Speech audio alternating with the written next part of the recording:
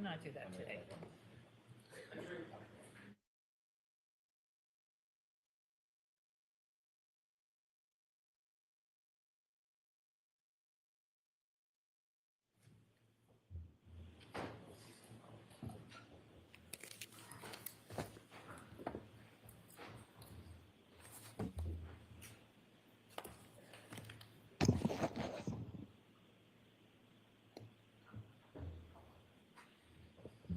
Hear ye, hear ye, hear ye. All persons have any business before the Honorable Beverly Cannoni, Justice of the Norfolk Superior Court and for the County of Norfolk. Draw near, give your attendance, and shall be heard.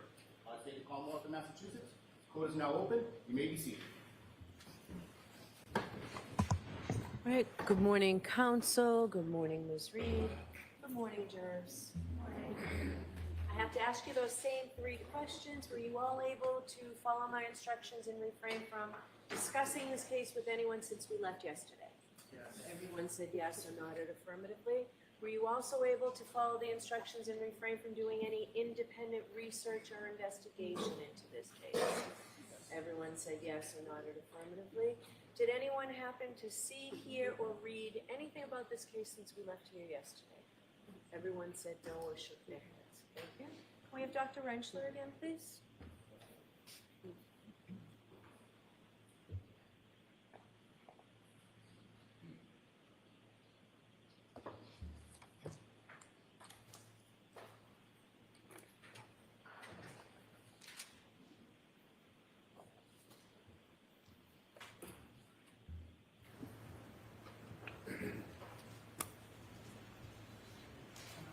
Doctor, I mind you're still under oath. Yes. Thank you. Good morning. Good morning, Your Honor.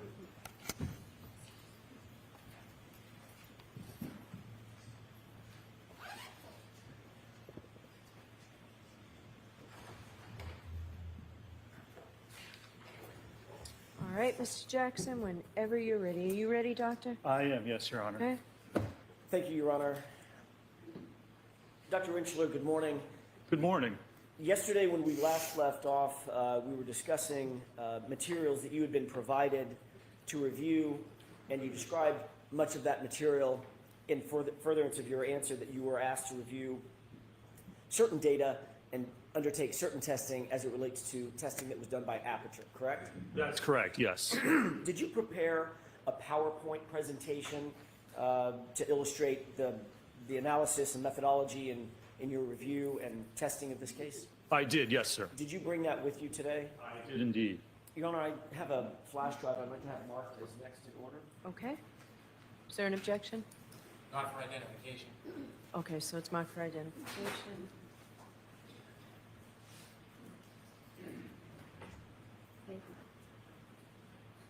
KK for ID.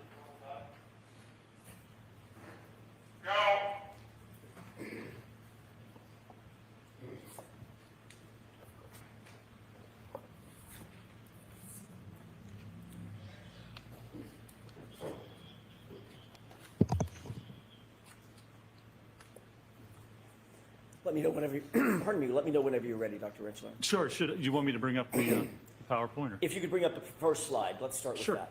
Let's see here. There we go. Is this representative of the PowerPoint that you presented, or sorry, that you prepared for presentation for the jurors? It is, yes, sir. Okay. Are there several blank slides, just sort of placeholder slides as we walk through your analysis that the jurors will see? There are, yes. Okay. Let's talk about first of all, what was the purpose of your investigation? What did you seek to undertake? So the purpose of my investigation in this matter was to evaluate the evidence, and particularly as it pertains to the alleged theory of what occurred in this case. All right, so I'm going to strike that answer. Ask the question again. Sure. Did you seek to undertake an analysis of Aperture's testing or part of their testing? I did, yes, sir. All right. With regard to that testing, what was the reason that you undertook to analyze Aperture's testing? Sustained. Ultimately, were you in receipt of a PowerPoint presentation and a report from Dr. Judson Welcher? I was, yes, sir. Okay. Did you have an opportunity to review that PowerPoint presentation in whole? I did, yes. Were you able to look at his report and read his report and review his report? I was, yes, sir. Did you undertake an analysis based on his reporting and his PowerPoint presentation? Yes. So I want to see you both at sidebar for just a minute, please.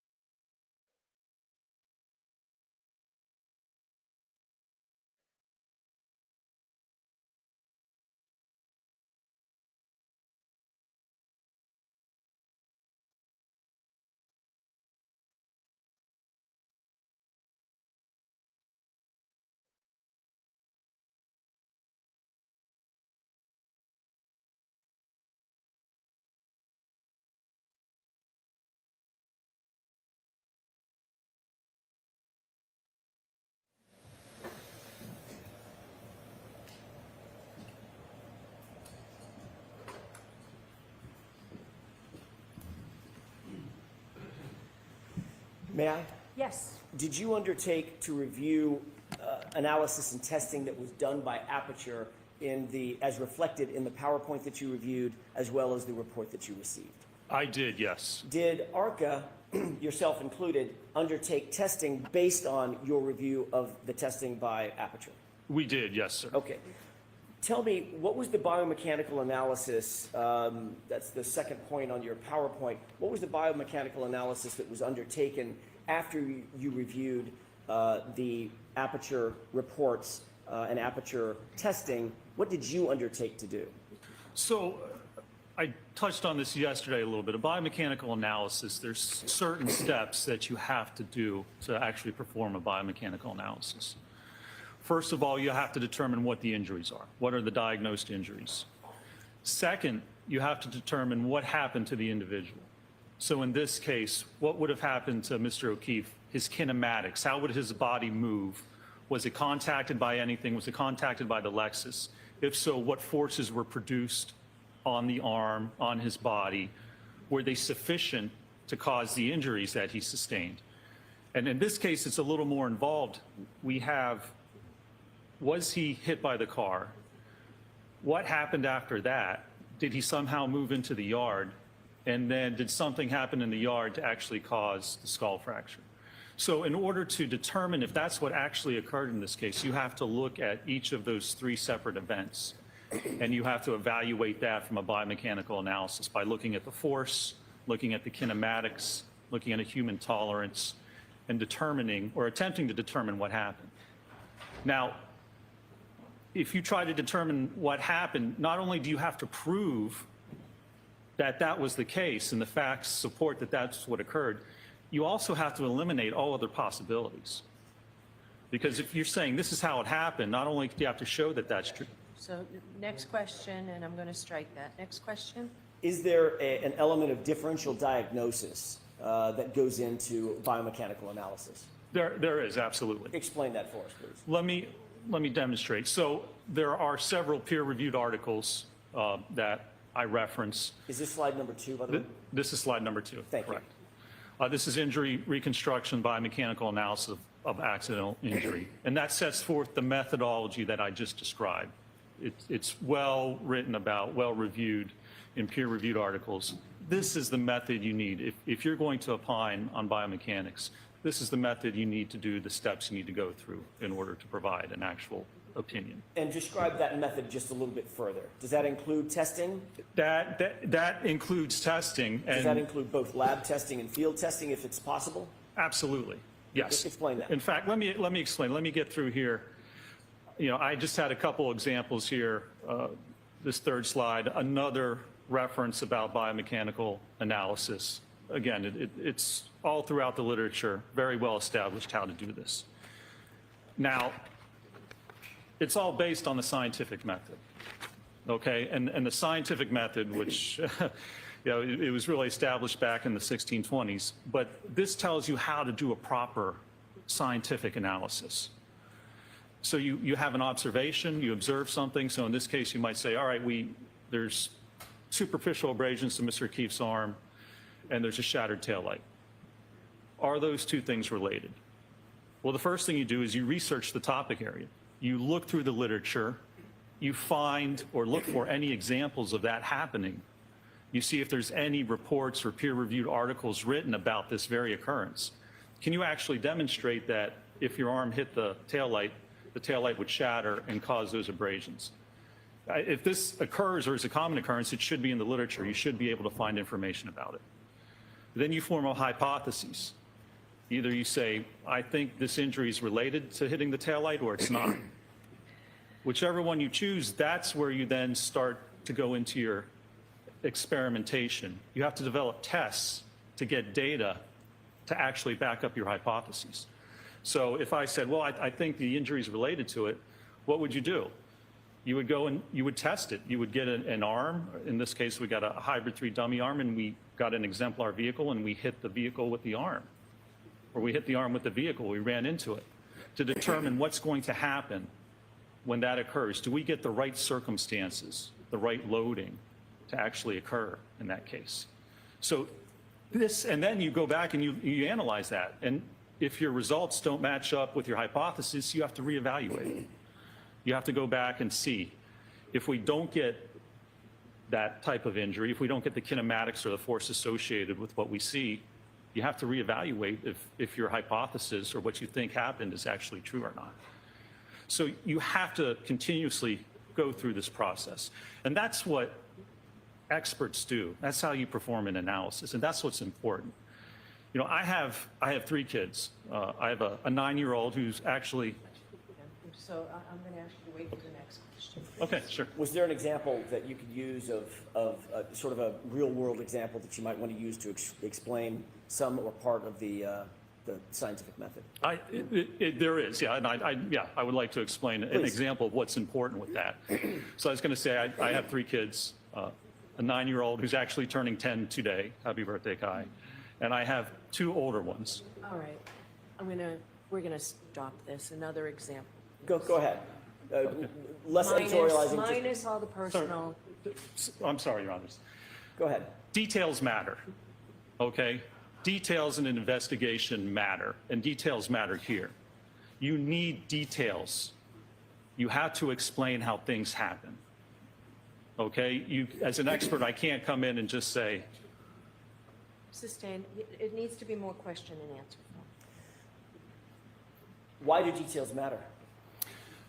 because your opinions have to be based on the facts and the evidence. Why is that? Because that's what determines your conclusions. I can't come in and say, I think, Next question. What if you don't have all the details and facts? if you don't have details, if you haven't performed a proper analysis, then you can't come to a conclusion that something happened.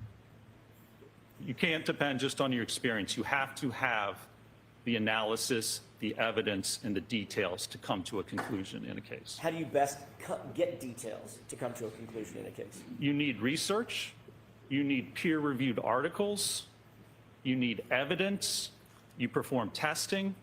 You have to demonstrate what you think happened is A, possible, and B, actually did occur. And in order to do that, you need hard evidence to demonstrate that that's what actually occurred in this case. Do you get that through both lab testing and field testing? The form. Ask it differently, Mr. Jackson. Can you get that in lab testing? Absolutely. Can you get that in field testing? You can get that in field testing as well, yes. Are those integral to an analysis? They are. If you don't have any other evidence, if you don't have research, if you don't have peer-reviewed articles showing or demonstrating what happens, you have to formulate, you have to get that evidence. And the way to do that is through field testing, if you have no other evidence and no other source of information to provide that type of evidence. Let's go to the next slide. Did you undertake, and this is a placeholder, did Yes. you undertake the scientific method in this case? I did, yes. What was the hypothesis of the incident that you utilized in furthering your analysis? So the first step, the first part of this event is contact between Mr. O'Keefe's arm and the vehicle. Could you describe for the jurors what hypothesis you used based on your review of the information you got from Aperture? Sure. So the hypothesis that I looked at, Aperture, their testing and report indicates that Mr. O'Keefe had his arm out at a 90-degree angle. Sustained. What do you see, by the way, where are these from, these two slides? These two slides are from the PowerPoint presentation that Aperture provided. All right, so you didn't create these? I did not, no, sir. Describe the angle of the arm in the left photograph with the drinking glass in the hand. So the angle of that arm is approximately 90 degrees. The other photographs in the PowerPoint demonstrate that for someone the same height as Mr. O'Keefe, the arm would be about 90 degrees with an individual standing erect. That's what was demonstrated in their PowerPoint. Do you note anything in their PowerPoint, the Aperture PowerPoint, related to the clothing worn in that left photograph? Yes, they have the surrogates wearing a hoodie or a sweatshirt, which is the exact same type and brand that Mr. O'Keefe was found wearing at the time of the incident. Did that play a part in your overall analysis, the fact that the individual, the surrogate, as you used the name, was adorned with the same type of sweatshirt that was found on Mr. O'Keefe? It did, yes. I mean, that's one of the details that we have to look at. Details matter, so we look at the clothing that was worn and the evidence found with respect to that actual sweatshirt. I'd like to stay with that for a second. Why is that important? Why would the clothing matter? Well, because that tells us, that gives us evidence of what may or may not have occurred. Mr. O'Keefe was wearing this sweatshirt when the time of this alleged incident occurred. So if there is contact between his sweatshirt and that rear vehicle, the taillight from the Lexus, there would likely be evidence of that. And we have to look at that sweatshirt to see the condition of that sweatshirt, if there's evidence on that sweatshirt, and be able to pair that or match that up to with what happened on the vehicle. Is that part of a normal biomechanical analysis to evaluate clothing of the body as well? Absolutely, especially when you look at automobile pedestrian impacts. Why? Because the clothing tells you or can tell you how the impact occurred, where contact occurred between an individual and the vehicle, what part of the vehicle, what part of the individual. So it either may or it may not, but it can give you very important clues about what may have occurred during the incident. Is that part of the normal methodology that's utilized in the field of biomechanical analysis, especially as it relates to pedestrian motor vehicle incidents? It absolutely is, yes. Look at the damage to the clothing. Look if you compare it up to the vehicle, to the ground, to other sources. It's another tool, another detail, and part of the evidence that allows you to try and determine what occurred. Do you have experience in reviewing clothing of individuals that may have been involved in vehicle pedestrian incidents? I do, yes. How often has that played a part in your biomechanical analysis and the methodology that you employ? It happens quite often when we look at automobile pedestrian impacts. That's really one of the steps that you need to do. You need to look at the clothing, you need to look at that evidence and see if that matches up with any other evidence in the case. Would it be a proper methodology to just ignore the clothing in a vehicle pedestrian incident? It would be, yes. I mean, it's really one of the first things you should do.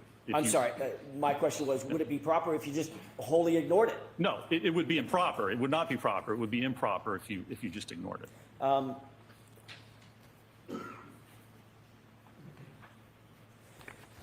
Getting back to the slide at hand, and we're on slide, just to stay coordinated, is this slide 7? That is correct, yes. Okay. You've talked about the left photograph. What is the right, the short video? So this short video is what I refer to as the paint transfer test that was performed by Aperture.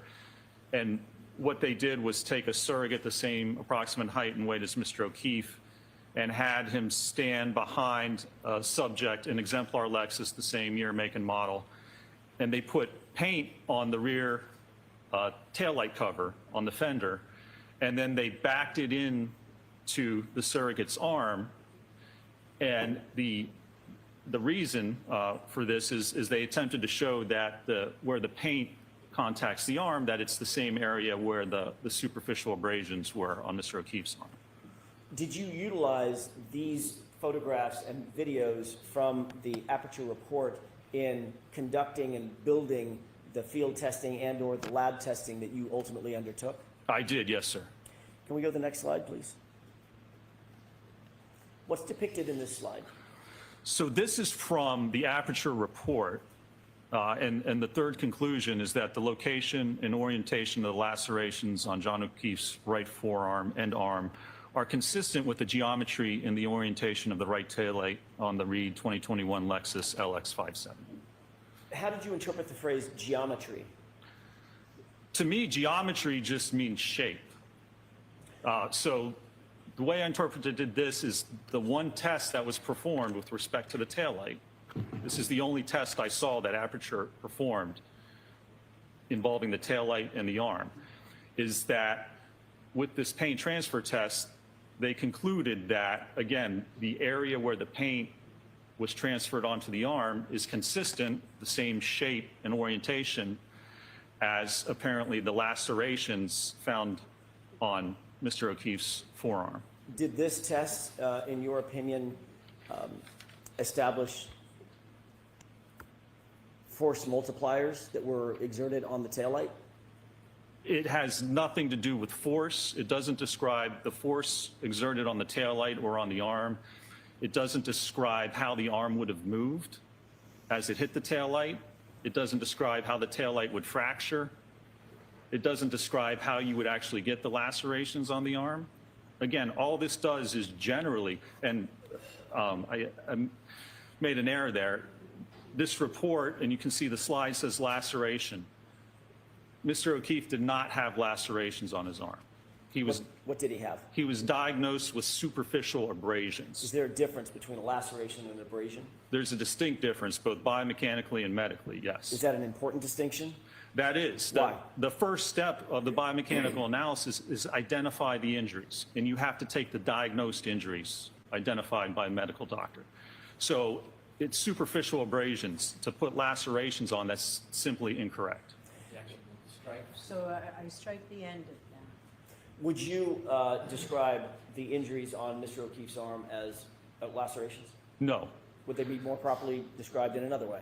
it would be, yes. What's that other way? So they've been diagnosed as superficial abrasions. An abrasion occurs when there's rubbing or scraping of the skin, and it just rubs away the top layer, the epidermis of the skin. Now, a laceration is a jagged ripping or tearing of the skin, which gets down through the epidermis into the dermis. So abrasions take much less force, they're less severe than what a laceration actually is. In a biomechanical analysis, if it's done properly, is it is it important to get the proper injury to the body as a foundation to the entire analysis? That's core to the analysis because you're trying to determine how an injury occurred. You have to know what that injury is. You have to have the correct injury to be able to evaluate it. Let's go to the next slide. Please. This is a placeholder. I want to ask you a little bit while this is up. We can turn the lights up. First step of the analysis. What is the first step of the analysis after you determine the injuries, the type of injury? So in this step, after you determine the injury, what we want to do is we want to look at the physical evidence. So we have the abrasions on Mr. O'Keefe's arm, and we have the sweatshirt that he was wearing at the time. So the first step in any investigation is to determine, does the evidence from the arm match up to the evidence on the sweatshirt? Did you undertake that analysis? I did, yes.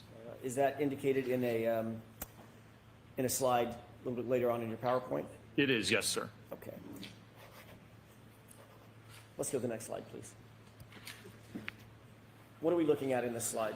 So this explains the injuries. And this is from on the left side, that is the diagnoses from the autopsy. The right side is from the hospital. And you can see it says blunt impact injuries of head and extremities, abrasions and lacerations. The laceration is on the back of the skull, on the back of the head where the occipital skull fracture is. When you look at the extremities, everywhere where it talks about the extremities, it's superficial abrasions. So the first step in a biomechanical analysis, you review the medical records, determine exactly what the injuries are. And you can see there's a picture of the actual abrasions. Those are the documented injuries or abrasions to Mr. O'Keefe's right arm. Are these acceptable sources? Well, let me ask you this. What are the sources that are reflected on this slide that you referred to or you relied on in coming to your opinions and conclusions regarding Mr. O'Keefe's injuries to his right arm? Again, on the left side is from the autopsy report from the medical examiner, and then the right side is actually from the Good Samaritan hospital where Mr. O'Keefe was taken. Are autopsy records, hospital records, medical records acceptable sources for a biomechanist to rely on in determining or coming to opinions and conclusions? They are the sources you go to determine what the injuries are, yes. Did you see, you reviewed the entirety of the medical records as well as the entirety of the medical examiner's file, is that right? I did, yes, sir. Did you see reference to any fractures that were noted on Mr. O'Keefe's right arm, either his arm, his forearm, or his hand? No, there were no diagnosed or references to fractures on any part of his right arm or hand. I'm going to ask Mr. Wolk to display a couple of exhibits, the x-rays. Okay? So he's going to take over the TV screen. Sure. If that's okay, Your Honor? Yes.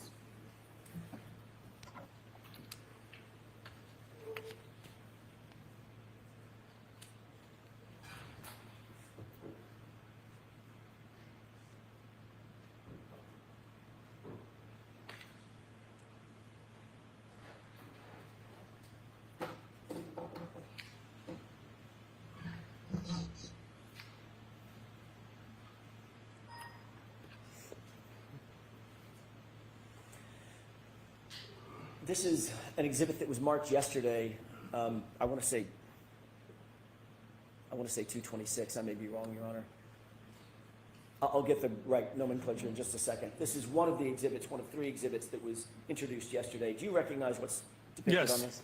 That's the X-ray of Mr. O'Keefe's right hand taken January 31st, I believe. Did you review this in furtherance of your analysis? I did, yes, sir. Was it part of the medical record, medical records or these records? It was a series of the X-rays, yes, was attached. It was part of the medical records that were provided to me and that I reviewed in this matter. Thank you. Just for the record, so I can clarify, this is Exhibit 229A, as an apple. Do you see, have you looked at X-rays before?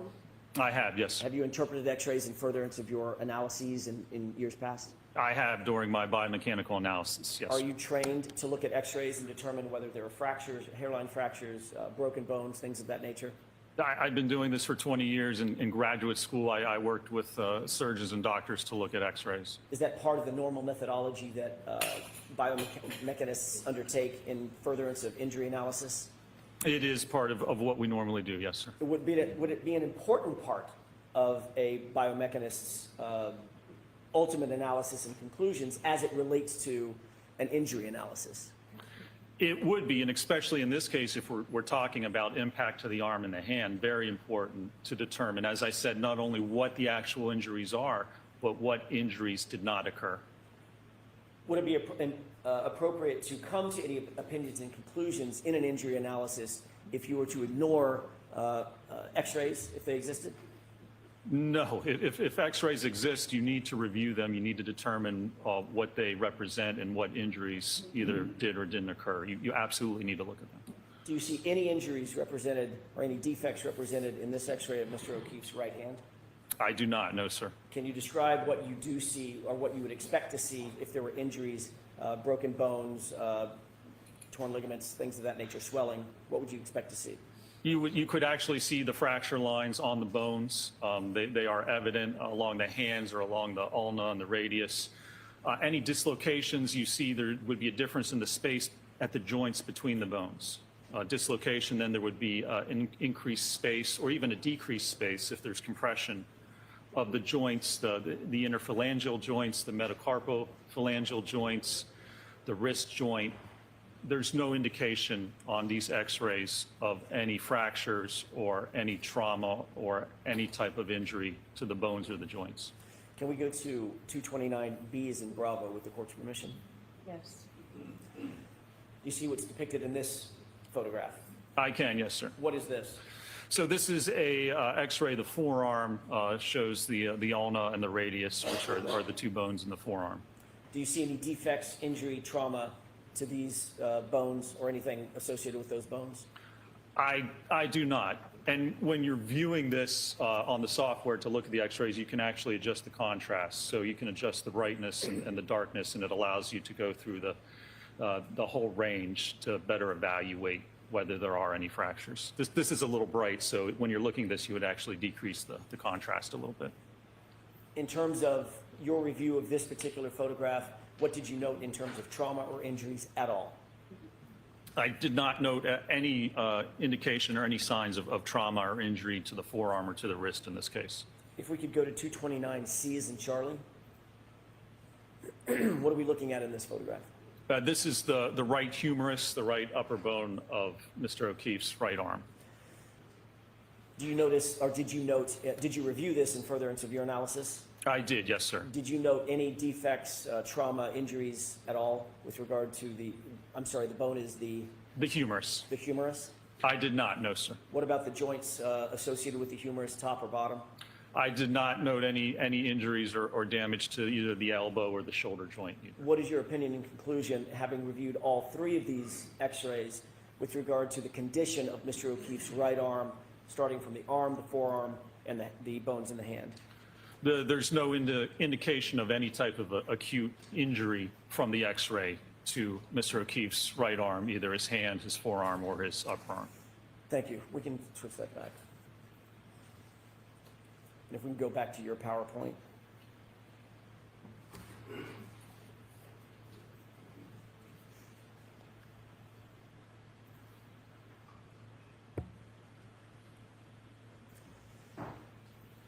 Can we go to the next slide, please?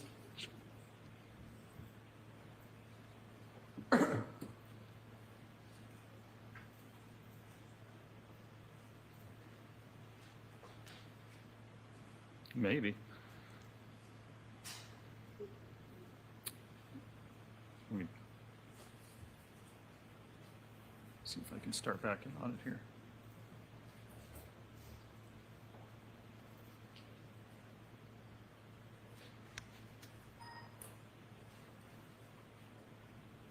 Okay, there we go.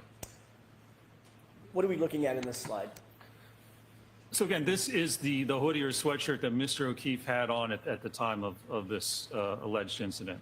Did you consider these photographs in conducting your injury causation analysis? I did, yes, sir. What role did these photographs of Mr. O'Keefe's hoodie play in your injury causation analysis? So this shows the hoodie, and it was inspected by the police department, and it was noted, as you can see on the right sleeve by the triangles, there were 9 different punctures or holes noted in the sleeve of the sweatshirt. Can we go to the next slide, please? What are we looking at in these series of photos? So let's move to sidebar for a minute and Mr. Jackson, bring your PowerPoint, please.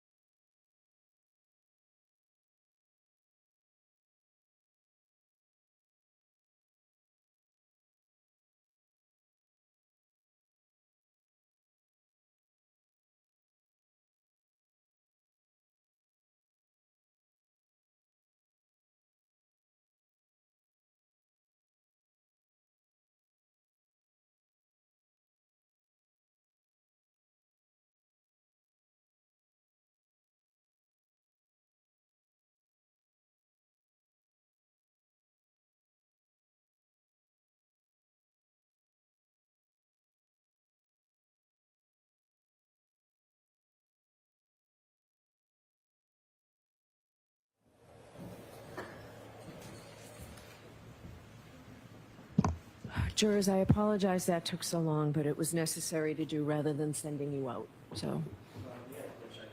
Sure.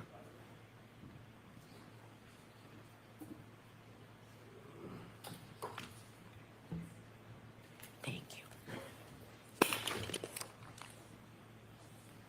Victoria, can you give me a couple of these?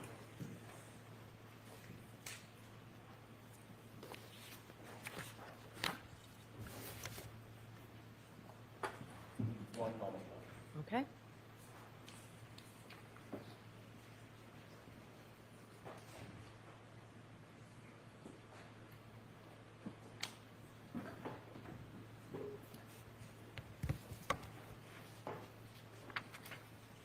Dr. Winchler, my eyes aren't good enough to see the upper right-hand corner. What slide number is this? That's Number on- 12. Number 12, thank you. Did you look at these photographs and consider these photographs in furtherance of your ultimate conclusion? I did, yes, sir. Can we move to slide 13, please? Did you also look at and consider these photographs in coming to your ultimate conclusion? I did, yes. Can we move to slide 14, please?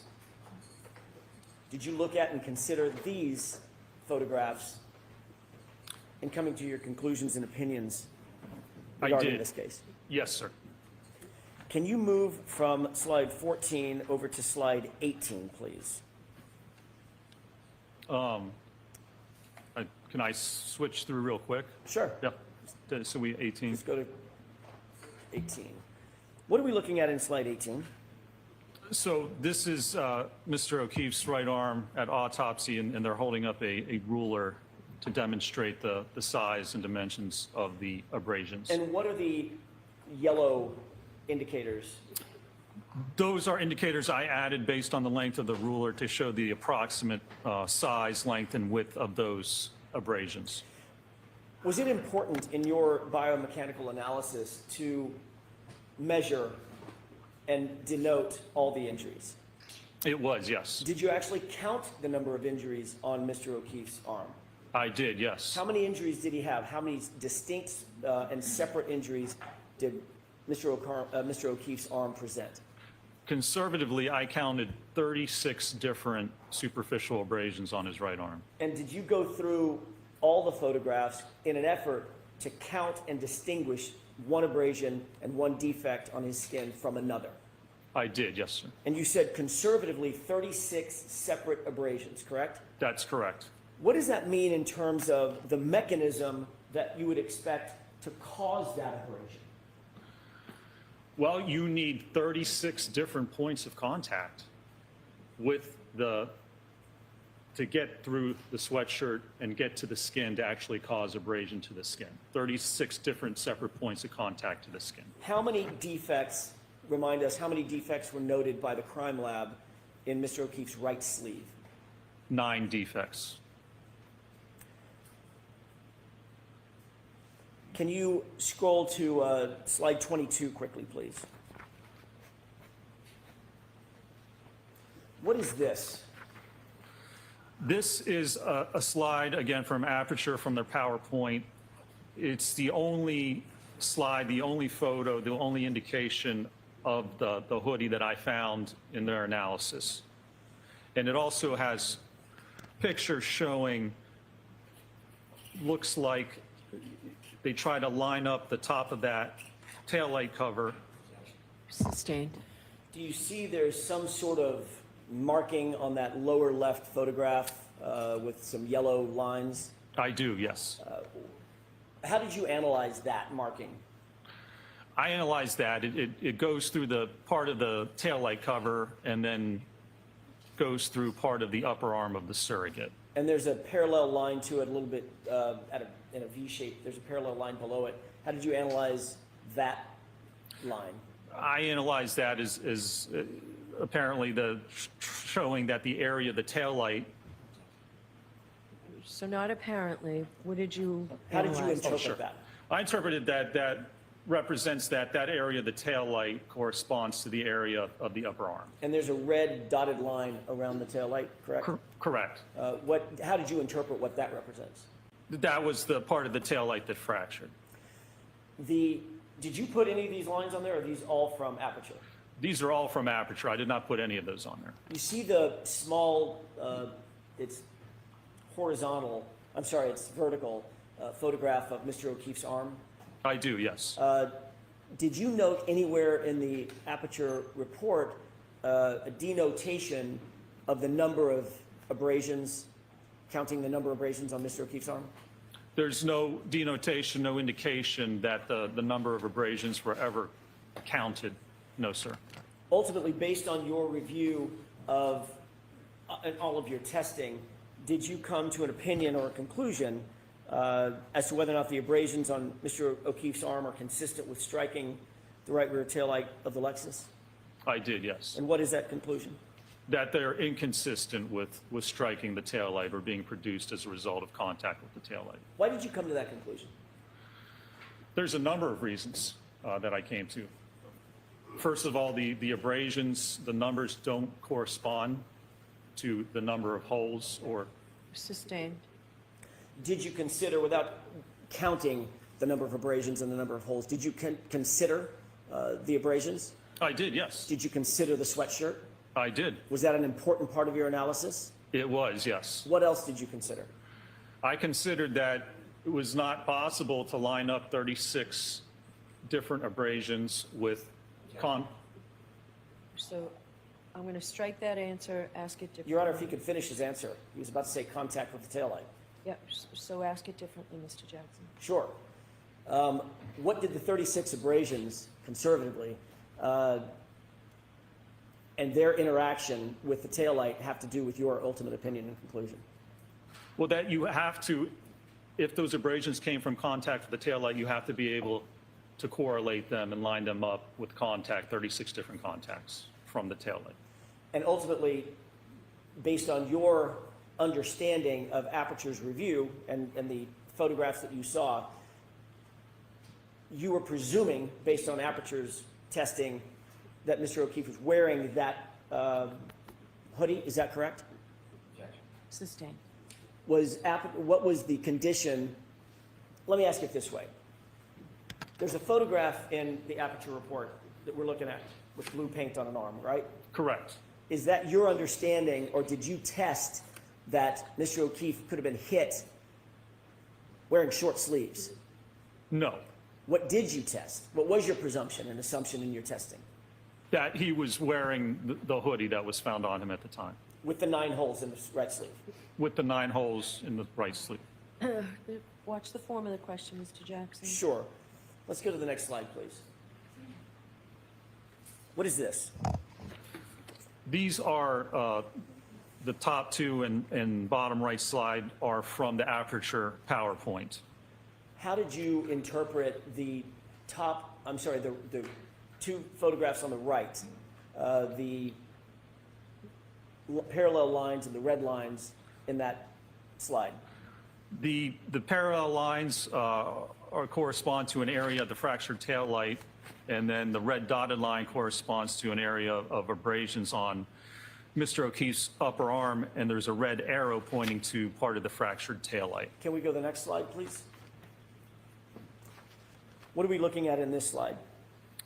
Again, this is the paint test. This is the only test that was conducted by Aperture to look at the tail light and the arm in this case, and the interaction between the two. Did you note whether in all of Aperture's data that you reviewed, whether or not there was any measurements to determine whether the abrasions were consistent with contact with the Lexus? I did. There were no measurements at all taken with respect to that test. No measurements with respect to where the contact happened on the car or on the arm itself.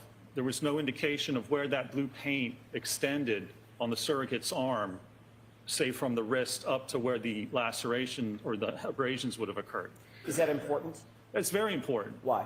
Because you can't say that the area where the blue paint is corresponds to the area of the abrasions if you don't take measurements. If you just eyeball it, all you can say is by eyeballing it, it looks approximately the same.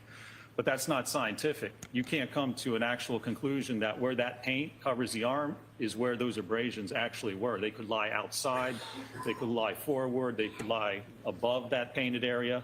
You can't say with any scientific certainty that that area of paint corresponds to where the abrasions are.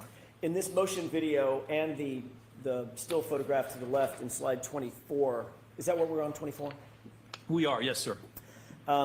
What did you note with regard to the positioning of the surrogate's arm? I think that's Mr. Welcher. As it relates to the taillight and the back of the SUV.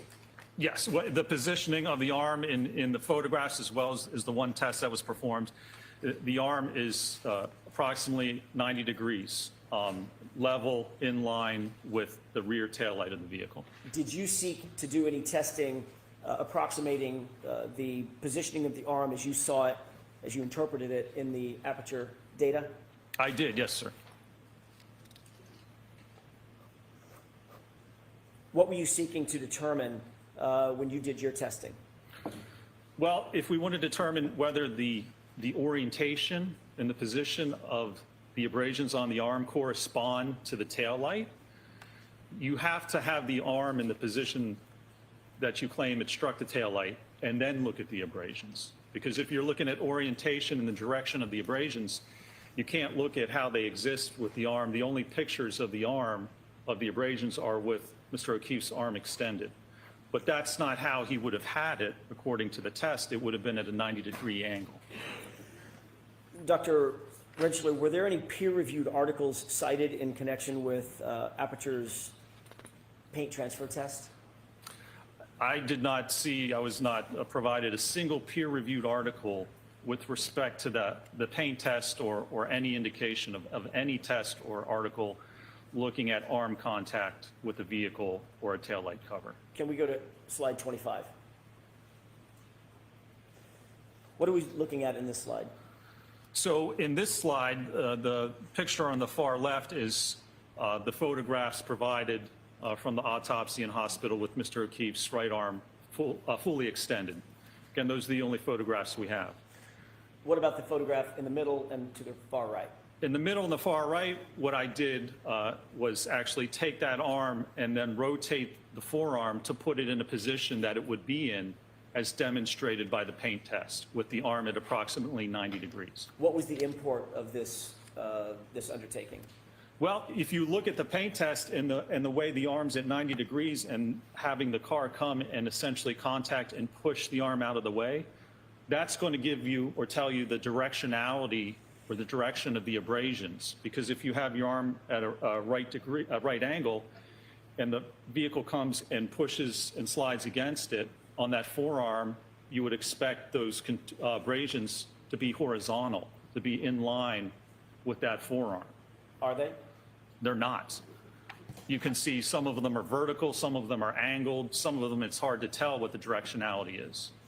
But if your arm, again, is being struck and pushed this way, as it's pushed and as the car goes by, if this would occur in this manner, you would expect those abrasions to be horizontal in the direction that the vehicle is actually traveling.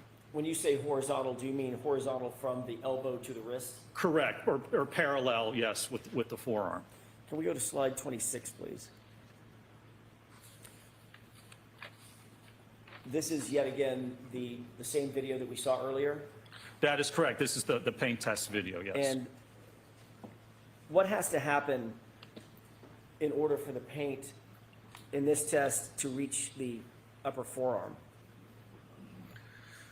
Well, in this case, to reach the upper forearm, there has to be contact between the forearm and the taillight cover. Can we go to the next slide, please? What is this slide showing? Again, this shows, you can see on the right, I added arrows to kind of show the directionality of the different abrasions. And on the forearm, they simply do not line up with the type of kinematics or the type of motion shown in the paint test. Again, of the arm getting pushed out of the way and the car traveling past. If there were going to be abrasions from the fractured glass as it moves along, again, it would be lengthwise parallel to the forearm. If the arm was positioned as it was indicated in the paint test done by Aperture, would you expect to see this pattern of injuries on Mr. O'Keefe's arm if in fact it contacted the taillight and if in fact it was abraded based on the taillight? You would not. You can't get, for instance, horizontal abrasions on the upper arm and somehow get vertical and angled abrasions on the forearm. The kinematics don't work out to actually produce those types of injuries. Can we go to the next slide, please? What are we looking at in this slide?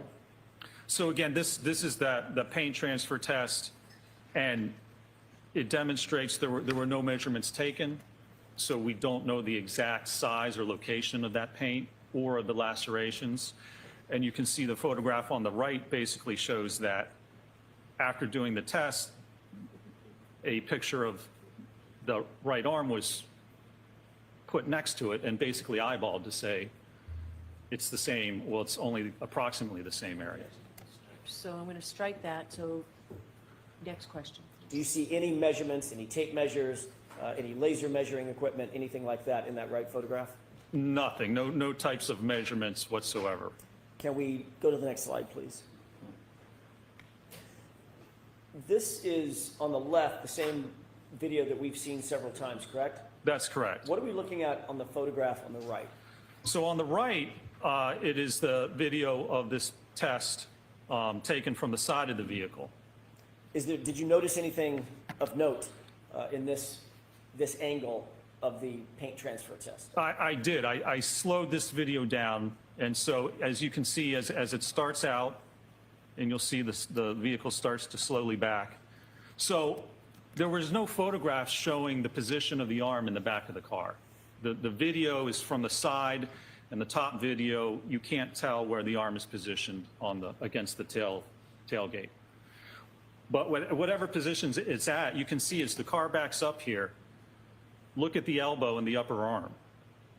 If the car backed directly in this direction, there would be no contact with that elbow or the upper arm.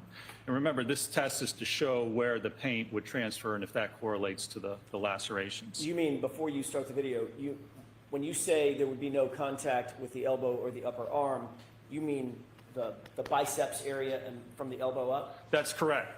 Is that based on the photograph on the right and the positioning of the surrogate?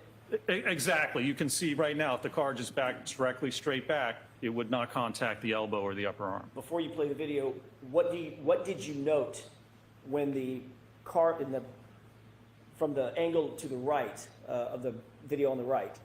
What did you note as the car, just before the car starts to make contact with the surrogate? What did you note? So in order to get that pattern on the arm, right as the car contacts the arm, the surrogate pushes his elbow forward, leans into the car against the light, and then rolls off. Can you play that for us, please?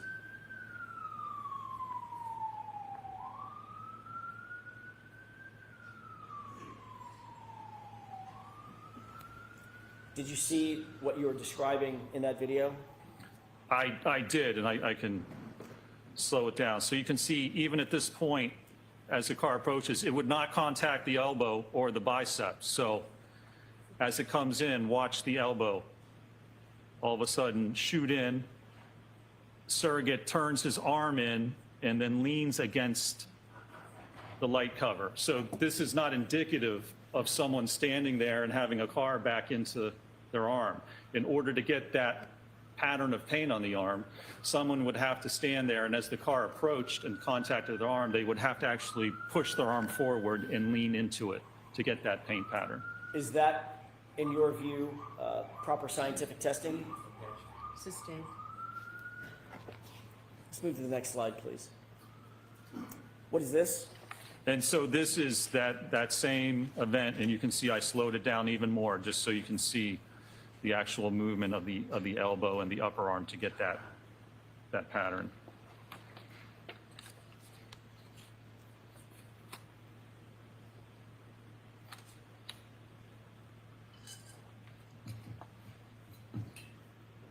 Thank you. Can we move to the next slide, please? This is slide 30. And let's go to 31. Yeah, this is 31. I'm sorry, 31.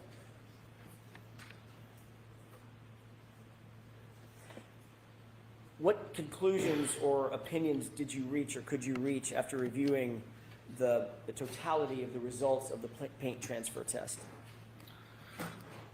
The paint transfer test, all it can show is the approximate area, of where the arm was covered in paint as the surrogate jammed his elbow in and rolled against the taillight cover. So it tells us nothing about what may have actually occurred, how the lacerations were actually, or the abrasions were produced. It doesn't talk about the kinematics of the arm to actually cause those abrasions. All it does is just say, under this specific condition, if someone was to stand there and then shoot your elbow forward and lean in, you would get paint on this part, this approximate part of your arm, because we don't even have any measurements for it. That's the only thing that test demonstrates, and that's the only test that was conducted to look at the interaction between the arm and the Lexus in this case. Did you reach any opinions and conclusions regarding whether the physical evidence is consistent or inconsistent with the injuries to Mr. O'Keefe's right arm? I did, yes. And what are what's the basis?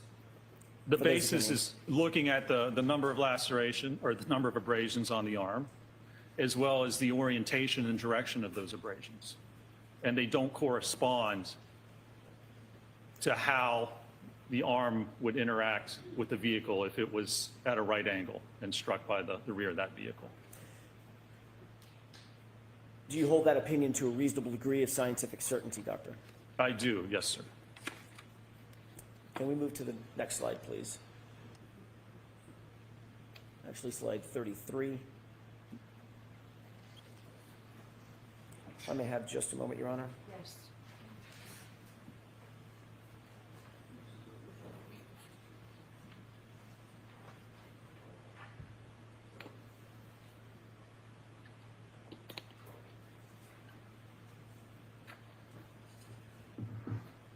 Did any of the testing that you saw in terms of the paint transfer test or any other testing that you saw included in the Aperture report and the Aperture PowerPoint presentation indicate that there was any consistency or any results that were consistent with Mr. O'Keefe's right arm being struck by the taillight, causing 36 plus abrasions to his right arm while wearing the shirt, or the sweatshirt, with 9 holes in it? That's sustained. You have to ask that differently, Mr. Jackson. Did you determine, based on the testing by Aperture, whether or not it was consistent, that paint transfer test was consistent with Mr. O'Keefe's arm being damaged by the taillight at speed? I did. Okay, and what is that conclusion? That does not represent that at all. The evidence from that test, again, it's only puts paint on the arm. So in no way does that determine or demonstrate how, if the arm struck the taillight cover, how the taillight cover could shatter, how the movement of the arm could interact with the cover to produce those abrasions. Did you go, I'm sorry. There's just no evidence of that. There's no steps taken to demonstrate how, if that's even possible, would that actually occur in a case like that? First, you have to show it's possible. I saw no peer-reviewed articles, no research data, and the only test that was done that links the injuries to the taillight cover is this paint test. Is that the paint test in which the arm was leaned into the car? In which the elbow was shot forward and then the arm and upper arm was leaned into and against the cover. Doctor, did you also go on to further your injury causation analysis by performing impact tests to evaluate the kinematics involved? I did, yes. Can you describe that for us, please? Sure. So one of the steps involved in the biomechanical analysis is the kinematics, the motion. So we need to look at the motion of the arm. If the arm hit the taillight cover fractured, and you got abrasions, you need to be able to show that. You need to look at how the arm would actually move if it was struck by the vehicle. I've seen no peer-reviewed articles or research to demonstrate that. So what you need to do then is do testing to look at how the arm would actually move. and whether it's possible to create those conditions to actually get that injury. Did you use an ATD hybrid 3 arm for testing? We did, yes. We used a 50th percentile male ATD hybrid 3 arm. Is the use of that hybrid 3 arm accepted in your industry in terms of testing? Yes, it certainly is. As I said yesterday, it's the gold standard for testing. And the arm itself is used just for that very purpose. In fact, there's a number of studies, they use the 50th percentile arm to look at airbag deployment. One of the issues with airbags for the driver is it comes out of the hub of the steering wheel. So if you're steering and you're turning your car and you hit something and the airbag goes off, what happens? It blows right into your forearm, and it can actually cause fractures. We see that quite often. So they perform testing with the 50th percentile arm to look at the forces and acceleration on the arm as airbags go off. Very similar to if your hand was hit by the back of the arm was hit by the back of the car and propelled forward. That's very similar to having an airbag deploy. Actually, this would probably be more severe. An airbag's almost like a giant pillow enveloping the arm, and here we have an SUV actually contacting the rear of your arm. Can we go to the next slide, please? Sure. This is 35. Let's see, here's 35. There we go. Thank you. What's depicted here? So this was testing done at 15 miles an hour. So this is with the hybrid arm and suspended so that it was actually impacting the right rear of the Lexus as the Lexus was traveling at 15 miles an hour. Was there acceleration that was noted on the arm, force and acceleration? There was on both the arm as well as the hand, yes. What was the result of the damage to the taillight based on this test? So in this test, there was actually no damage. As you can see, it catches kind of the hand and the forearm. And if you want to describe it as kind of a glancing blow, there was not enough force at 15 miles an hour on this glancing blow to actually fracture the taillight. Is the position of this arm relative to the SUV consistent or inconsistent with the original spot that the surrogate in the paint test was standing as it related to the SUV? It's consistent. We lined it up so it's consistent with that original location so that it would not impact the elbow or the upper arm. So at that position, if there's impact to the arm at 15 miles an hour, it doesn't cause the taillight to fracture. And it's also important to look at the kinematics. If you look at the acceleration data below, that hand and arm is accelerated. The hand's accelerated up to the speed of the vehicle in about 2 to 4 milliseconds. How long does it take to blink your eye? 250 milliseconds. It takes a quarter of a second to blink your eye. So this occurs if your hand's hit at 15 miles an hour by a car, it's going to be accelerated up to the speed of the car about 50 times faster than you can blink.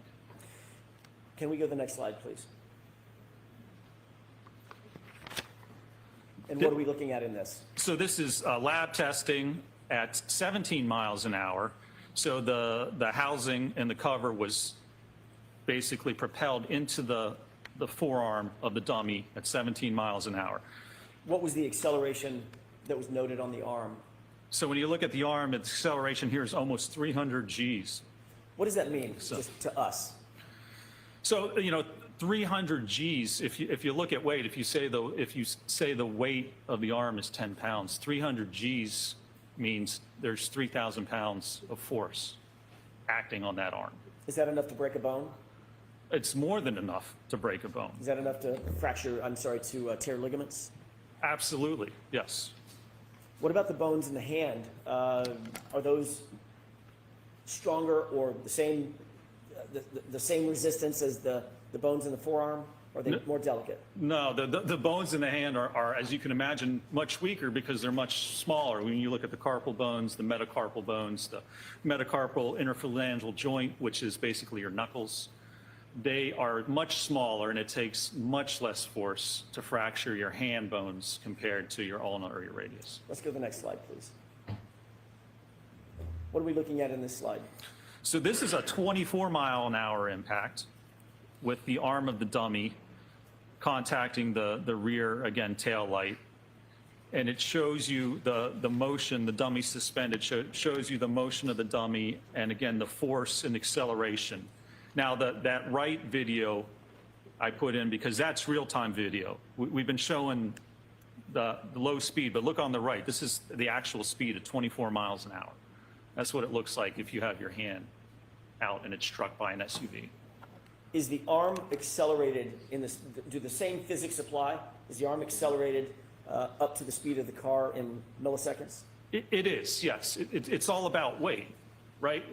Because you have a 6,000-pound car and you have a 10-pound arm. It's whatever speed that car is going, your arm, your hand, whatever's sticking out there is immediately going to get accelerated up to the speed of that vehicle. The video on the right is in real time. Like you said, it's sped up in milliseconds. Is that right? That's correct. Is the Hybrid 3 that's used in this test, is that suspended from above?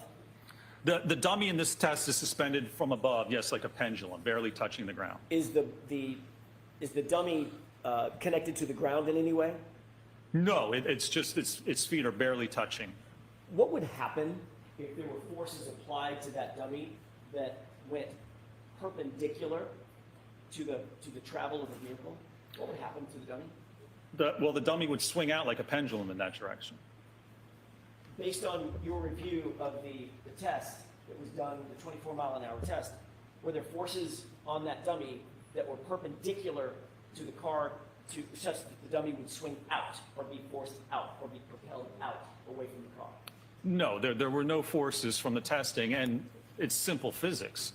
Your center of mass of your body is basically at your umbilicus or your belly button. So in order to move the body, you have to apply a force at that part of the body.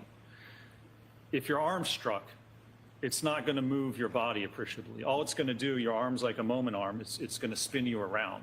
Could there be some motion forward or backward if you take a step? Possibly. But the center of mass of your body isn't going to move. You have to get struck by the vehicle to have the body actually move in a specific direction. Can we go to the next slide, please? What is this showing? So this is a slow-mo of the overhead from the real time. There was a GoPro that was recording that real-time video, and this is a slow motion of that video. I'd like to ask you a couple of questions. As you see the vehicle contact the arm, what happens to the arm as it's being contacted in those milliseconds where it's being accelerated up to 24 miles an hour? Well, the arm's accelerated up and pushed away from the body. So whatever part of your arm or body is contacting the car, that's going to be pushed forward away from the rest of your body. So not only is it loading the arm with an impact force as it strikes the arm and the hand, but then it's actually stressing the joints too. It's like ripping imagine having a car come and 3,000 pounds of force pulling your arm forward at the elbow, at the shoulder joint. It's putting a lot of force and pressure on that appendage. What's the G-force for the 24-mile-an-hour impact? G-force, let me see exactly. Could you pause that video for a second? Sure. Because I want to ask you a couple of questions about it as well. Let me see exactly what that G-force was. Do you need to refer to something? Yes, my report. With the court's permission? Yes. Thank you.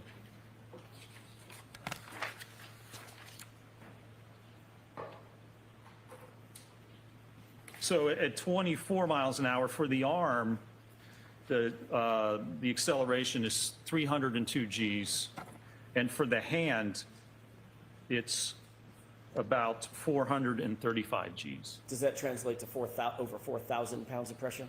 Well, for the arm, it's close to 3,000 if you say a 10-pound weight, and for the hand, that can be anywhere from 800 to about 1,600 pounds of force acting just on the hand itself. Understood. Can you back this up a couple of frames? Sure. Pause it where I ask you. One more frame back. One more back. Right there. What's happening physically to the arm, to the right arm at the point of impact? So there is a force on the hand, on the forearm, where it contacts. Now, your arm just isn't going to hit and the force be distributed evenly across the entire part of the arm. That's not how your arm is actually articulated. Even if it was, again, that's similar to an airbag deployment, where at these levels you would get fractures. But if it hits the hand, now, if Mr. O'Keefe's holding a glass at the time of this impact, think about that. What happens is you're holding a glass. It exposes the knuckles. So if you're holding a glass and your arm's at a 90-degree angle and the car comes back and hits your hand, it's going to strike right on the knuckles. The force is going to be applied right at that joint. And then it's going to likely hit along the forearm back near the elbow. What's the shape of that arm in this still photograph? Well, it's somewhat of an abnormal shape because the arm should be level with the body. The forearm should be even with the shoulder. But you can see as it gets pushed forward, it's accelerating that forearm away from the arm and the rest of the body. Does that abnormal shape suggest anything to you in terms of what you would expect regarding the bones in that arm? Again, there's thousands of pounds of forces acting on the arm and also on the joint itself, not just the arm or the bones we have to consider and how much force to fracture, but think of the elbow joint and think of the shoulder joint. It takes much less force to dislocate an elbow than it does to actually fracture it. Did you see any evidence, based on your review of the medical records, including your review of the x-rays, any evidence of any dislocation? There was no evidence or indication or diagnosis of any dislocations or fractures to the arm at all. Fractures or broken bones at all? Correct, nothing. Can we go forward another frame? And at this point, the arm has already been struck and accelerated, is that right? That's correct. Do you see the taillight material? I do, yes. Okay, it's basically now broken, is that correct? That's correct. It has now been fractured, yes. All right, let's go one more frame forward. And the taillight material, did you make note of that in this frame? I did, yes. What direction is that taillight material going relative to the vehicle? It's going forward. And where is the arm? The arm has been pushed away. Now, you have to remember, as that arm, if it contacts and fractures the taillight, it's not exposed to the fractured pieces that still exist on the taillight itself, because those pieces that fracture haven't gone anywhere because they're against the arm itself. And then as the arm moves away, the pieces then move with the vehicle. Are the taillight pieces upon fracture moving at the same speed as the arm upon contact? That's correct, yes. Is that a matter of physics? That is a matter of physics, yes. Is there any possible way for the broken pieces of taillight to out-accelerate the arm upon contact when the arm's being deflected away from the vehicle? It is not, I don't believe it's physically possible. That was not demonstrated in our testing, and I've never seen that demonstrated in any peer-reviewed articles. Now, you can see here again also the light and the fragments are being propelled forward. So you also have to consider where Mr. O'Keefe was found. He was found in the yard about 10 or 20 feet from the road. There was no exact measurements. But if you look at the motion of the taillight, it's going forward. Now, if Mr. O'Keefe has to move diagonally to the top left of that corner, and if he's not hit with the center of mass, he can't get to where he ends up before the taillight fragments have already gone forward and been deposited on the ground. Average running speed is like 4 to 6 miles an hour. Even if this SUV is going 10 miles an hour, the lights fracture, they're dispersed on the ground, and then Mr. O'Keefe somehow ends up to his point of rest. But you wouldn't find the fragments on him because they've already been pushed forward, come to rest before he even has a chance to get to where they find him. Let's go to the next slide, please. What is this slide showing? So this is just frames taken from that actual video showing the interaction from the top left, then you go down to the bottom left, and then the top right and the bottom right just shows you the progression of the contact and the movement of the arm. Is the bottom left frame the same frame that you stalled on just a second ago at my request, showing the deformation of his right arm? That's correct, yes. Thank you. Next slide, please. And is that just a close-up of the same? That's just a close-up of the same, yes. Okay, next slide. And is that a final close-up of the arm after it's been deflected out of the way? That's correct, yes, sir. Does this also illustrate what you just described in terms of the trajectory of the broken taillight fragments? It does, yes, sir. Do you see any defect at all in the right sleeve of that hoodie?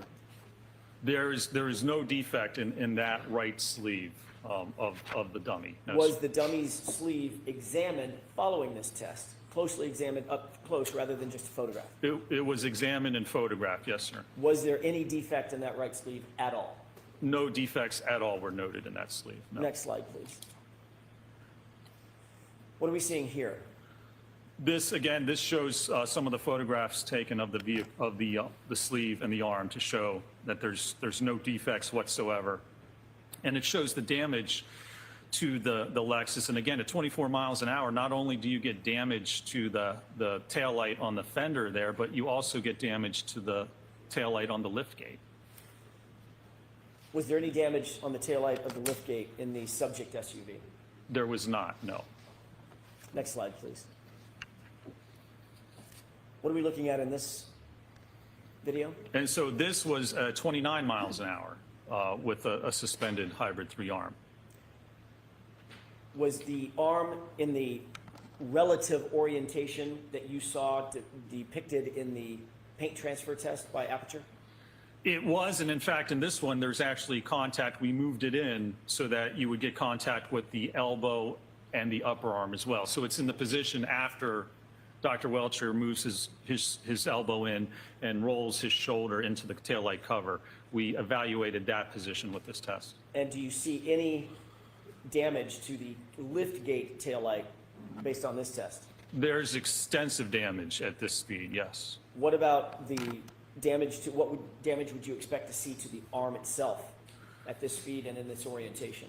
Yeah, at this speed, I mean, we're talking 4,000 pounds of force on the forearm, and with the hand, 1,400 to probably 3,000 pounds. I mean, well above levels where you would get fractures. Next slide, please. What are we looking at in this slide, these two photos? This was the final test that was conducted in using a dummy, and it was impacted at 29 miles an hour. And this was a center of mass impact. Why was it important, Dr. Rentschler, why was it important to do a center of mass test? Because if we have an auto pedestrian impact and you want to see where the pedestrian ends up, you have to evaluate how they were impacted by the car. In order to have the pedestrian move any substantial difference, it has to be hit at the center of mass. Again, it has to be hit at that belly button area to propel the body in a certain direction depending on the speed and direction. If there's no center of mass impact, how does someone get to the point of rest? You can't correlate a side swipe where the arm gets contacted and say if someone ends up 20 feet away, there's no way to correlate that arm impact caused them to somehow move 20 feet away.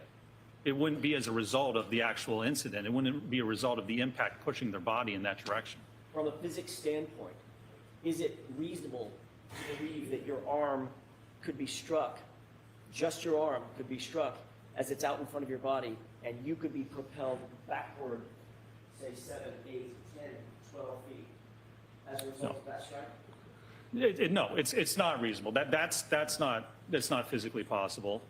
And you look at the arm itself, and we're looking at talking about the injuries and the abrasions compared to fractures. So if Mr. O'Keefe's arm was hit at 24, 29 miles an hour, what this suggests, and there were only abrasions, what this would suggest is that if the taillight doesn't cover or fracture, you can have your arm hit at 24 miles an hour and you wouldn't have any injuries at all, which from a biomechanical standpoint doesn't make sense. If the claim is that the fractured taillight's the only thing. So I'm sustaining the objection to that. I'm going to strike that portion, Mr. Jackson. Let's go to the next slide.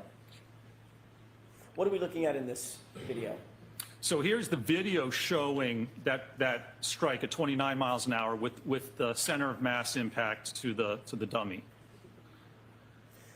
What's the import of this particular test? Why was this important, and what did you conclude following this impact test, the center of mass impact test? There's a couple of reasons. A, it shows there was extensive damage to the rear of that Lexus. So if you had a center of mass hit, you would have damage to the liftgate, to the fender, to the sheet metal. You would have substantially more damage than what we had in this case. And secondly, which I believe is just as important, it shows the post-impact trajectory of the dummy. So again, if you're struck on the corner by the Lexus, the dummy goes straight back in line with the vehicle. There's no force and no direction to actually cause that dummy to move off into the side of the vehicle. So you can't be hit center of mass with the vehicle going straight back and somehow end up 10 or 20 feet to the side of where the vehicle is traveling. So in this circumstance, would you expect the taillight material to be distributed straight back in the same center line as the vehicle is traveling? Yes, absolutely. Would you also expect the body to be struck and move in the same center line as the vehicle? Sustained is 2 points. Sure. What about the body? What directionality would you expect on a center mass hit? The body's going to move in the direction that the vehicle is moving. That main direction, that main force, moving straight back, the body is going to move primarily straight back. Did you reach an opinion or conclusion regarding whether the right arm kinematics are consistent with fracturing the taillight cover and sustaining the abrasions that you saw on John O'Keefe's arm? I did, yes. What is that opinion? My opinion that it is not consistent with contacting and fracturing the taillight cover. Do you hold that opinion to a reasonable degree of scientific certainty? I do, yes, sir. Can we move to the next slide, please? And I could have just a moment, Your Honor. Sure.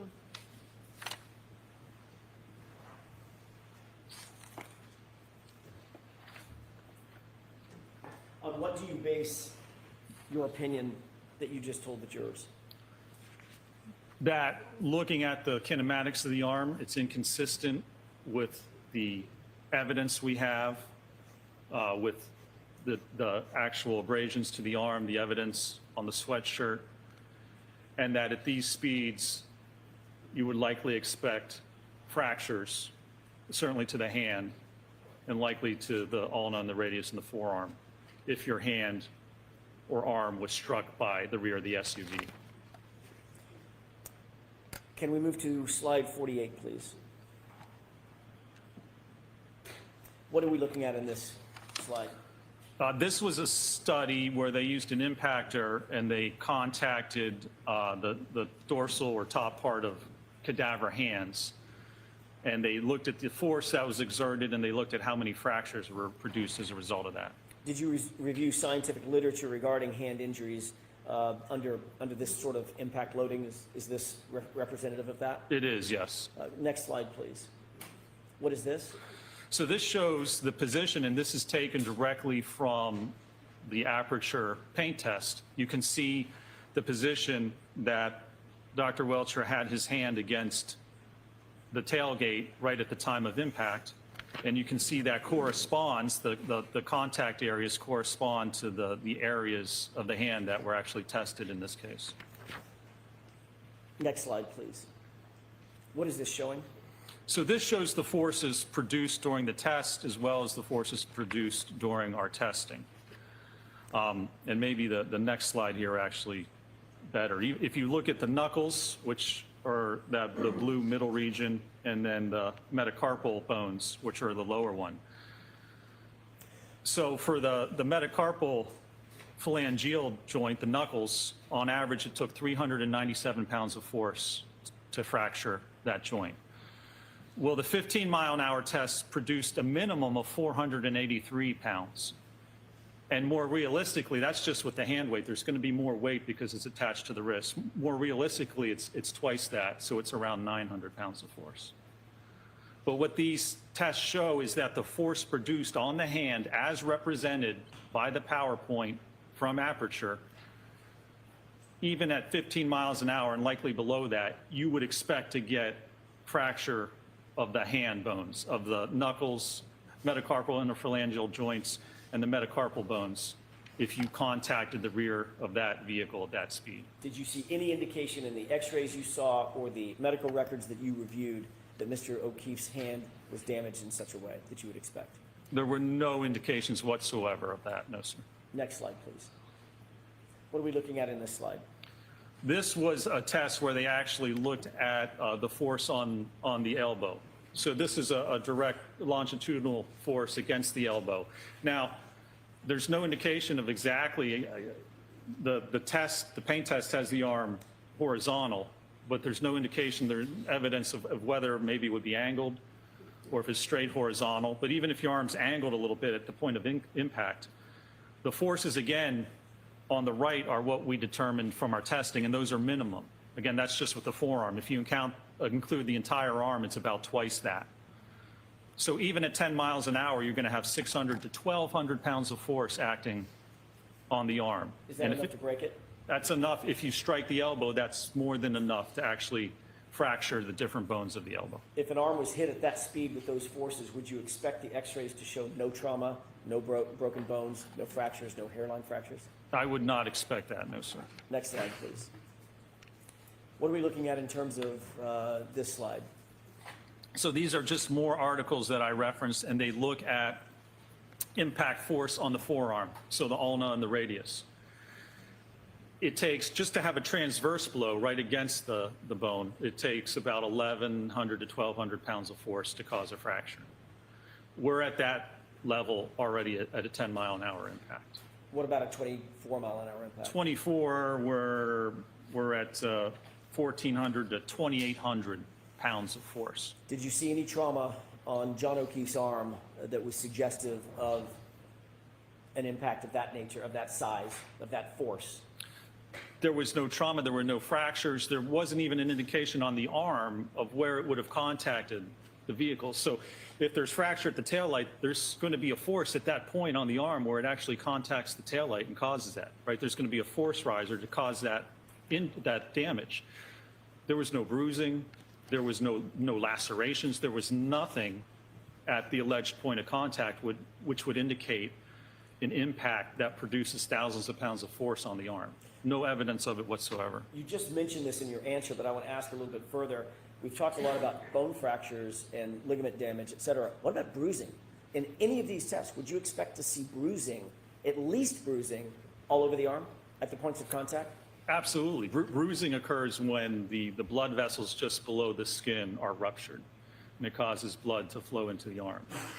Was there any indication that John O'Keefe suffered even a minimum amount of bruising on his arm at all? No indication of any amount of bruising whatsoever on the forearm. Next slide, please. And let's go to the next slide. I think we want to jump to slide 50. What slide are we on? Is that 53? This is 55.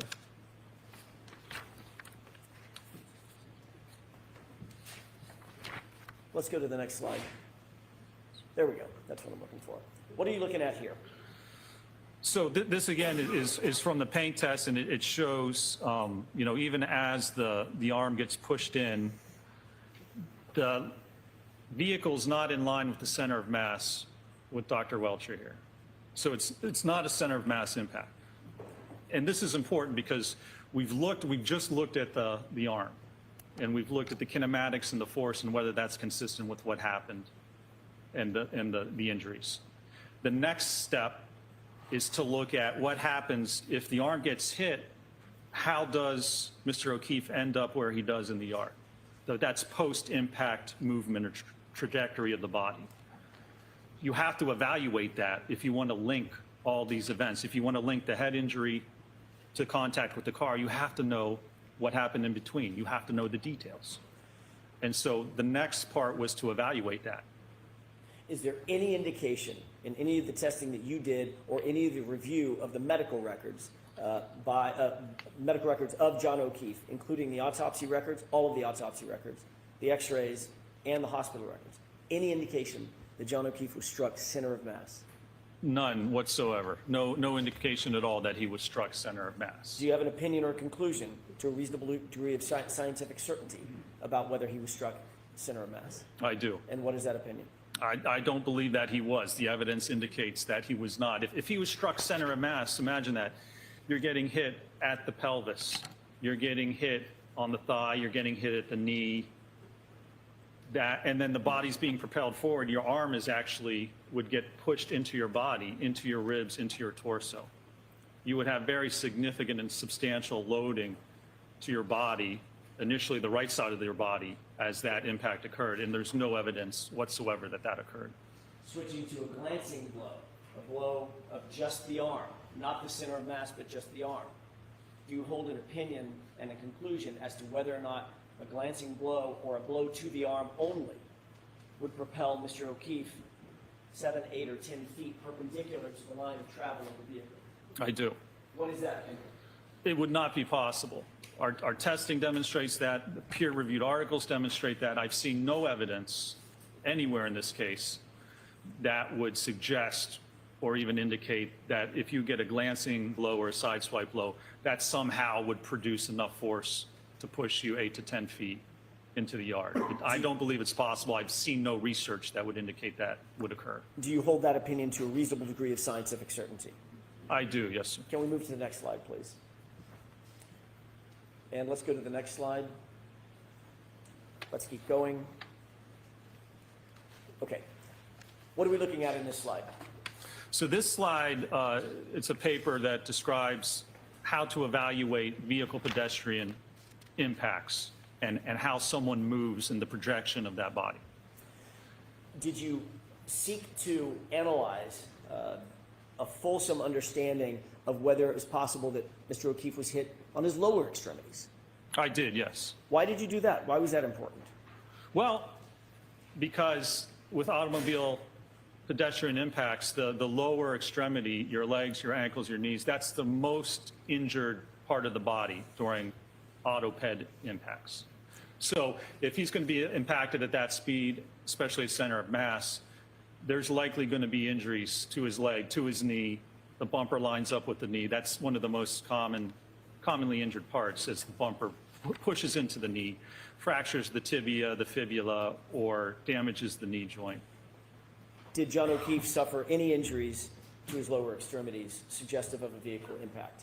No, I believe the only injury was a 0.5 centimeter abrasion on the outside of the right knee. Could Mr. O'Keefe have suffered a 0.5 centimeter abrasion on the outside of his right knee by being struck by an SUV at 24 miles an hour? I don't believe so. I don't see how those kinematics would work. Sustained. Do you have an opinion as to whether or not that injury was from being struck by an SUV at 24 miles an hour or somewhere around 24 miles an hour? I do. What is that opinion? I do not believe that injury is consistent with being struck by an SUV at approximately 24 miles an hour. Do you hold that opinion to a reasonable degree of scientific certainty? I do, yes. Did Mr. O'Keefe suffer any other injuries to his legs or his lower extremities other than that small, how big was it? How many centimeters? 0.5 centimeter abrasion. That small 0.5 centimeter abrasion. Did he suffer any other injuries to his lower extremities indicative of being struck by a vehicle? I don't believe so, no.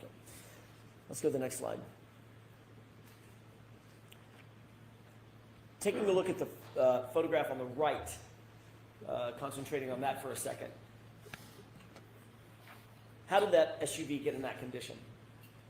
That was by striking the dummy at 29 miles an hour, and that was a center of mass hit with the dummy. Were you able to review photographs of the subject SUV, Ms. Reed's SUV? I was, yes. Did her SUV suffer or suggest any kind of damage anywhere close to this? No, the only real damage was to the outer taillight cover on the fender itself was fractured. Next slide, please. We've seen this. This is the video that was the center mass impact. That's correct, yes. The photograph that we just saw previous, what relationship does that photograph have to this field test? That was the condition of the SUV after it struck the dummy here at 29 miles an hour. Can we go to the next slide, please? What are we looking at in this series of diagrams? So this is some more recent testing that was done, and this test compared impacts between a small sedan and an SUV. And show it's looking at damage or injury to the legs as a result of this type of an impact. And these impacts are actually conducted at a speed of 24.7 miles an hour. They used cadavers, people who donated their bodies to science, set up the cadavers and struck them at just about 24 miles per hour. Did this support your opinion and conclusion concerning the lower extremities of Mr. O'Keefe and the possibility that he was hit by an SUV at speed? It does. If I can go to the next slide, it actually. Sure. So this shows you for the SUV, it's the last column on the page there, the last 3 columns are the injuries associated with the SUV strikes. There's fractures to the pelvis, left knee injury to the ACL, the MCL, fracture of the tibia and fibula. There's extensive damage to the legs of all 3 of the cadaver subjects that were struck at 24 miles an hour with an SUV. Did Mr. O'Keefe show any signs of any of these injuries? He did not, no. Next slide, please. Is this, what are these photographs and diagrams on the right? So this was taken from the PowerPoint from Aperture. And so it shows that the medical diagram shows the 1.5 centimeter abrasion. And if you look at the picture on the left of the surrogate, you can see, so the bumper would line up from the knee all the way up to the pelvis. So a vehicle at speed of 24 miles an hour, if it impacts that knee or that leg, it's not going to produce only a 0.5 centimeter abrasion. It's going to get the leg, and it's going to cause significant damage to the knee and to the leg itself. When you say from the knee to the pelvis, are you talking about the width of or the height of the bumper itself being from the knee to the pelvis? I am, yes. Would that be the contact area that you would expect if there was even a glancing blow to the knee and the hip? That's correct. You can see on that picture there where that bumper, the rear corner of that bumper, where the bottom reflector is, it extends from the knee all the way up to the pelvis. Can we go to the next slide, please? What are these diagrams? Again, these are just reports, peer-reviewed articles demonstrating that auto pedestrian impacts result in lower extremity injuries and fractures. Did you review all of these peer-reviewed articles that you've told the jurors about, the academic articles, in furtherance of coming to your opinions and conclusions? I did, yes. Did you see any reference in the Aperture report that you reviewed and the PowerPoint slides that you reviewed that the concomitant peer-reviewed articles were sought in the paint transfer test No. or cited? There was only one article that was cited in that report with respect to automobile pedestrian impacts. Did it have anything to do with the paint transfer test? It did not, no. Next slide, please. And let's keep moving until we get to the, yes, there we go. What does that slide depict? So this is the opinions that were offered in the Aperture report. And if you look at the top, number 4, it says the totality of the evidence is consistent with the right rear corner of the Reed Lexus, again, impacting John O'Keefe and Mr. O'Keefe striking the rear posterior aspect of his head on the frozen ground. And when you look below that, it basically has the references or the support for that one conclusion. I'll see you both at Sidebar for a minute.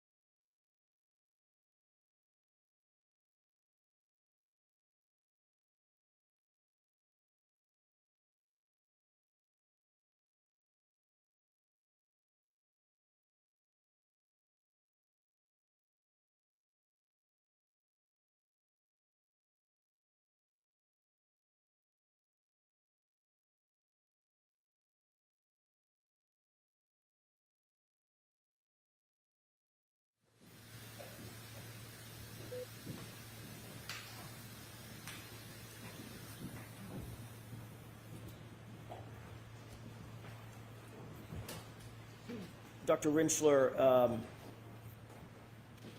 can we move to slide?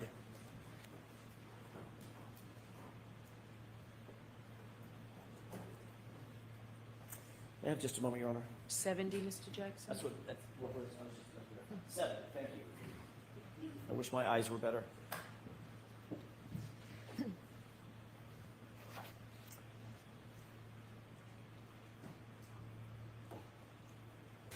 Slide 70. Oop. Let me restart it here.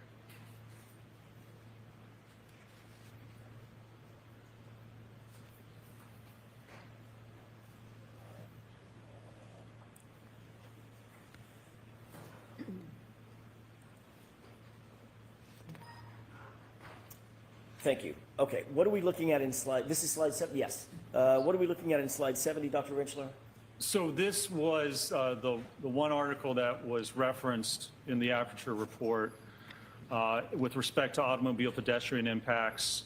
And there was a chart from there that was referenced in the PowerPoint that indicates the head's the most commonly injured body region in pedestrian impacts. And what significance did that reference have in your analysis? Well, that's not accurate. This article was written in 1979. And the first modern SUV, the Jeep Cherokee, wasn't manufactured until 1984. So this is an article that's 46 years old that doesn't actually relate to this type of an impact.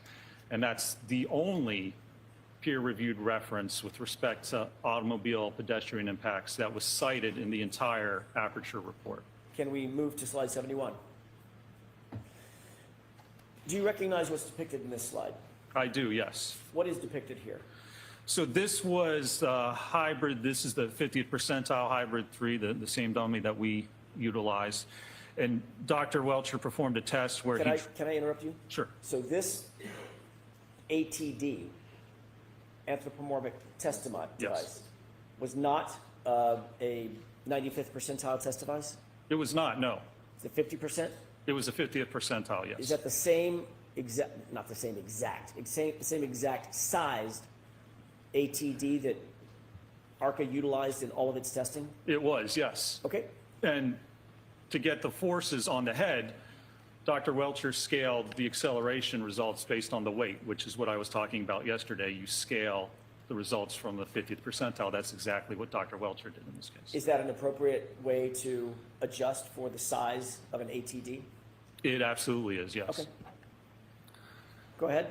So this test, what he did, he took a 50th percentile dummy, stood it up, and then let it drop backwards and strike its head on a concrete surface.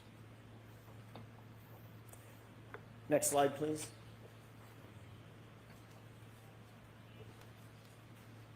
By the way, Dr. Rinschler, did the last slide include a video? I believe it did, yes. Can we go back? Or I'm not sure it's on this slide, though. That's just a screenshot. I see. I Yeah. see. Yeah. Okay, so let's go back to that slide for just a second. I thought this might be the video of it. Oh. So in the lower portion of the center of the screen, you see Dr. Welcher holding the ATD. Is that correct? That's correct. Did you review a video of what happened next? This is not the video, but did you review the video? I did, yes. Describe for the jurors, since we don't have access to the video, what did you see happen from this point forward? So Dr. Welcher releases the dummy, and the dummy just falls rigidly backwards, almost like a tree, and impacts the concrete. Can we jump from your PowerPoint to a video that I have and ask you if you recognize it with court's permission? Is the video in evidence? It's in Dr. Welcher's PowerPoint. Is it before the jury? Is it in? It is. Okay.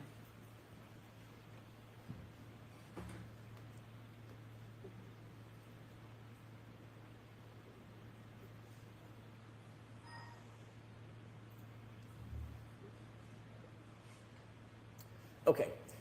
Do you recognize this? I do, yes. Is this just look like the same screen, basically same thing that you just took a screenshot of? It is, yes, sir. Okay. If we could play the first couple of seconds of the video and pause it As that video began to play, did you recognize this as being the same video that you reviewed earlier? It is, yes, sir. And did you utilize this in coming to your opinions? I did, yes. Opinions and conclusions in this case? I did, yes. Thank you. Let's go ahead with the court's permission. Can we play the video? Thank you.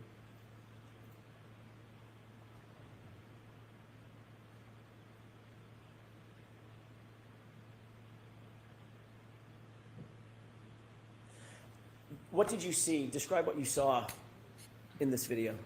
So this is a passive rearward fall of the ATV dummy.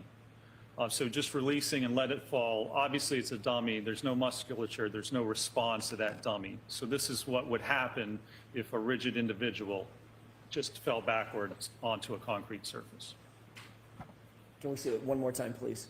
I want to ask you one other question. I'm going to ask you to take note, Doctor, of the impact location. Did you see that? I did, yes. What kind of surface is that floor, if you can tell? That, I believe it indicates it's a concrete surface, concrete floor. Did you notice if the falling backward like that, the dummy slid across the floor or was propelled across the floor, anything like that? It did not. It just dropped and angled backwards and hit directly on the floor. Okay, let's go to the next slide. I'm sorry, if we could revert back to your PowerPoint.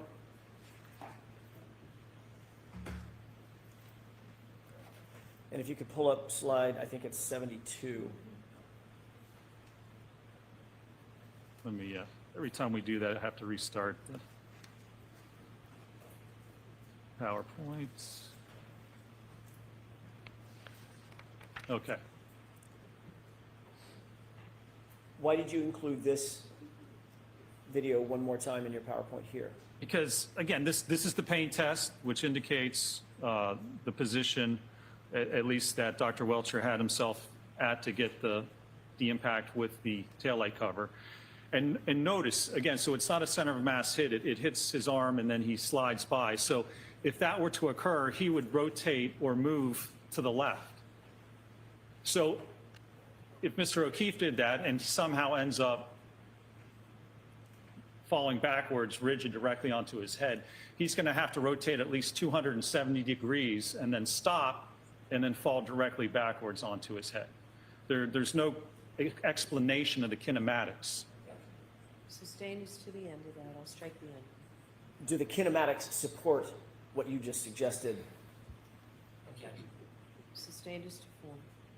What do the kinematics support? Objection. I'm going to see you at sidebar for just a minute. Jurors will be taking our break.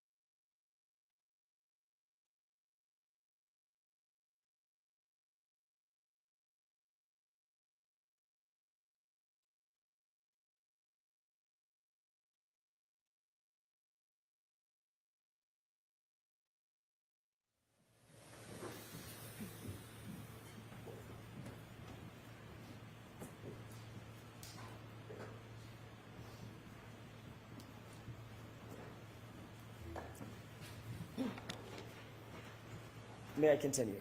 Yes. Thank you. Dr. Welcher, based on your review of everything... Actually, Did I do that again? My goodness. This is Dr. Welcher in the video, correct? Correct. All right. I was staring at that. I apologize. Dr. Rinschler, based on your review of the video in which Dr. Welcher is positioned, as well as the drop test that you saw, as well as the discussion of being of the body placement, where you discussed the body placement, do you have an opinion as to whether or not the testing that you reviewed from Aperture is consistent or inconsistent with John O'Keefe being struck by the vehicle, propelled perpendicular, backward, say 7 to 10 feet, and falling straight back onto a hard surface as depicted in the drop test? the testing's inconsistent with those types of kinematics or that type of scenario. On what do you base that opinion, sir?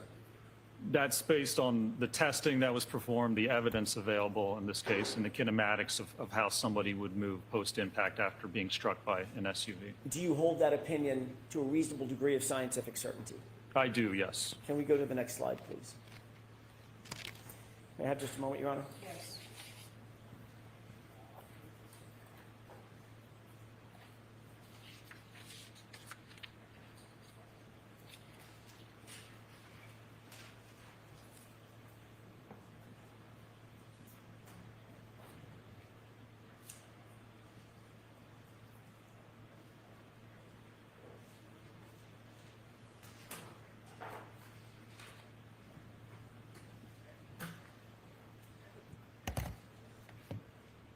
Finally, Dr. Rinschler, do you have an opinion, or did you reach a conclusion, whether the biomechanical evidence in this matter is consistent or inconsistent with Mr. O'Keefe's right arm being impacted by the subject 2021 Lexus 570, resulting in a backward fall leading to the head injuries that he suffered?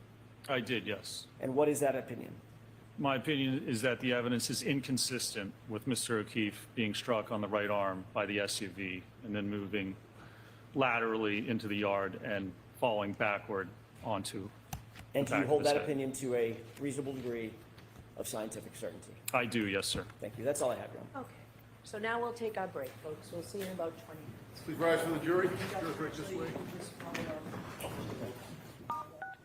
You are muted.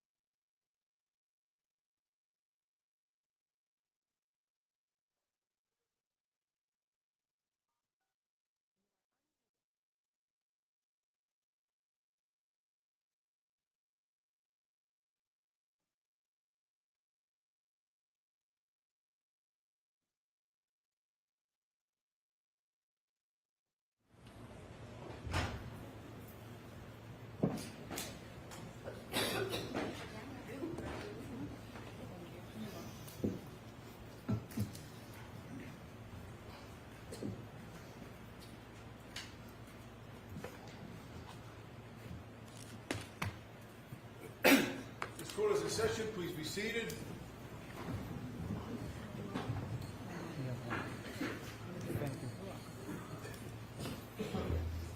All right, Mr. Brennan? Thank you.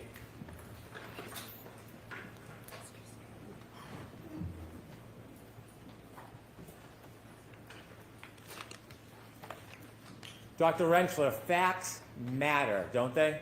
They do, yes, sir. You said it many, many times. Facts matter. Isn't that correct? It was details, but facts matter too. Do details matter, doctor? They do. They're critical, aren't they? If you want to prove that something happened a certain way, they're critical, yes, sir. When you were talking to the jury and giving opinions about where Mr. O'Keefe might have fell or not fell, you were discussing where Mr. O'Keefe was lying on the side of the yard, weren't you? Where he came to rest? Came to rest. Well, approximately, we don't know the exact position, but yes. You said 10 to 20 feet, didn't you? I believe so, yes. You said that 3 times, 10 to 20 feet. Do you Yeah. think Mr. O'Keefe was 20 feet from the roadway? Well, I think he's maybe 10 feet, but 20 feet is from, if you're hit by the car, you need some distance to travel. He couldn't travel just horizontally, or perpendicularly. So it would be at least 10 to 20 feet if you look at the total distance. You have no idea where the point of impact was in this collision, do you? Nobody does. I'm asking you, not nobody. Yeah, Excuse me. So go ahead and ask the You, question. Dr. Rentschler, before this jury, have no idea where the point of impact was of this collision, do you? That's correct. There's no evidence. Play Exhibit 2, please. When you were giving your estimate 10 to 20 feet, Dr. Rentschler, did you ever see this photograph before or part of this video? I'm sure I have. Well, when you say you're sure you have, are you guessing or have you seen it or not seen it? I'm sure I've seen this before, yes. So you've seen this before. Yes. And when you look at this video, did you look at the street and look at the area where Mr. O'Keefe was? Sure, yes. Sure? Yes. 20 feet, Dr. Rentschler? The way I explained it to you, yes, sir. 10 to 20 feet. Details matter, don't they? They certainly do, yes, You sir. take that down, please. Did you speak to anybody today before you testified about Dr. Welcher's testimony in court? I did not today, no, sir. Before today, did you speak to anybody about Dr. Welcher's testimony? I did not, no, sir. At any point, did anybody discuss certain issues with you today that they said would be particularly important? I don't believe so, no, sir. When you began your testimony yesterday, before you even finished your credentials, you began talking about your work with the NHL and how important it was to use a 50% hybrid 3 dummy. Do you remember that testimony? I did, yes, sir. And you hadn't even finished your credentials yet. Was it brought to your attention that there was an issue in the testing because you or Dr. Wolf or you and Dr. Wolf chose to use a 50% dummy? Not at all, no, sir. In your preparation for your testimony, was it discussed at all that at the beginning you should get ahead of the issue and talk about the 50% dummy? I didn't know it was an issue, no, sir. Well, you know that the 50% dummy represents somebody who's 5'9", correct? Approximately, yes, sir. Approximately 173 pounds. 171, 172, somewhere around there. And Mr. O'Keefe, how much did he weigh? 216, I believe. How tall was he? He was 73 inches, I believe. So that is not a representative height and weight for Mr. O'Keefe, is it? That height and weight, no, sir. And so if you were making projections or analysis based on limb weights, they would be inaccurate if you didn't make adjustments, correct? Well, they would certainly, the force on the limb would be less if you use a lighter limb. So if Mr. O'Keefe is heavier than the hybrid 3, and I use a hybrid 3, the forces I calculate would be an underestimate of the actual force acting on his body. If you didn't make an adjustment, but you relied on the numbers from the test 3, the hybrid 3 dummy, ultimately the conclusions would be off, wouldn't they? They would be an underestimate. Yes, the actual forces would be higher. And so did you make any conclusions, or did you know that when Dr. Wolf did his tests, using the hybrid pre-dummy. He didn't make any adjustments. What do you mean? What adjustments would he make? You get the acceleration, but the acceleration's not going to change, and that's what we utilize. Then you can scale the weight of the body, but I'm not sure what he would have made adjustments for. When you looked at the ratio, force and mass, if you use a lighter weight, the mass changes, doesn't it?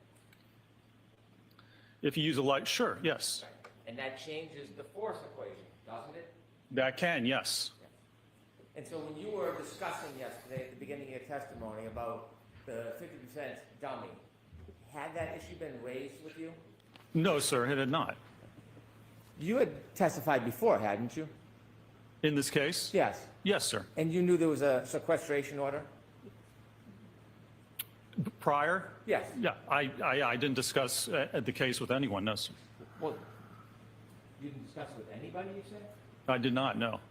Before you testified last year, you were receiving information from your employer about issues and testimony in the case. The party that retained us told us things. I didn't break any sequestration. They were the ones in contact with the court. So it was my assumption that whatever they were telling me was allowed by the court. They were the client. I didn't discuss anything with them or tell them anything, but yes, they told us certain things. Before you testified under oath last year, you were getting updates from your employer about details of this case, weren't you? Objection, Your Honor. May we approach? Maybe we can approach briefly.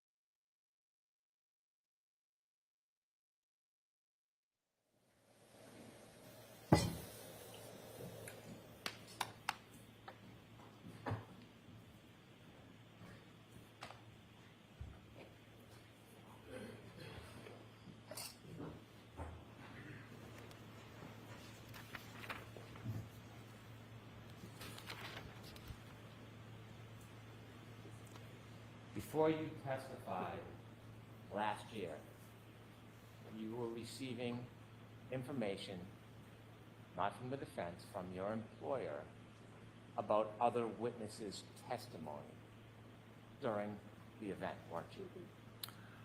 I don't know if they told us about witness testimony. They told us about certain evidence. I had no contact with the court, with the prosecution, with the defense. I had no idea what was going on. We were retained by a certain organization, and they contacted the court. They were in talks with the court about, I guess, what we could or couldn't do. Anything I got was from that organization.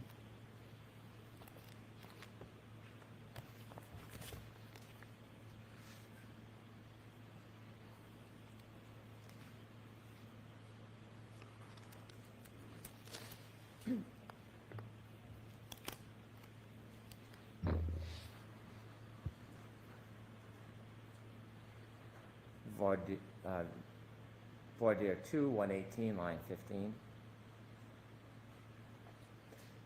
Did you testify under oath that they did inform me, yes, about testimony and situations and events that came forth in the event that I was not aware of? I don't know. They told us about evidence. I don't know if it was specific to who testified to what, but they told us certain things, certainly, yes. What I just said to you, are those your words, sir? I have no idea. I mean, if that's what's in the record, I assume it is. Would you agree it certainly helped you prepare?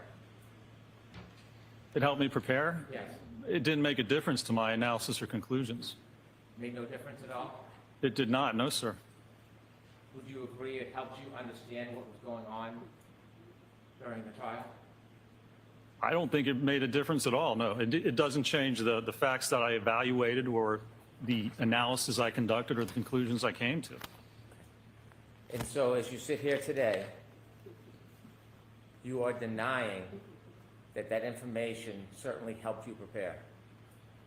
How did it help me prepare? It didn't change the opinions I offered. It didn't change what was in my report or what I'm opining to or testifying to today. It hasn't changed anything I've ever testified to. I'm going to ask you a very specific question, and I want you to give me a very specific answer. So just go ahead and ask the question. Are you denying that receiving that information certainly helped you prepare? Honestly, I can't remember. It didn't change my opinion. I don't see how it would help me prepare. I remember there was evidence about trace DNA found that we didn't know before. That didn't change my opinion then. It doesn't change my opinion now. It doesn't have anything to do with my opinion. Details matter, right, sir? Details can matter. Details matter, so let's talk about detail. Sure. You're denying that receiving that information certainly helped you prepare. You're denying it. I'm going to allow it. Yeah, I don't think that it did. It's been a year, but certainly it didn't change any of my opinions or what I opined to. It didn't change anything with my testimony. I'm going to ask you one more time. I'll ask you a different question.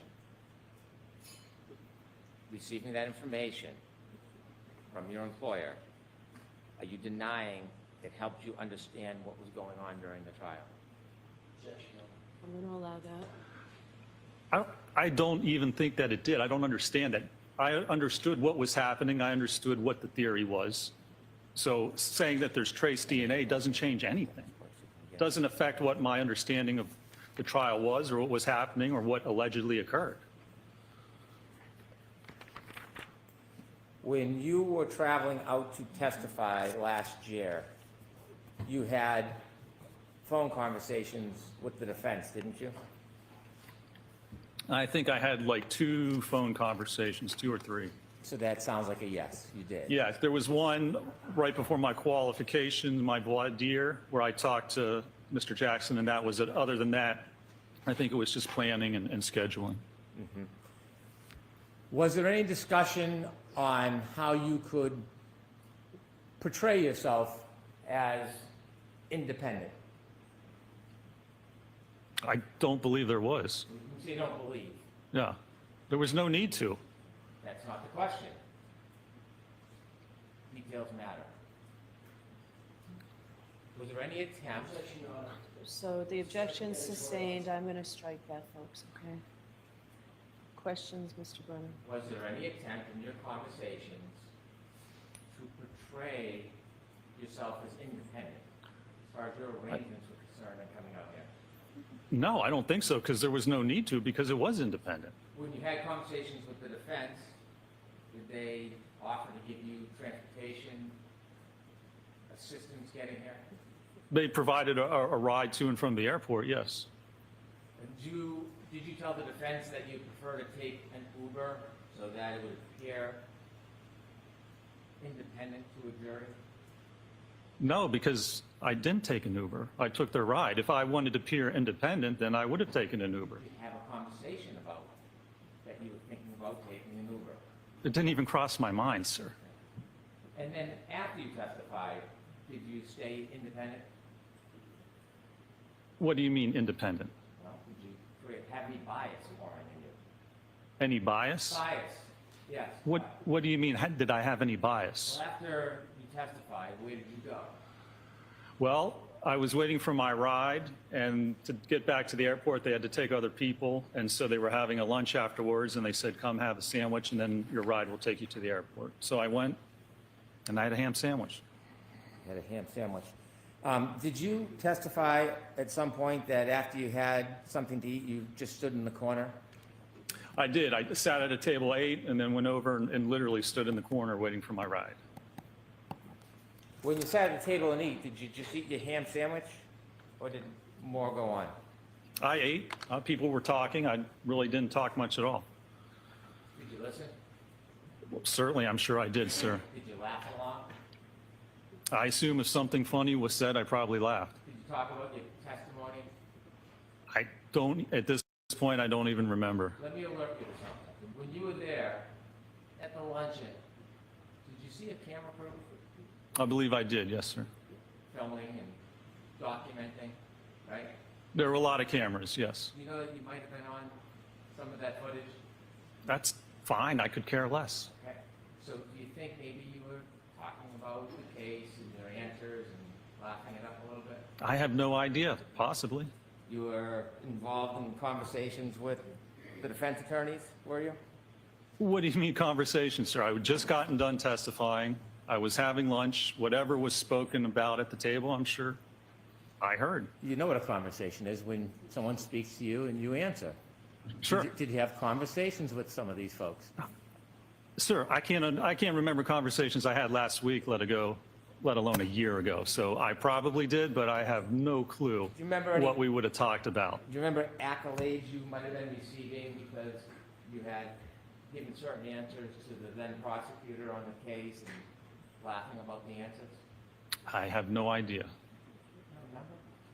I can't remember last week what I had for lunch last Tuesday. How would I remember a conversation from over a year ago? Do you remember when you were having conversations with some of these folks and you were laughing about when the prosecutor asked you about other evidence like DNA? You had a resist, doesn't change? Remember I don't specifically remember that, no, sir. How long were you at the table eating your ham sandwich with the folks there enjoying the event? How long do you think before? I honestly don't know. 10 minutes? How long does it take you to eat a ham sandwich? 10 minutes?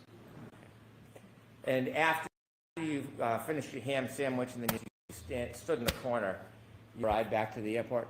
I did, yes, sir. Yeah. After you got back to the airport, ultimately your company billed the defense for your time preparing and traveling and testifying? I did. Well, you wrote your bills down, didn't you? You wrote your time down? Well, I don't know who gets billed to it. I think it was actually, I wrote my time down and it was the same time code for the original employer that we had. I'm not involved in billing. I don't know who the bill goes out to. I just put my time in and do my work. Do you know that the defense paid that bill? I have no idea if they paid it or not. And then now you have a new contract with the defense. Or I should say you have a contract with the defense, don't you? I assume ARCA does. Again, I'm not involved in that. I don't do any part of the financials. I just do my job. Do you keep your billing? I How much you've been paid so far in this case? haven't been paid anything. I'm a salaried employee for ARCA. I have no idea how much ARCA's been paid.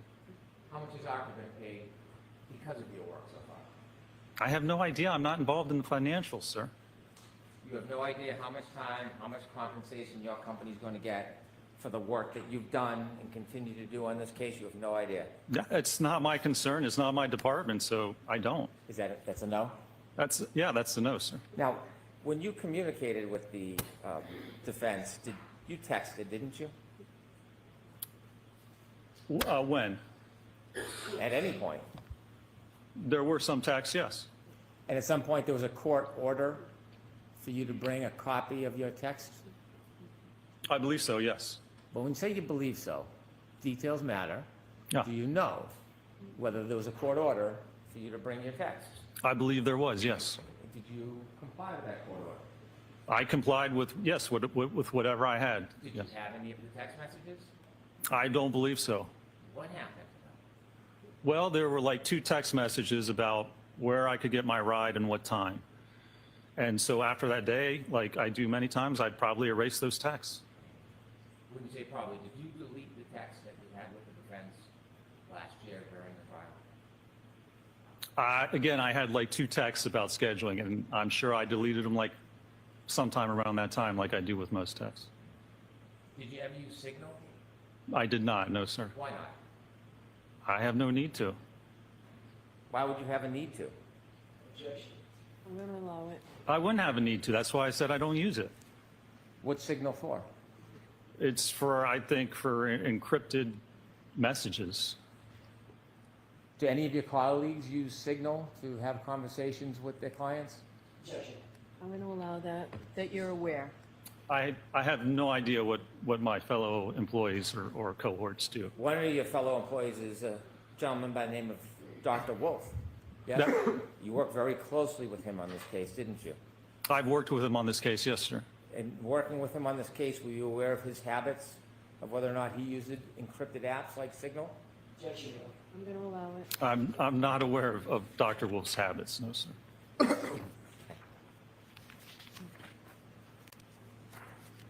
When you worked on this case, when you began, you worked with a gentleman by the name of Mr. Klein? But Scott Klein is another engineer at ARCA that worked on the case, correct? And you worked with Dr. Wolf? That's correct, yes. You worked as a group? Well, I mean, we all worked on the project together. I'm located in the Pittsburgh office, and Mr. Klein and Dr. Wolf are in the Philadelphia office. So we didn't physically work together, but we worked on the same project, obviously. When you first began your testimony yesterday, you said that you were restrained in what you could do. Do you remember that testimony? I do, yes. And when you said you were restrained, were you attempting like a preemptive strike because of certain things you didn't do to try to ward off any questions about that? Sustain. Let me ask it this way. Were the rules different regarding your initial investigation for you as opposed to Dr. Wolf? I don't know that they were. I don't believe they were. Did Dr. Wolf have free reign to do whatever he wanted? Sustain. Were you given free reign to do whatever testing you wanted? I don't believe we were, no. You, though, were you? Was I? Yes, were you given free reign to do whatever testing you wanted? I mean, there was budgets, and we had to stay within certain values, so I wouldn't say I was given free reign because I couldn't do whatever I wanted. Did anybody tell you what tests you could or couldn't do? I don't think there was a list of specific tests or not, but you would discuss what would be done or what we could do and what the cost of those tests would be. Were you free to suggest any tests that you wanted to? I'm assuming I could suggest whatever I wanted to, sure. Were any of your suggestions denied? I can't remember. I don't know that they were. I mean, we had what we were constrained is what the client wanted to know. And so we tailored our tests to do that and tried to keep the budget and the cost of what we did in our analysis down for that very purpose. Could you have suggested crash tests? Probably could have suggested whatever I want. Did you suggest crash tests? Honestly, I don't know. I mean, it might have been brought up, but pretty sure that would not have been within the budget, so. I want you to be detailed. I don't want you to guess. So without that preempt, go ahead and just ask the question, please. Did you suggest doing crash tests last year? I can't remember. We obviously didn't, but I don't know if that was brought up or not. Do you, since your memory is difficult, Sustained. Okay.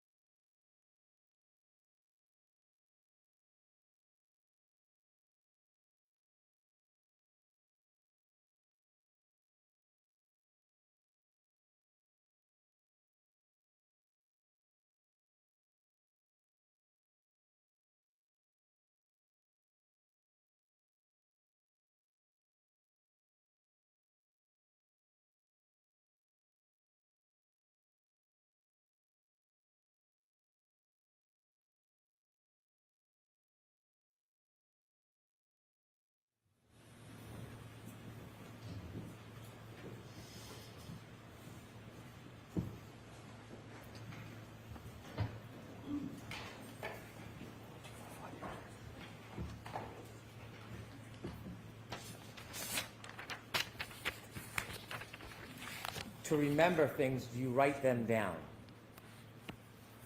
That's one of the ways you can do it, sure. Do you do it?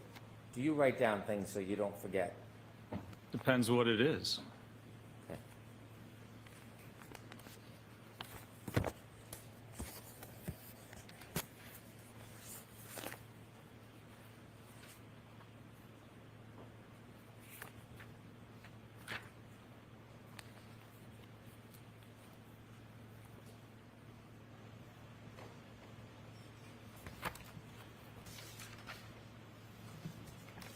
You provided a CV, which is a resume. That's correct, yes. Resume outlines your education, Yes, sir. areas of specialty, Correct.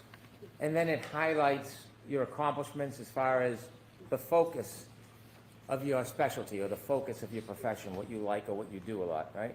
Some of it, yes, sir. So, for example, you have a number of publications that are peer-reviewed. Correct. And peer-reviewed publications mean that you've written something that's been evaluated and considered by other experts in the industry and have been adopted or recognized, correct? Well, that it's been published, yes, sir. You have a long list of peer-reviewed articles dating back to 2003, is that correct? Yeah, as I said yesterday, most of my peer-reviewed articles are all written when I was in graduate school, correct? Have you had any peer-review articles since 2003?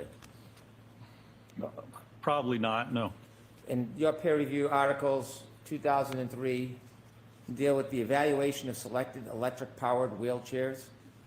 That was one of them, yes, sir. The next one, intelligent walkers for the elderly. Correct. Comparison of fatigue life for 3 types of manual wheelchairs. Yes, sir. Evaluation of a pushroom activated power assisted wheelchair. Correct. Displacement between the seating surface and hybrid testing dummy during transitions with the variable configuration wheelchair. The hybrid 3, yes, sir. Assessment of manual wheelchair ride. Correct. I was looking at forces and accelerations on the body. Yeah. Fatigue life of 2 manual wheelchair cross brace designs. Yes, sir. Evaluation of selected ultralight manual wheelchairs. Yes, sir. Augmentation of 100 key ISO wheelchair test dummy to accommodate higher mass. Yes, sir. Okay.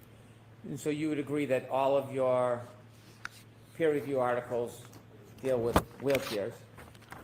Well, wheelchairs and the kinematics and kinetics forces associated with propelling wheelchairs and injuries associated with that. Yes, sir. Do any of them deal with pedestrian collisions?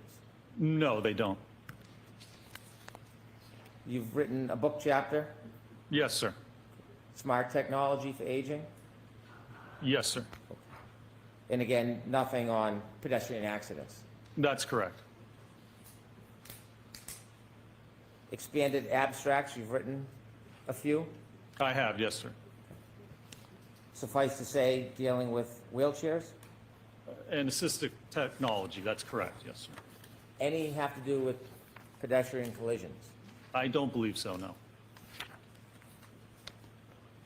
Looking at your CV, you can note any area of specialty you'd like, correct? You can put down whatever you like, I suppose, sure. Sure. Have you listed any specialty as pedestrian collisions? Well, not specifically. That actually falls under impact biomechanics, biomechanical injury causation. So I didn't list it specifically, but it certainly falls under the actual expertise that I perform.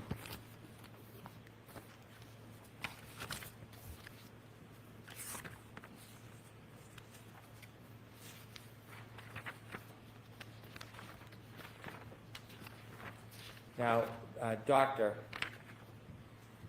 when you worked with Dr. Wolf, did you have a chance to look at his report?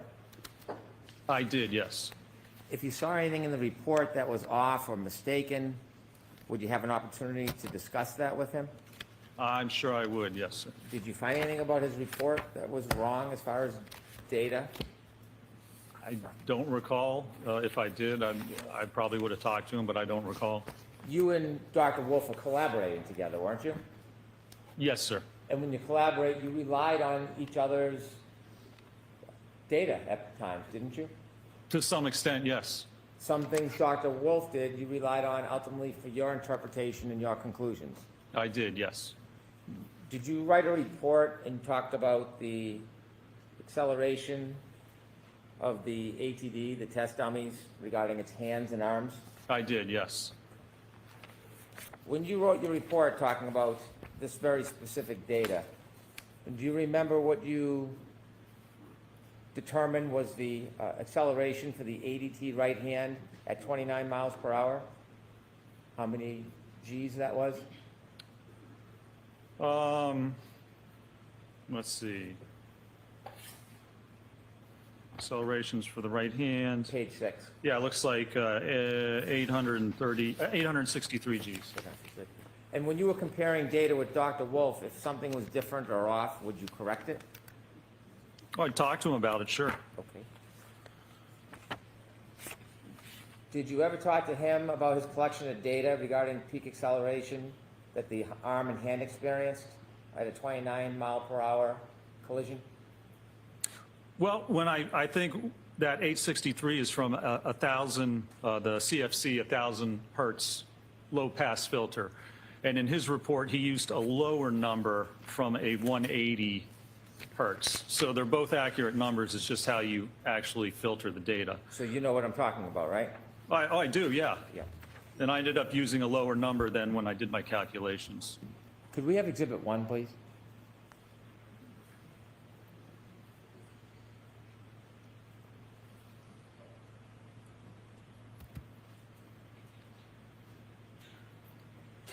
You've talked a lot about this photograph. Do you see it? I do, sir, yes.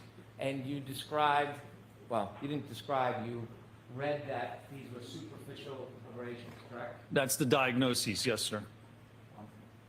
any of those wounds a puncture in your mind? I don't make medical diagnoses, so I'm not going to comment on that, sir. Well, you talked about x-rays and injury. I know you don't make medical diagnosis, but you were very careful to be detailed about what this was. Not a laceration, right? It is a superficial abrasion. That was what was diagnosed by the medical records, yes, sir. And you were very careful to make that distinction when you were critiquing Dr. Welch, weren't you? Sustained in the left arm. And so you also looked at x-rays, didn't you? Yes, sir. And when you looked at them, did you try to give the impression that you've read them, even though you're not a doctor and you can interpret them? Sustained. Were you trying to interpret them for us? No, it was actually interpreted by the medical examiner that there were no acute injuries. So when you were giving all that information to the jury about the x-rays, was that your personal opinion, or were you just regurgitating something you had read? That was the medical examiner's opinion, but certainly you can look at the x-rays and see that there are no actual fracture lines or space displacement between the joints. But it's the medical examiner and his diagnoses that I rely upon. So when you were going through an explanation of all these different photographs and x-rays, you weren't trying to portray that you were giving your own personal opinion about it?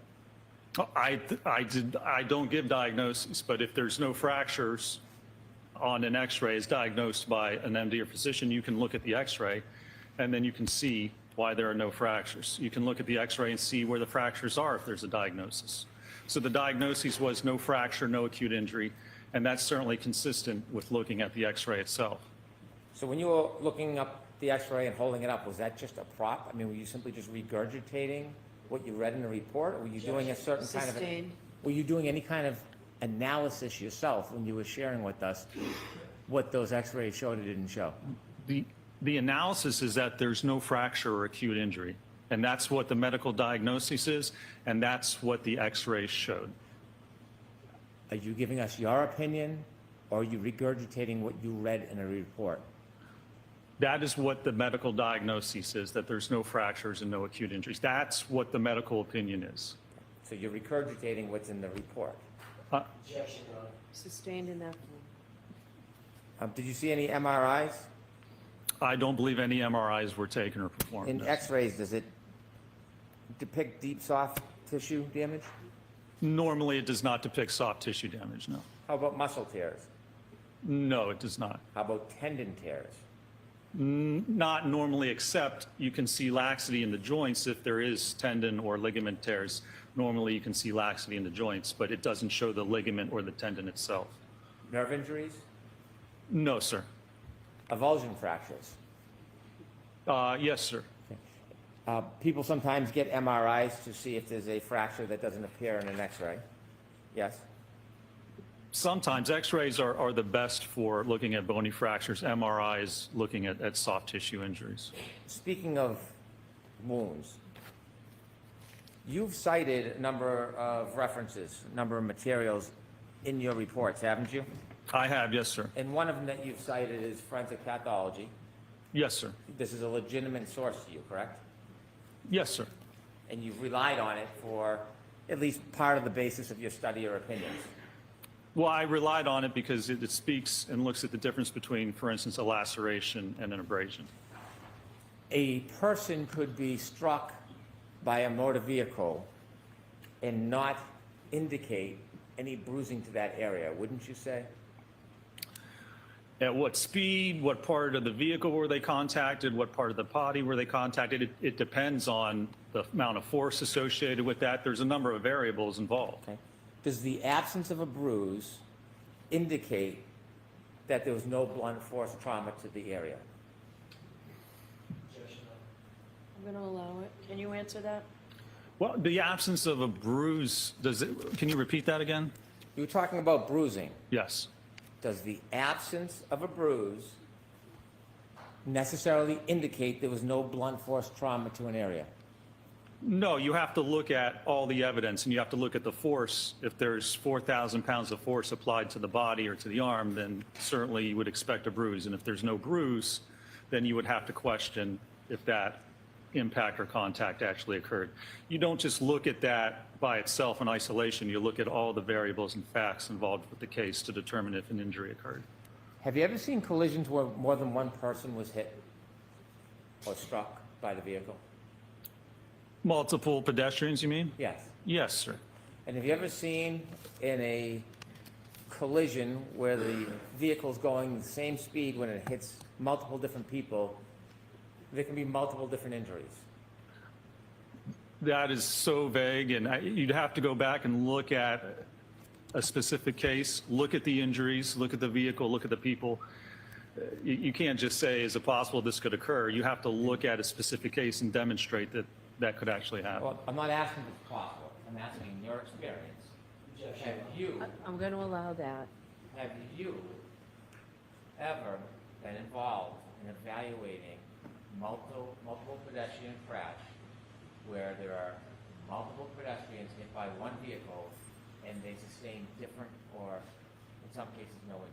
Has that ever happened in your study? Sure, because it depends where they're hit, what part of the body they're hit on, what the force is for that hit. The people aren't going to be hit the same multiply by one vehicle. You can certainly have multiple people and different types of injuries.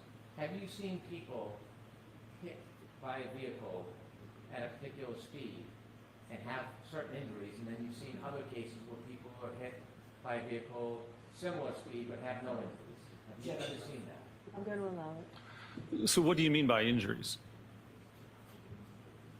Have you ever seen, in any of your cases, a pedestrian hit at a certain speed and have injuries, and another case where you look at where there was a similar type collision with different injuries?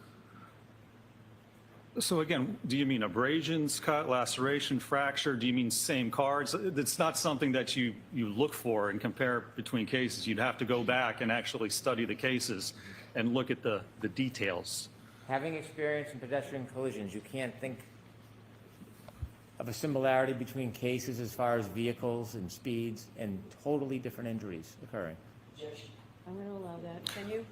Do you mean hit the same way with the same type of car at the same speed with the same force? I'm going to allow it. Can you answer it? I don't believe I've ever seen a case where two people were hit with the same car at the same speed with the same force with different injuries. I don't even know if you can correlate that. Looking at Exhibit 1, have you done any study about the directionality of glass or broken plastic? What do you mean by directionality? About when something shatters, how it shatters. Does it shatter the same every time, or when plastic shatters, does it shatter differently? It certainly depends on the impact. Do you have any studies where plastic shatters exactly the same way on different impacts? I doubt that it shatters exactly the same way. It has a lot of different variables, doesn't it? It could. Depends on a number of different equations, doesn't it? Well, it depends on the testing you do. If you want to see how it shatters, and if you're claiming that it shattered in a certain way to cause a certain injury, if you don't have any peer-reviewed evidence, if you don't have any research, then you have to do the testing, because you can't just say, well, it's possible it could shatter this way and cause that injury. That's not conclusive. You can't use that to come to an opinion about what happened. Oh, that wasn't what I was asking you. I was asking you if you have seen in cases that when plastic breaks, it breaks differently. Yeah.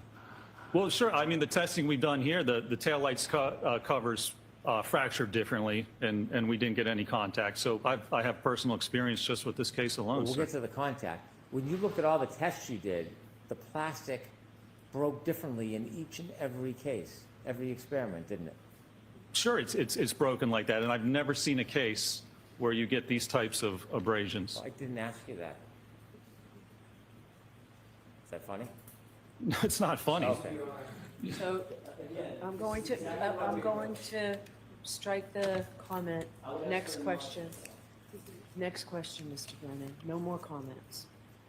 When you did your experiments, the sizes of plastic that broke were different in each experiment, weren't they? They were, yes. The number of breaks in each experiment were different, weren't they? They were, yes. The angles of the break changed from piece to piece, experiment to experiment, didn't they? I'm sure they did. Did you watch the videos and watch the damage and take a look and count how many pieces broke in each experiment? I didn't specifically count, no. We looked at contact to the sleeve and to the dummy itself. You never counted the broken pieces in each experiment? I did not. There was no need to. Not a matter if there's a need, did you? I did not, no, sir. You had talked quite a bit about Dr. Welcher's test with the paint, so I want to ask you some questions about that. Were you ever under the impression that Mr. Welcher, you can take that down, please? Were you ever under the impression that Dr. Welcher was trying to reenact the actual collision when he did that blue test? I'm going to allow it. Well, that was the only test he performed, and he referenced that test for his opinion that the position and orientation of the lacerations are consistent with the taillight cover. So if that test was not intended to signify or demonstrate the position of the arm, he has no evidence to say the position and orientation of the arm in the lacerations, which are abrasions, are consistent with the taillight cover. That's the only test he did. So if it doesn't represent that, it's really meaningless in his analysis and conclusions. Now that you've shared your opinions, can I get back to my question? Sustained. So, Mr. Jackson, Mr. Brent, I'm going to see counsel at sidebar.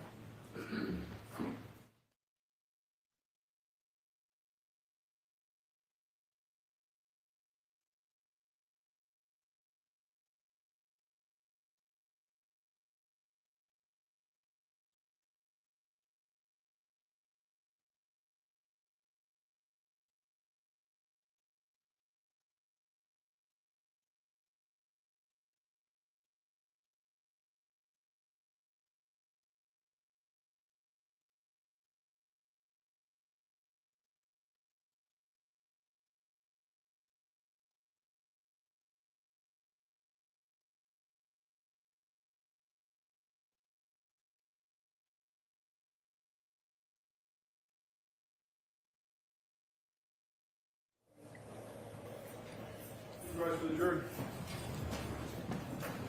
Front door, breaking.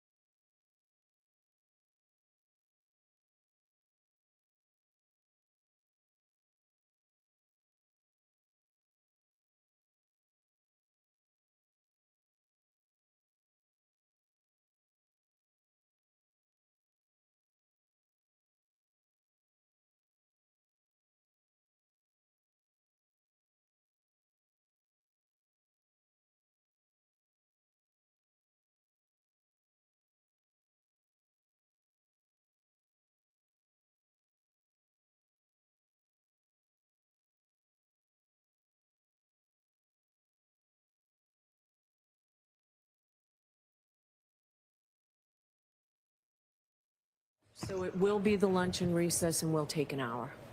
All rise to the court, please.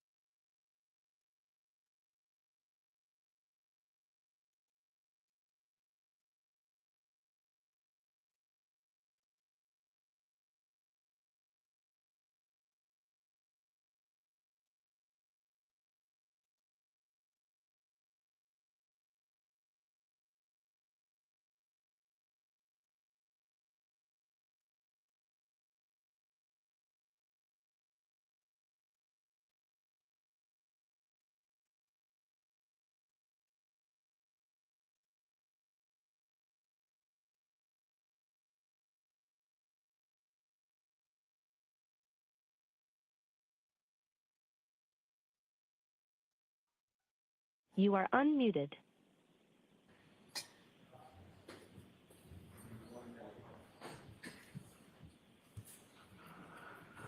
What is now open, you may be seated. All right, while the jury is on their way in, I need to see counsel at sidebar.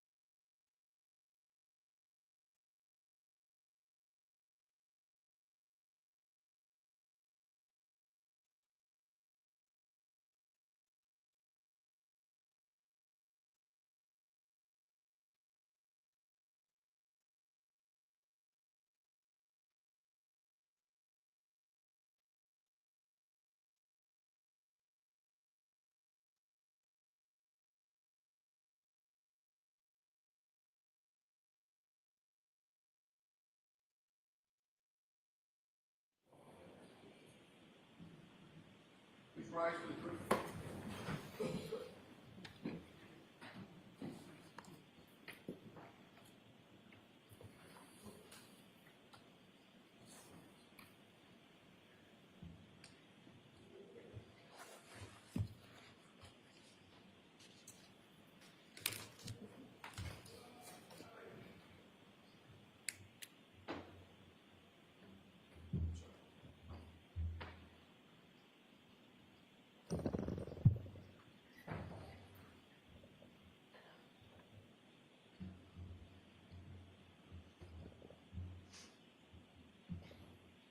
Be seated. This court is in session. All right, Mr. Brennan. Jurors, hopefully it'll be comfortable enough in here this afternoon. The court officers has done a great job keeping the AC going while we were out of the courtroom. So.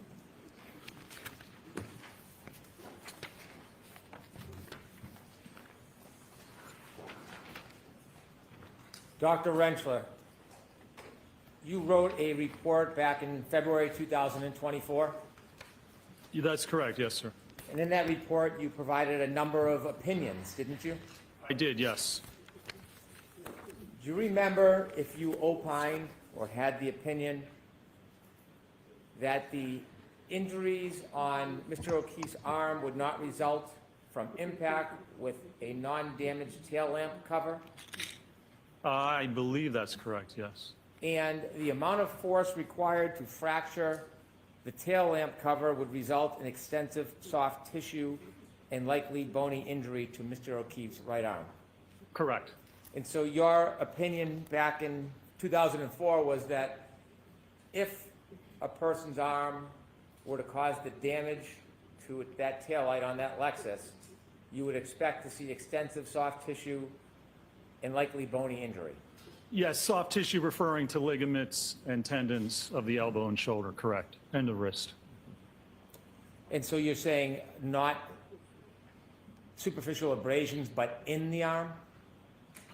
Yes, when you look at, and you can see from the testing we did for this case, for this round, that the arm extends and you have contact with the arm, you would expect at those speeds damage to the tendons and the ligaments, the elbow, the shoulder, likely the wrist.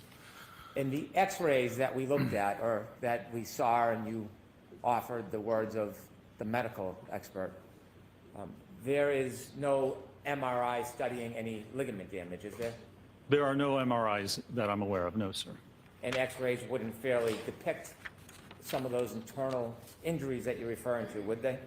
As I described before, it can show laxity of the joint, but it normally doesn't show the actual soft tissue damage itself, no, sir. And a crash test dummy is different than a person, isn't it? Certainly it is, yes, No sir. muscle, That's correct. no ligaments. That's correct. The crash test dummy does not react or respond like a human being. Well, it does to a certain extent, yes. There are differences. Certainly there are, yes. And so when you're looking at a crash test dummy, you can agree that there are significant differences between what you might see on the dummy's arm and what would maybe happen to a human being's arm on the inside? There can be. That's why you have to look at the acceleration and the force, and that's primarily what the ATD is utilized for. But focusing on the actual observation of the arm, you would agree, doctor, that looking at a crash test dummy arm is not comparable to actually looking into a human being's arm with an MRI and seeing if there's any damage on the inside? No, of course, that they're not the same. No, sir. You were speaking about references earlier. You did have a chance to see Dr. Welcher's report, didn't you? I did, yes. And in his report, there were a number of references, weren't there? There were different references, but I think maybe 26 within his report. In addition to his references, you were sent a number of gigabytes of information, weren't you? I was, yes. And in those gigabytes, there was different references to different materials, wasn't there? Well, first of all, there were only 26 references in his report that he cited to for his opinions. There was material contained within the batch of documents that they sent over. There was a bibliography or CV of different papers that he had submitted, I think 20 pages of papers that weren't referenced in the original report. And the most recent paper in that AutoPed packet was from 2004. Most of them were from the 60s and 70s, but there was an additional packet of information. When you read his report and saw his references, did you look up the references? I did, yes, sir. Okay. And when you were saying earlier that there was only one reference, you were referring to the paint test, correct? Well, I was referring to, there's only one reference specifically with respect to automobile pedestrian impacts. When you looked at his references, sir, did you have an opportunity to read any of the articles? I did, yes, sir. And many of them are peer-reviewed? Yes, sir. In addition, when you looked at the 20 pages of materials he sent over that were not in his report, how many references did you read out of those 20 pages of references that he offered? Well, I didn't read any because they weren't referred to in his report for his actual opinions in this case.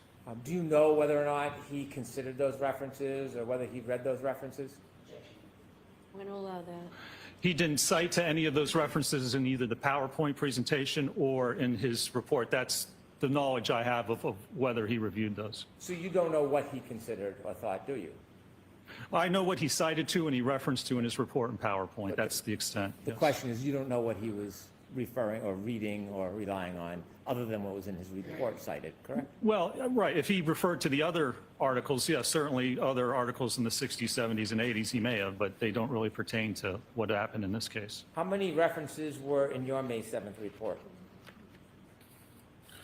Well, I think there were, let's see.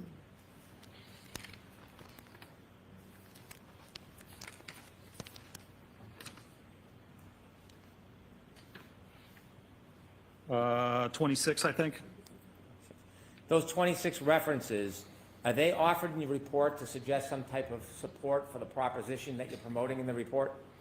Well, they support the opinions or the methodology or both with respect to what I've offered in this The matter. reason why you put a cite in is suggesting that it supports whatever proposition you're footnoting on that. correct? To some extent, or the methodology or some information pertinent to that opinion, yes, sir.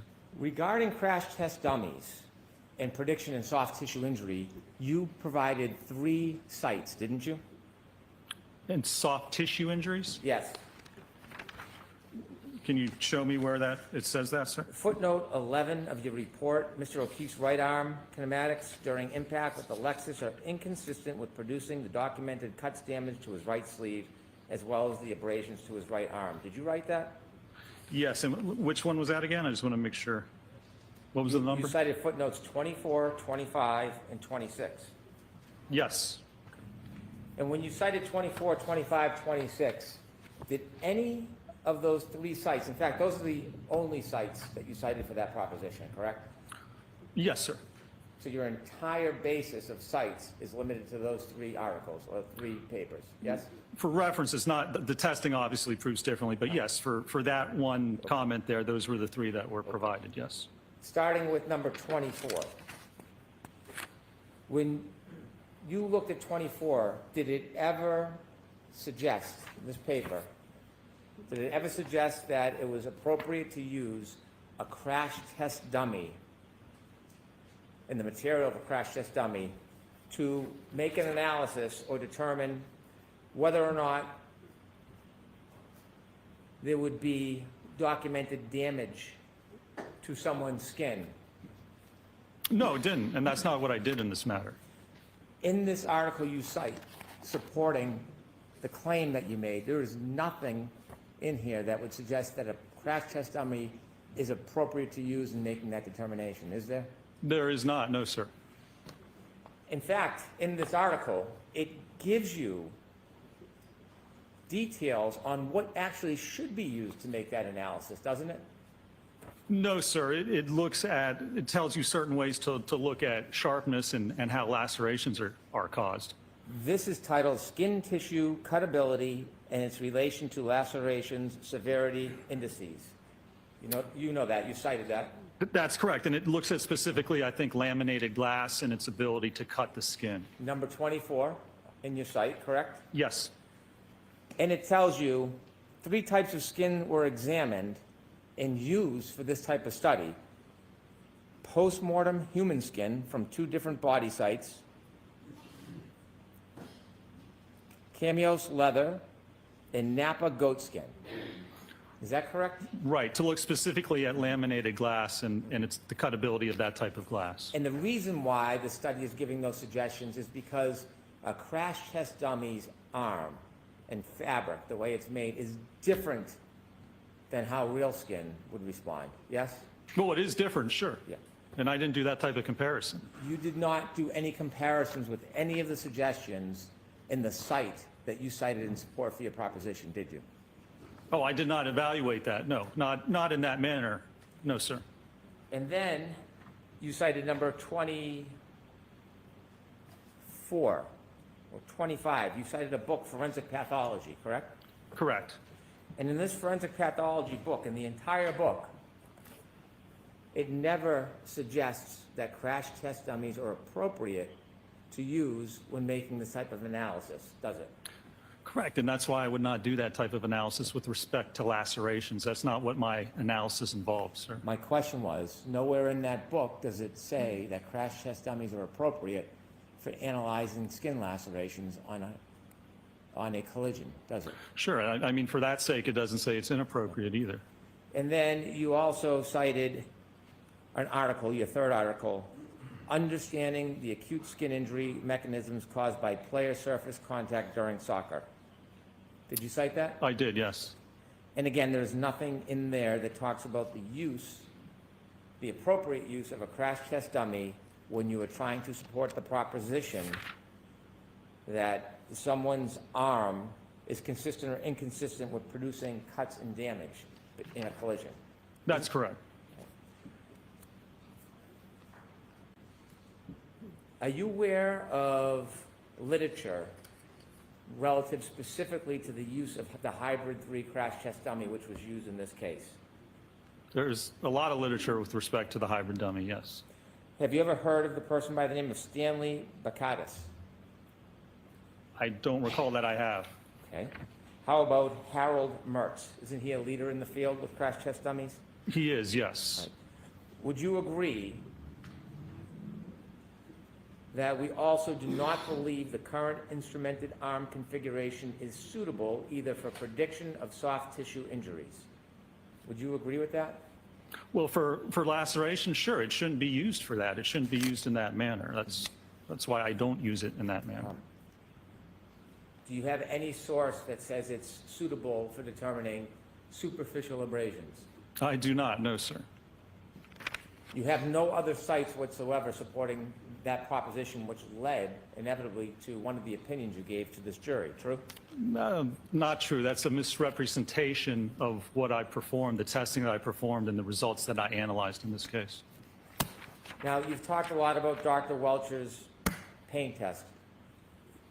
You don't have any information that Dr. Welcher ever claimed that his test was intended to represent exactly how Mr. O'Keefe's arm was when he was hit, do you? Well, the evidence I have for that is that in his report, he says that the orientation and position of the lacerations are consistent with the orientation position of the taillight cover. And then right under that, he has reference to that test that he performed. So again, if he didn't intend to do that, then there's no evidence that he can provide with respect to the arm impact at all. That's the only test that was performed to look at the arm and the taillight cover. If it doesn't represent the actual position, then apparently he has no idea how the arm was positioned or how it was impacted. Let's get back to my question. Yes. Is there anything where Dr. Welcher has informed you or written that he is intending to represent the actual arm angle of John O'Keefe when he was hit by Alexis? Again, I just described what he has in his actual report. So he didn't write specifically that that's what it's intended to do. It seems he's inferred that, and again, that's the only test that he's performed or referred to in this case. You inferred that. Inferred that that's how he believes that the arm was positioned? I think we understand your perspective is that's the only test he performed, but what I really want to get at is your conclusion, your assumption that Dr. Welcher was suggesting that there was a specific arm angle that occurred in this case that he was identifying. You don't see that anywhere in his report. Well, it would be pretty odd if the one test he ran didn't actually represent what he thought happened. I don't understand what the value of that would actually be. Did Dr. Welcher ever represent that he was trying to describe the actual body position of John O'Keefe when he was hit? Actually, he doesn't state that. He states very little in his report or in his PowerPoint. He demonstrates through the video of his arm like that and contacting it, and then he holds his arm up to a picture of Mr. O'Keefe's right arm to compare and apparently demonstrate that it's in the same area. But again, he doesn't actually state that opinion. He doesn't state any opinions that the contact actually occurred, except in one point, and has no evidence or foundation for that. Would the answer to my question be no? You would have to ask Dr. Welcher, I suppose, but if it's not, again, then I'm not sure what that test actually accomplished or I'm represented. asking you, you've made assumptions and then have given opinions to this jury based on your assumptions, haven't you? I've evaluated the evidence in the one test he ran. If that's incorrect, well, then I would have to correct my opinion and my assumption and say that not only is the test not actually show what occurred, but he hasn't performed anything to actually link the arm contact to the taillight cover. If it doesn't represent that, you're right, I'd change my opinion that there's no evidence, no analysis, no conclusion whatsoever. I'm going to try to make my question a little clearer. Is there anything in the report where Dr. Welcher has stated that the arm angle in the demonstration was in any way attempt to replicate exactly how John O'Keefe's arm was when he was struck by Alexis? I don't believe anything's written in the report with respect to that, no. Is there anything in the report, Dr. Welcher, anything, that states Dr. Welcher was stating or claiming that he knew the body position of John O'Keefe when he was struck? Objection. I'm going to allow that. So no, I guess there is no opinion or conclusion that he knows how Mr. O'Keefe was actually positioned at the time of this alleged incident. Do You're you correct. know whether Dr. Welcher has been clear that he does not know? Let me say this a different way. You would agree, Dr. Welcher has never stated in his report that he can identify the speed at which Mr. O'Keefe was struck in a collision. He does not state what he thinks the speed is. That's correct. He never states how far, if at all, Mr. O'Keefe was thrown after being in a collision. That's right. He does not. When you don't know the speed, you don't know the body position, and you don't know the angle of your body at the time of collision, you cannot replicate a collision with crash test dummies to a reasonable degree of scientific certainty. Can you? Well, you're right. You can't prove that that actually occurred. That's the basis. Yeah. So, If you don't have the You can't- information, you can't replicate what happened. You can't determine You can't state to any conclusion of accuracy what actually occurred if you don't have the evidence. So if you were to do a crash reenactment, but couldn't state to a reasonable degree of scientific certainty this replicated the actual collision, that wouldn't be scientifically reliable to a reasonable degree of scientific certainty, would it? Well, if you perform a test and you state this is what I tested and this is the angle, then you can certainly say these are my conclusions. But if you don't know the throw distance, if you don't know the position, then you're correct. You can't actually come to a conclusion that it didn't occur. If you don't know how something occurred, how can you conclude that it actually occurred? It scientifically makes no sense.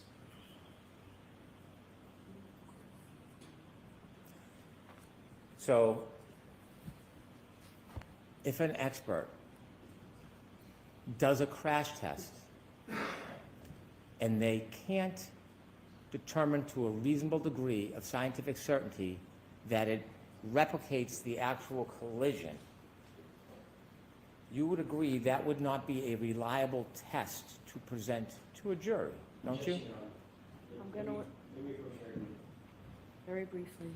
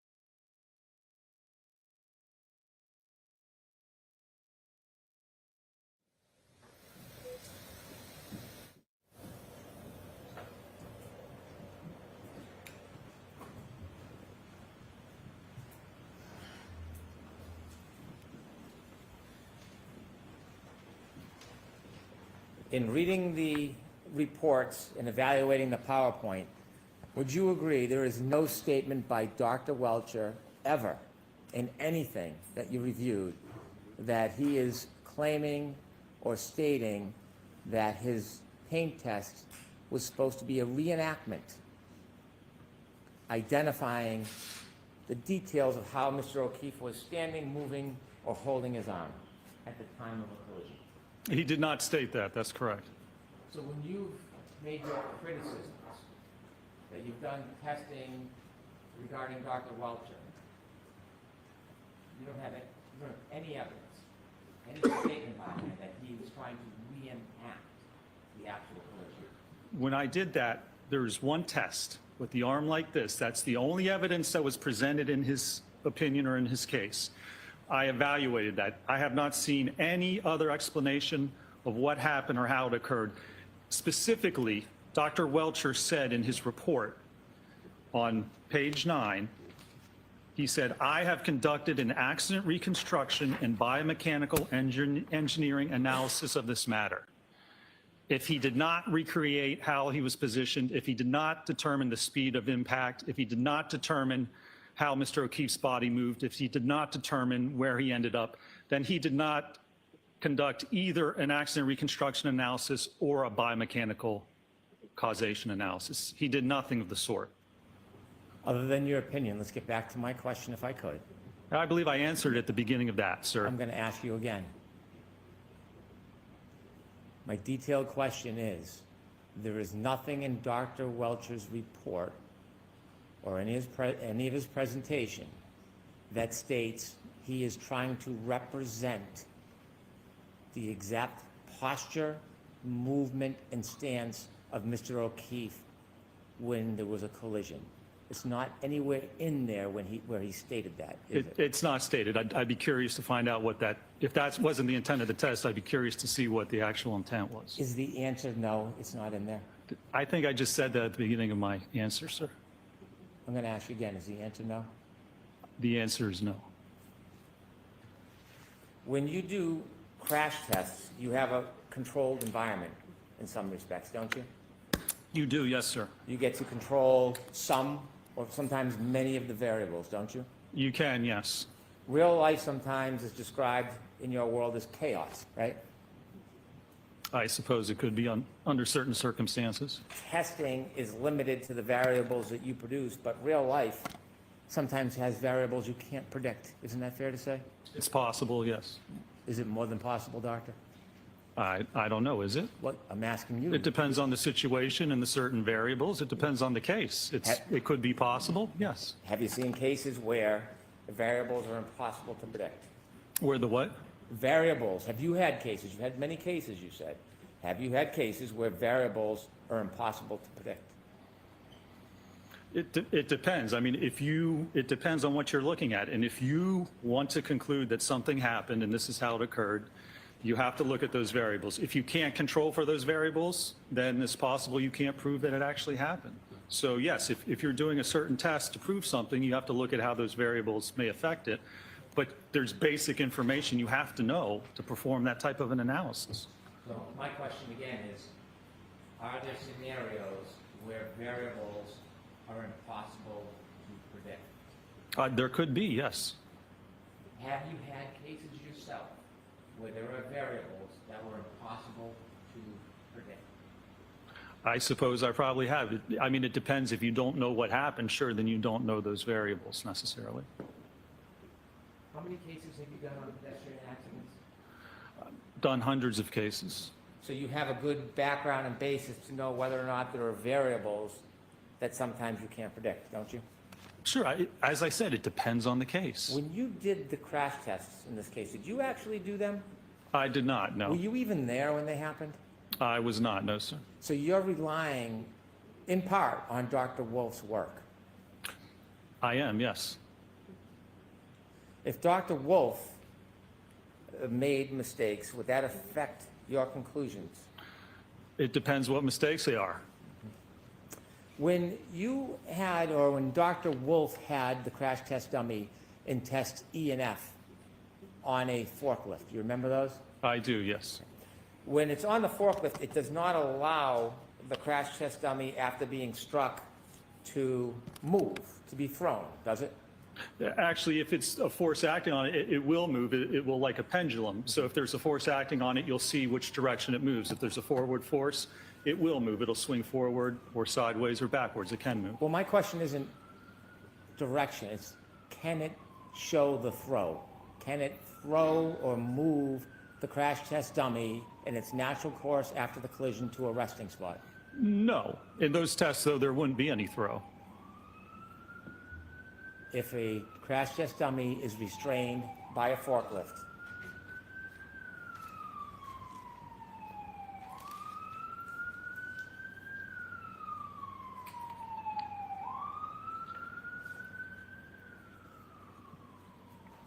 If a crash test dummy is restrained by a forklift, it does not allow the crash test dummy to be thrown, does it? Assuming there is throw, that's correct, it doesn't. It doesn't allow an observation of the crash test dummy to turn or fall, does it? No, it does not. Well, no, actually it turns, sure. I mean, it can spin. How about fall? No, and a crash test dummy would just fall down anyway. Have you seen crash test dummies where it is held in place electromagnetically, and when the collision happens, then the dummy can move? Have you seen that?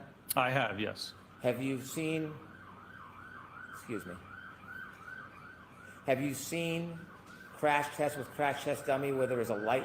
I'm sorry. Have you seen crash tests with crash test dummies where there is a light string and somebody cuts the string moments before the impact or a second before I the have, impact? yes. That wasn't done in this case, was it? What? It wasn't necessary. Was that done in this case? It wasn't, I'll speak slower and a little clearer. Maybe if you answer my question. I just did answer it. I said it wasn't. When the crash test dummy is held by a forklift and the car hits it, it doesn't replicate the drag that the car will have on the crash test dummy as it would a real person, does it? You can see if there's any drag because it's on like a pendulum. So if there's any drag pushing it forward, it's going to sway that way. It's going to move the dummy. It's not going to move at the distance that it actually would. If there was any distance, it would move it. But you can actually see the motion, and you can see in the testing, the 24-mile-an-hour testing, there was no motion, which is not unexpected for that type of a test. There is a difference between a crash on center of mass and a fender vault, isn't there? There is, yes. A fender vault is a different type of collision than a center of mass collision, isn't that true? That's correct. It is impossible to replicate all of the different scenarios with a crash test dummy on a fender vault collision, isn't it? I mean, it depends on what you're trying to replicate, and it depends looking at the injuries or how someone was positioned. So if you know how they were positioned, you can try and replicate that, yes. Could I have 59 of Dr. Rentral's PowerPoint, please?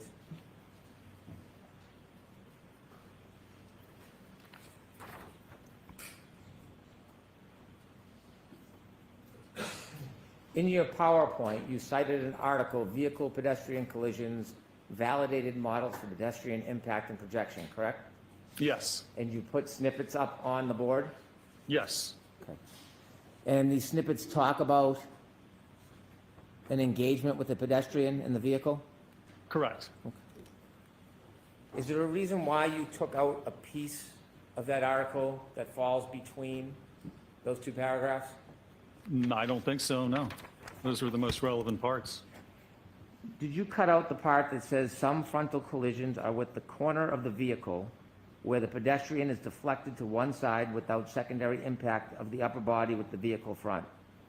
Alternatively, the transverse velocity of the pedestrian at impact may be sufficient to prevent head contact as the body rotates sideways off the bonnet, and these situations are known as fender vault. The models presented here do not apply to fender vault. Did you leave that part out purposely? Oh, yeah, I did, sir, because this isn't a frontal impact with a sedan over the fender of the hood of a sedan. This is with the back of an SUV, so it's completely different. You've cited many, many sources where it talks about front-end collisions, because that is the majority of pedestrian collisions, the front end, isn't it? The majority, Yes. it is, yes, sir. And so there is a difference between fender vault and a center of mass collision, isn't there? That's correct, and that's why you see a center of mass, you look at the testing we did, that's a center of mass impact. On a frontal impact, usually, if you're hit by the front of a car, it doesn't usually get your center of mass, you're too tall. That's why you do a fender vault, or you flip onto the hood, or you flip over the top of the car. So yeah, it's completely different, and doesn't pertain to allegedly what occurred in this case. So let me get back to my question. When the tests were done, E and F, F was a center of mass collision at 29 miles per hour, wasn't it? That's correct, yes. Right. E, are you considering E a center of mass collision? Which was he, the 24 miles per hour. No, Just it didn't hit the center of mass of the Right. dummy, it just hit the arm. Exactly. So there is a difference.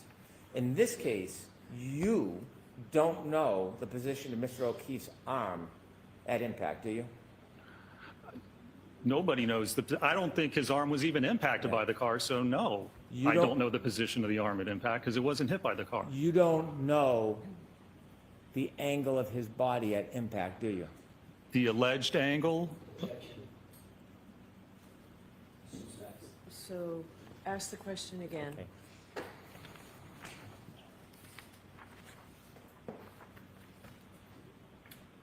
You have no information about the angle of Mr. O'Keefe's body at the time the defendant's Lexus was traveling backwards on January 29, 2022, do you? we have no information that he was even hit by the Lexus. So there wouldn't be any information on the angle if his body wasn't hit. When you talked about force equations with this jury, you cited a number of pieces of literature, didn't you? I did, yes. And when you cited the literature, you cited all literature regarding concentrated forces, didn't you? No, that's not true. There's a difference between concentrated and distributed force, isn't there? Yeah, I talked about that on my direct, yes, sir. When you showed your slides, for example, the hand, Yes. could we see slide 8, please?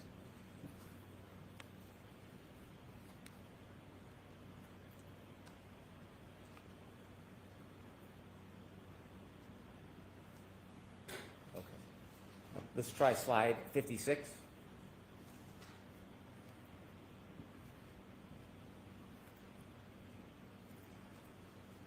You would agree with me, Doctor, there's a difference between a concentrated and a distributed load, wouldn't you? I would, yes. When you gave your opinions in this case, it was based on concentrated load, wasn't it? No, sir. When you gave your force equations, was that distributed load or concentrated load? That was the load at the center of mass. And so you can evaluate that on a distributed load. You look at acceleration and you look at bending moment. So you can do both. When you gave your charts and numbers, was that based on concentrated or distributed load? No, that was based on the distributed load with respect to the center of mass of that arm and where the accelerometer was. But this was not a center of mass impact. But we're assuming a center of mass is the most dispersed impact. So if we want concentrated, then we look at a focal point, and you can do that with the hand. So But center of mass, acceleration, and distributed across the entire arm, that's where it's the least amount of pressure, if we're talking about force over area. And that's what I evaluated in this case. When you gave your demonstration about the hand with the different hexagons on it, do you remember that? I do, yes, sir. Okay. There was a difference between taking a small object and putting pressure on the body as opposed to a larger, wider object, isn't there? Well, it depends on what it's contacting. And certainly not a difference when you look at the size of that impactor and the size of the knuckles and the metacarpal bones. So for example, if somebody took a book and hit somebody off the forehead, it may or may not leave a mark. But if they used the same force and they took a high heel, the heel of a high heel, and hit somebody, there would likely be more damage with the high heel than there would with the book. Isn't that fair to say? Well, soft tissue, but if the force is the same, you would expect the fracture to occur. You have to look at the distribution, you have to look at the strength of the bone, and you have to look at the overall force that's being applied. Now, you said in your differential diagnosis you considered all evidence. Did you say that on direct examination? I don't believe I did. I believe I considered evidence for a biomechanical and accident reconstruction analysis in this case. So you didn't consider phone data. Has nothing to do with biomechanics or accident reconstruction. Did you consider text stream data? I'm going to allow that. Yep, I'll strike it. Did you consider Apple Healthcare data? No, sir. I'm going to allow it. Did you consider phone temperature, battery temperature data? I'm going to allow it. Has nothing to do with biomechanics, sir. I'll ask again, did you consider it? I did not, no. You said it would be improper to ignore evidence. Are those your words? For a biomechanical analysis, yes, sir. Have you been to the scene of an accident before or a collision? I have, yes. Do you know what a debris field is? Yes, sir. And you've seen in your videos E and F, there's debris fields after the collision and the taillight breaks, isn't there? So first of all, there's debris in the yard. What that's from, is there a collision? Was there a collision? Where did that come from, where it was positioned? That's all conjecture and supposition. Those aren't actual facts, sir. Can you hear my question about debris field? I'm asking. Yeah, and I think it's in a, Excuse me, sir.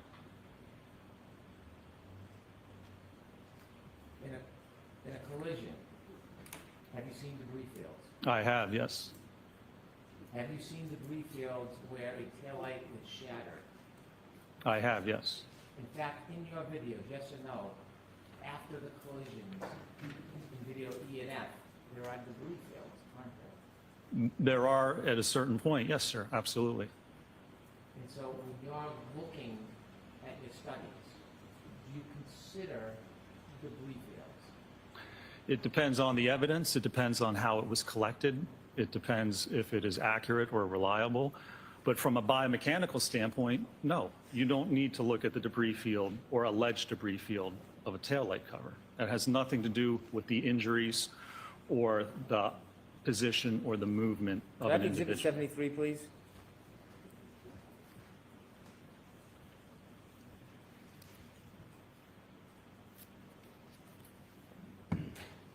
Do you see that, sir? I do. Do you know what that is? Looks like possibly part of the taillight cover. Right. Is that an alleged part of taillight cover, or do you think that's part of a taillight cover, sir? I don't know specifically. It might be part of the actual taillight Well, cover. when you studied this case and you looked at all the evidence and all these different things, did you look at these photos and see that alleged piece of taillight shard recovered from the front yard area of 34 Fairview Road? Did you consider that? Well, I don't, was that part of the one that was recovered by a leaf blower or not? When you were doing your ample study, sir, Yes. what I'm asking you is, when you were looking at all the available evidence, did you look at this photo of this alleged taillight shard on the front lawn of 34 Fairview Road? Were you aware of this? No. Oh, I was aware that there was debris in the yard, but again, that has nothing to do with the biomechanical analysis.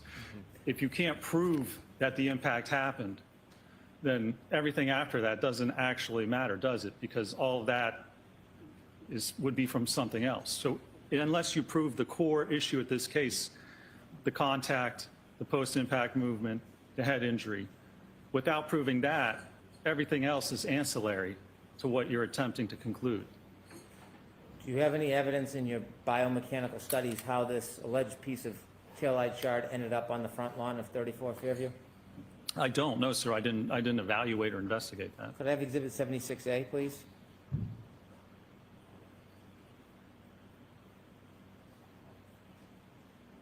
Did you see this photograph, sir? I do, yes. Is that part of a red taillight shard or an alleged piece of a taillight shard? It looks like it, yes. Did you consider this in your biomechanical studies, that this taillight shard was found in front of 34 Fairview Road? Was found. Can you give me a precise distance from where the body was found and where that was found with respect to Mr. O'Keefe, with respect to a reference point? Did you consider this, sir? There is none, so no, I did not consider that. Do you know how this taillight shard got there?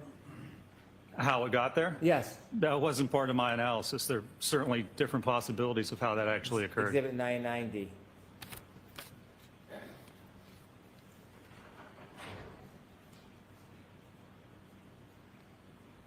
Do you know what that is, sir? It looks like part of the light assembly. Mr. O'Keefe's hat? Oh, Did you that's look at his this hat. photograph? I see now, yes. Did you know he was wearing a hat that night? I did, yes. And did you consider how that hat ended up on the ground in front of 34 Fairview? No, sir, that was not part of my biomechanical analysis. There's a number of ways a hat can end up in a yard. Right. Is one of those ways being in a collision with a Lexus? I suppose that's a possibility, or someone could put it there. I mean, there's a number of different possibilities as to when or how a hat may appear in a yard. Who do you think put it there? Well, I have no idea. I haven't seen any evidence of how it got there, and frankly, it's immaterial to a biomechanical analysis. Do you have a theory you want to share with us about planting evidence? Is that what we're getting at, sir?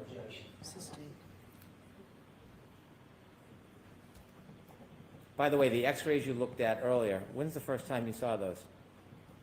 I saw those when I was on the case initially for the first trial. No mention in your report about reviewing those.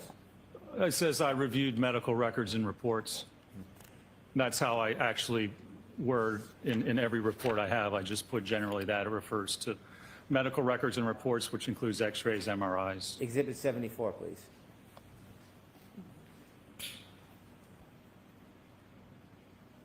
Have you seen this photograph? I have, yes. Okay.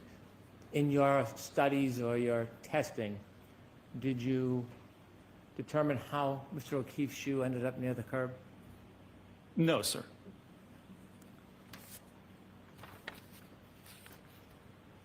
Exhibit 201A, please.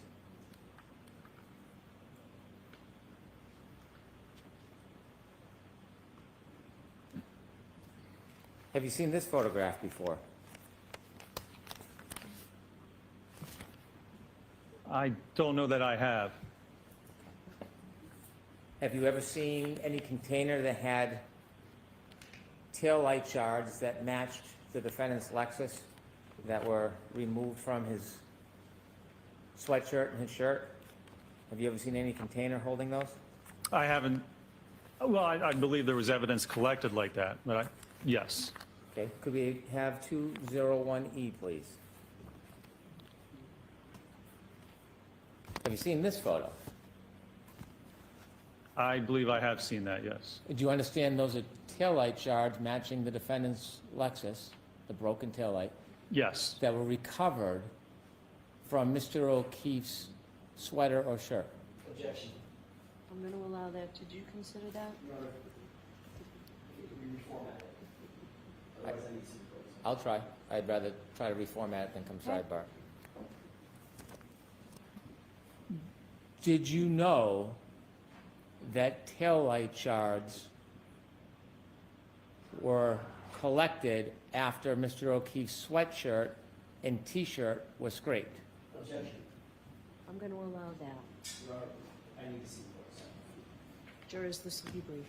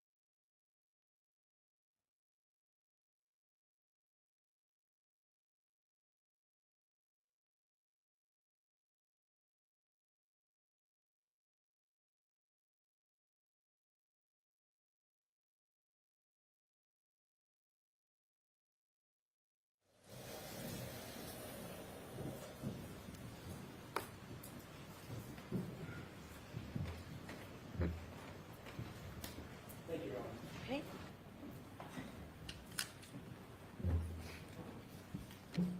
In your extensive study of the detail of this case, did you know that these pieces of plastic were removed or scraped from Mr. O'Keefe's clothes, specifically his sweatshirt and his T-shirt? Did you know that?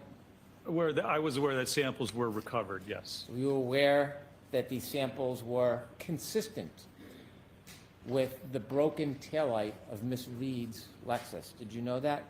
Yes. Did you do any analysis how these broken taillight shards got into Mr. O'Keefe's clothes? No, I did not. The first step involved with that would be to actually perform a biomechanical analysis to look at the movement of the body, how the body was positioned, where it ended up. So without that knowledge, you can't determine exactly how or if those types of shards were deposited there as the result of an actual impact. Your Honor, based on the last question, I wonder if the copy finishes the objection we described based on the question that was asked. For the same reason I just indicated the sidebar. You just reformat it and straight. I'll try again. Okay. When you looked at these taillight shards that were Objection. Go ahead, Mr. Brennan. when you looked at these taillight shards that were consistent with the break in Miss Reed's Lexus, did you consider how they got into Mr. O'Keefe's clothes? Objection. Same objection. I understand the objection. Word it differently. Start with the different. Yes, Your Honor. You see these pieces of broken plastic, don't you? I do. And you understand that these were found in the scrapings of Mr. O'Keefe's clothes. I do. And you understand that these broken pieces of plastic are consistent with the taillight of Miss Reed's Lexus. I do, yes. In your studies and reenactments, did you make any determination how these pieces of broken plastic got into Mr. O'Keefe's clothing? No, when you look at those studies, first you have to know how the incident occurred. Then you can look at that and determine, if you want to, how that may have occurred. Because otherwise, there's, again, different ways, different manners in which that may have been deposited on the sweatshirt. Without knowing how this happened, you can't just then look at other evidence and try and predict how it happened. You need the actual evidence to look at the event. This all goes to the event. You need contact with the arm, I guess apparently, to actually cause this incident to occur. And without that evidence of any of that happening, knowing how the body moved, knowing how it was hit, knowing where it ended up, any conclusions drawn off of information like this is just supposition, because you don't know the movement of the body or the vehicle.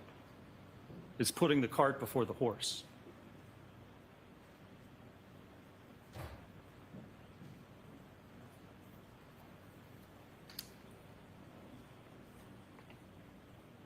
Could I have Exhibit 201D, please?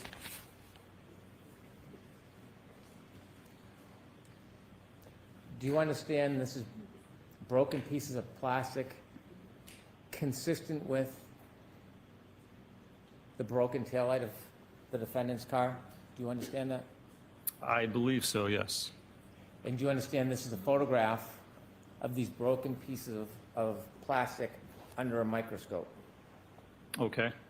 Well, I'm asking you, do you understand Well, if that? that's what you're I don't, telling me, then I don't want you to rely on me. If you didn't see them, it's okay. I don't recall if I saw those or not. Have you seen this picture? I don't recall seeing it, no. Now looking at this photograph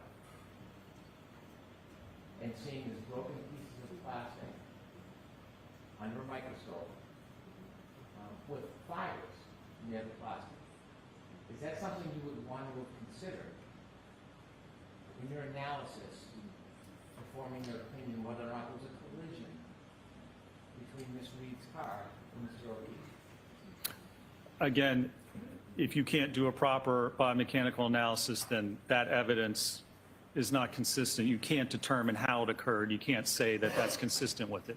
You can't just look at certain evidence and not do a proper analysis. If you can't even tell that an impact occurred, you can't look at tertiary evidence and say, well, this proves that it occurred.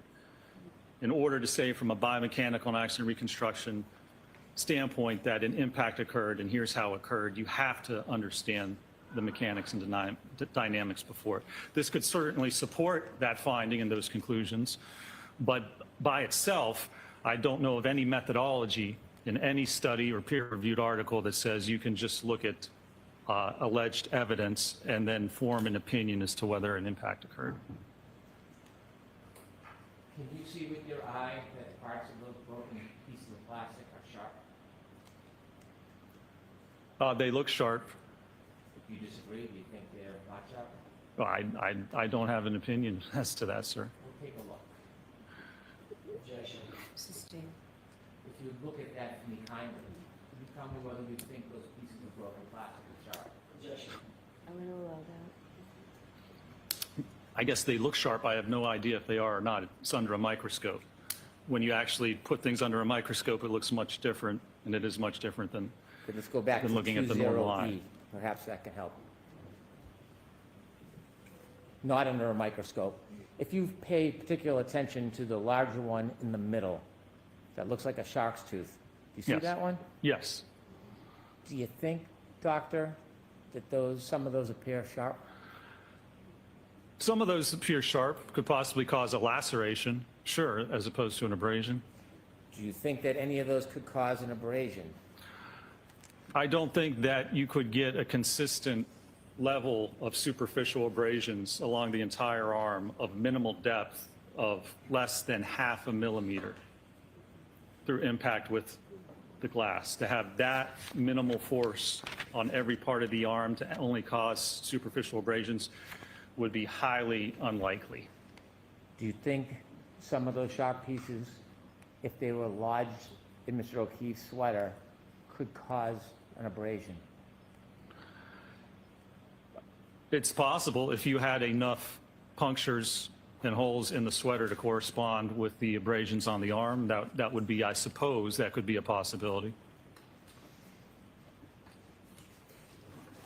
In your testing, not to belabor it, I'm just going to show you one. I want to show you video E. Could we go to video E, please?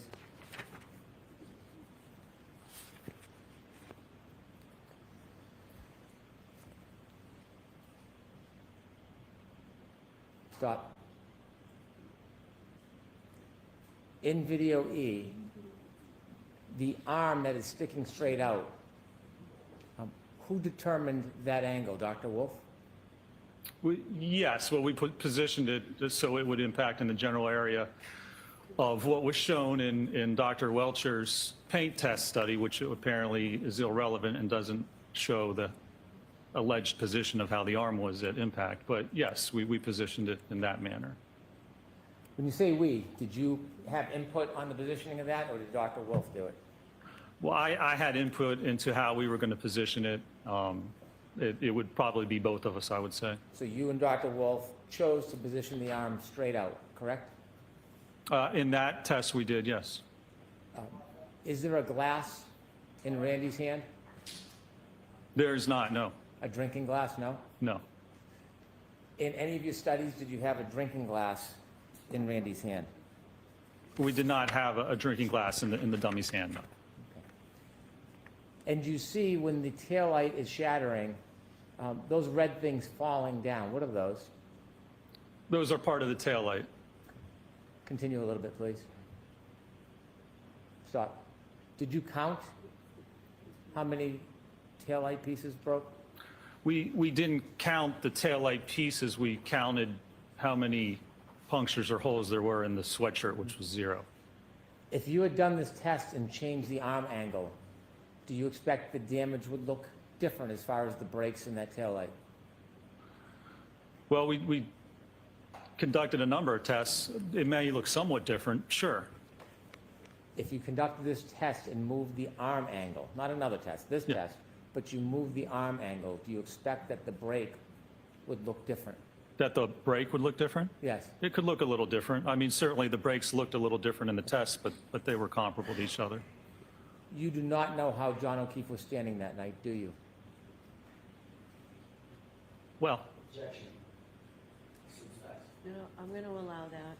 You do not know how John O'Keefe was standing that night, do you? if he was standing, if the impact occurred, then no, nobody knows how he would have been standing. You would not know what his arm angle was, would you? No, You would not know the exact speed of any vehicle that hit him that night, would you? Sustained. The debris, the broken taillight, is that traveling in a consistent or a different direction? What do you mean consistent or Is different? it all going in the same direction, or is it going in different directions? No, there's some spread to the debris. So the pieces don't all fall right in a pile with each other, do they? They do not, no. Continue, please. Stop. Do the majority of the pieces land on Randy? No, they do not. And so as they fall, if Randy were to fall, many of those pieces would not be among the immediate area of his body, would they? If the dummy fell right there, no, they would not be. Now, the dummy can't fall because the dummy is on a forklift, correct? It's suspended like a pendulum, correct? And you see in your test that the tail light, at what you say is 24 miles per hour, can be broken without the dummy's knees touching the vehicle. Isn't that fair to say? That's correct, yes. Okay. You can't tell the full movement and fall of this dummy the way you've set up this test, can you? Well, knowing the physics, you can certainly determine or estimate where it would be, but no, you could release it and it would fall primarily straight down. It would twist and it would fall down. Is there something that could affect the dummy if you let it fall? Is there something that could affect its movement after being hit? Like what? Like, could its feet be twisted and then hit another object like a curb? Well, there's going to be very little lateral movement of its feet, but even if it did, then it's still going to fall over right where it is. Can you continue, please? Can you see the feet, doctor? Yes, Are they twisting? they are, yes. Is that because of the rotation of Randy after he struck?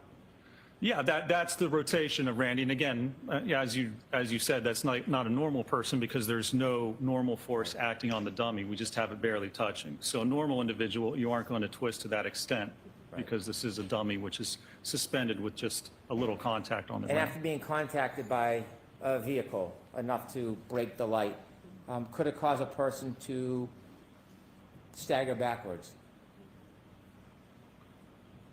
I mean, you're making some suppositions here. There's no evidence that would occur in this case, and not if you're spinning like that. You're not going to stagger backwards. First, you're going to spin if you get hit with your arm, as I described in my direct. But is it possible? I can't say it's impossible, but there's no evidence of that. Could a person stumble backwards after being hit? I'm going to allow that. What do you mean by backwards? Because you'd be spinning. So what direction is backwards?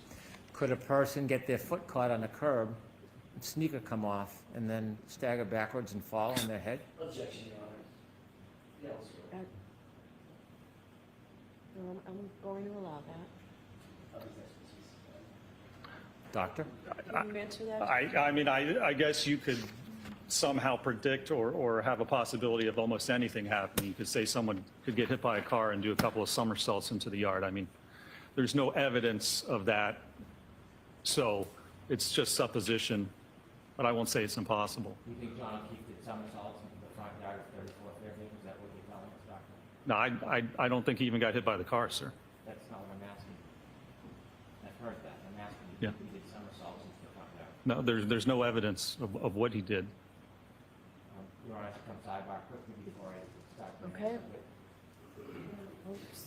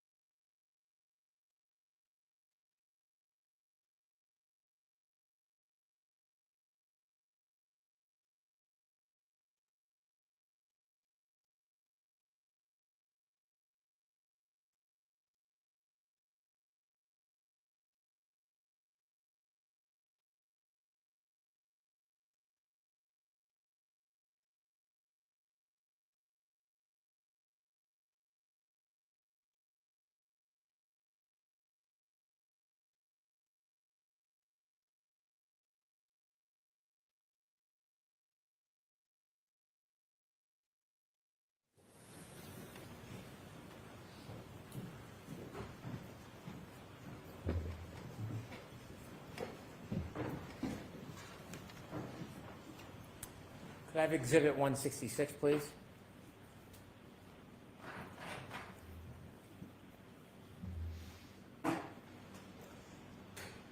Did you see this photograph, sir? I did, yes. And do you see the cut on Mr. O'Keefe's nose, the left side of his nostril? I do. In your analysis of whether there was a collision with the defendant's Lexus, did you consider or know that there was evidence that a piece of glass or a piece of broken plastic was pulled from Mr. O'Keefe's nose? Objection. I'm going to allow that. I'm going to allow that. So, hold on. Let's get an answer, Dr. Mitchell. Your objection's noted, Mr. Jackson. I was aware there was some piece of material allegedly pulled from the nose, yes. Allegedly pulled from the nose? Yes. Okay. And that alleged piece of material, were you aware that it was perhaps a piece of glass or broken plastic? Objection. Are you aware of that? That's not the evidence. That is not the evidence. So, Glass, not hold on, Mr. Jackson. Mr. Brennan. I can do you have a reword quick- it. Okay. You're welcome. Are you aware of that object that was pulled from Mr. O'Keefe's nose? What material that was? I believe it was glass. Did you want to know in your assessment about collision where that came from? Well, I did evaluate that, and it's actually entirely inconsistent with coming from an impact with the vehicle. Can we have Exhibit 52A, please?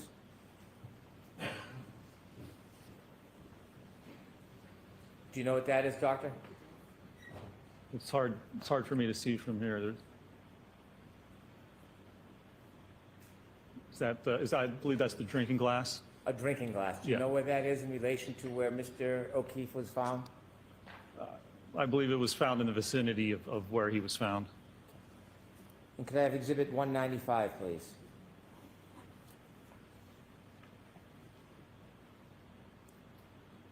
You recognize that? That is another photograph of the drinking glass, yes, sir. 197A, please.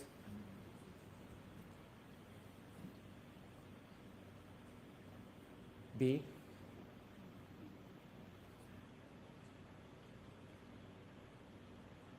C.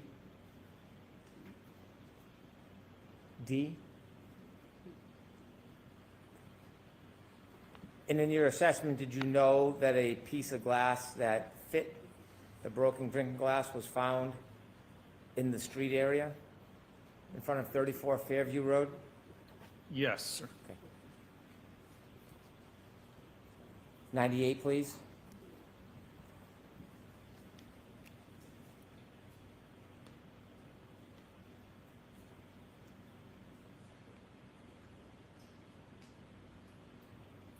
A little more, please. Do you know what that is, sir? It's hard for me to tell from Does it back. look like a drinking straw? Okay, the black, that does appear to be a drinking straw, yes. Have you seen that before? I've seen that photograph before.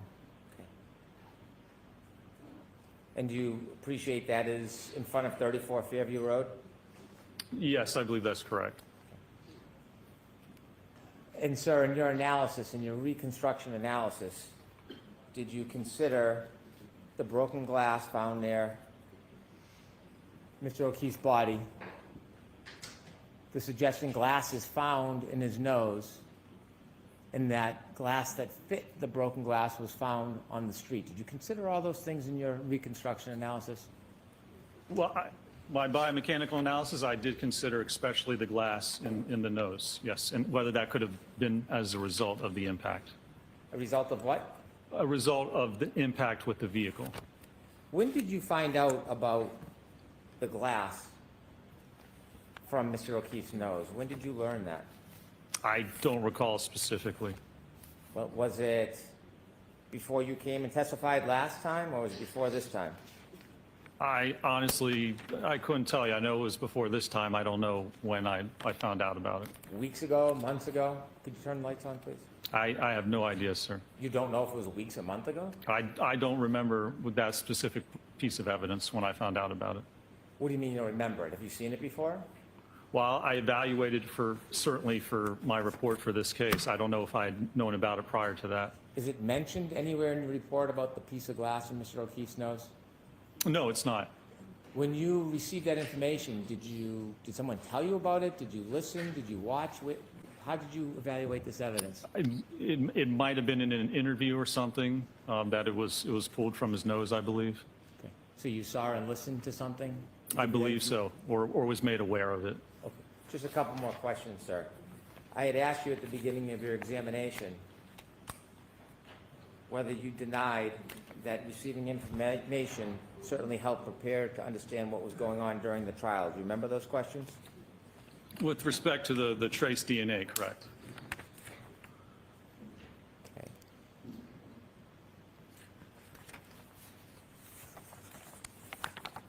May I approach? Yes.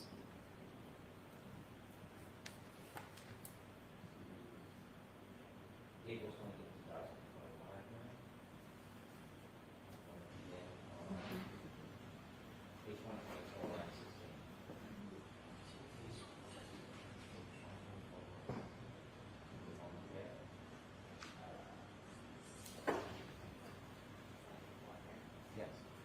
124, line 16. Yes. You've testified a few times under oath in this case, haven't you? I have, yes, sir. And you've testified recently for a short bit in April, didn't you? I did, yes.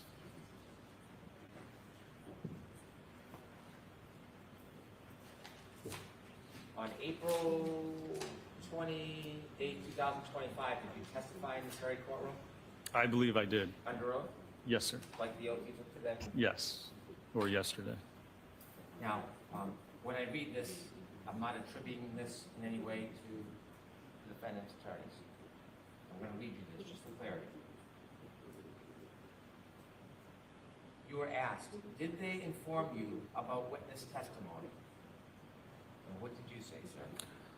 They did inform me, yes, about testimony in situations and events that came forth in the trial that I was not aware of. Those are your words? Yes, sir. Page 125, line 7.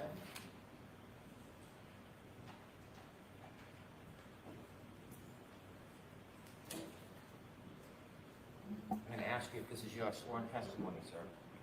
On page 125, line 7, I'll read the question, and if this is your answer, you should read the answer. Were you asked, and by calling and raising issues and telling you information, even if you weren't requesting it, it helped prepare you for your trial testimony, didn't it? What did you swear? I said it certainly helped prepare me to understand what was going on during the trial, yes.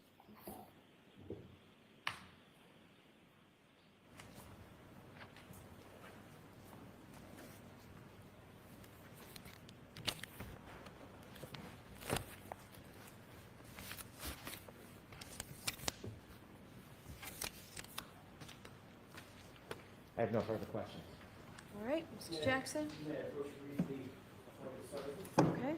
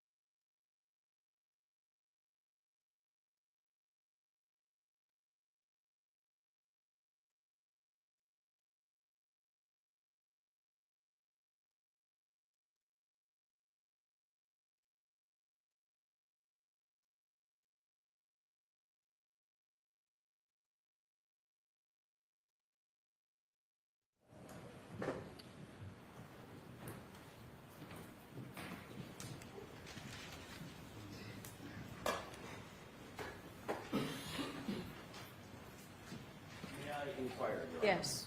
Thank you. Dr. Rentschler, you were just asked a couple of questions about they provided information about the prior trial, correct? Correct. They is no one associated with the defense team, correct? That's correct. No one associated with you, and they provided information, and again, it let me know what was going on, but it didn't affect my preparation or my opinions. It in no way changed any of my opinions or what I testified to. Thank you for that. To get through this, I'm going to let you just Thank you. answer the question. Sorry, And- Ron. And with regard to, and I appreciate that, Mr. Brennan asked you a couple of questions about they being your employer. Do you remember those questions at the beginning of his cross-examination? I do, yes. Who is your employer, actually? The actual employer that you work for? ARCA. Okay. Wasn't them. No, It's a client, correct? it was a client. A That's completely correct. separate entity that hired you for that work, correct? That's correct, yes. Thank you. Thank you. You were asked about a fender vault collision, and you said, well, this wasn't a fender vault, right? Correct. What is a fender vault? A fender vault is when you're hit by the front of a car and you're moving across the car. So you're moving across the center towards the driver's side of the car, and the car hits you. You go up over the car and you fly over the fender to the driver's side of the car. So you vault over top of the fender. Dr. Rentschler, where is my, as I stand here, where is my center of mass? Right about your belly button. Right there. Yes. So what would happen if I was hit by a vehicle, front collision, and the vehicle struck me below my center of mass? It's going to flip you. Your center of mass will go, you'd go right up, if it was coming right at you and it hit you at your legs, you'd flip right into the hood or over top of the top of the car. Is that what's described in the industry as a fender vault? That is part of a fender vault, yes, but it's at an angle. So instead of going direct back, it's because if the person's walking across and you get hit, you fly kind of back and over the top of the fender. Did that set of circumstances, physics, have anything to do with your analysis in this case? No, none whatsoever. The profile of the car is completely different, the back of the SUV. You were asked several questions about the debris field in the test F as in Foxtrot. Well, actually, you were asked about both test E and test F. Test E being the 24-mile-an-hour impact to the right arm of Randy, correct? Correct. And test F, the full rear impact, center of mass impact, correct? Correct. You were shown several photographs, exhibits of very tiny, tiny shards. Do you remember that? I do, yes.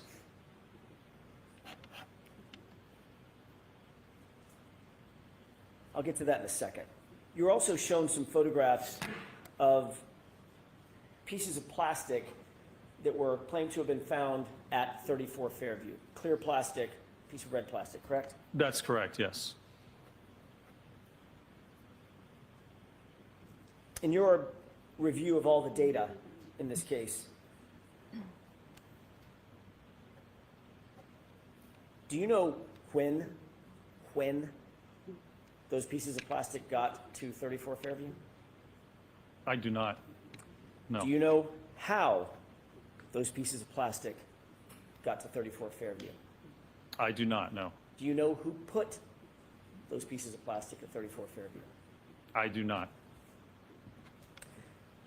Were you aware in your review of the police reports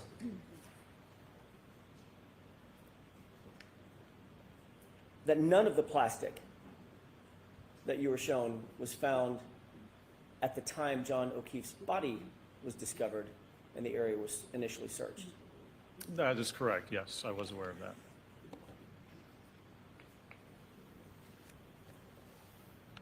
You indicated that the cut on Mr. O'Keefe's nose, the right side of his nose, was inconsistent with coming from a vehicle, correct? Correct. Can you describe why you came to that conclusion? Well, if you're standing at the back corner of the vehicle and it strikes the arm, and let's be clear, if nobody wants to say where the arm was or how it was positioned, if they're claiming the abrasions are a result of the fractured taillight, it has to strike the arm. You have to be standing like this. The debris goes forward with the vehicle. So it's with your arm like this, it already passes by the person. And if there would be any contact whatsoever, it would be with the right side of the face. The shard can't come out and then make a right turn and then somehow embed itself on the left side of the nose. That's entirely inconsistent with the fracture and how the glass and the cover would actually move. Dr. Retrial, you were asked a series of questions about a hat. Do you remember that? I do. About some shards of plastic material, correct? Yes. About a drinking glass? Yes. About a drinking straw? Yes. Doctor, if there was no collision, does any of that matter in terms of your biomechanical analysis and your reconstruction in this incident? It does not. Why? Well, because if there wasn't a collision, it wasn't that debris or those items weren't a result of that impact. You can explain how that got there, I believe, easier than if you can't explain how the impact occurred, if the injuries don't match up. If you can't even prove what happened, then you can't use information or evidence if you have no idea how it got there to try and prove what you don't even know what happened. Scientifically, it makes no sense. Scientifically, is the first question that has to be answered is, was there a collision? Objection. Sustained, you have to watch the formal question. Of course. In your expert opinion, based on all of your review of all of the data in this case, all of the testing that you've undertaken, do you have an opinion as to whether or not there was a collision with John O'Keefe? I do. Yeah, I'm sustaining that beyond this comment. In your view, was there evidence of a collision with John O'Keefe? Objection. Sustained.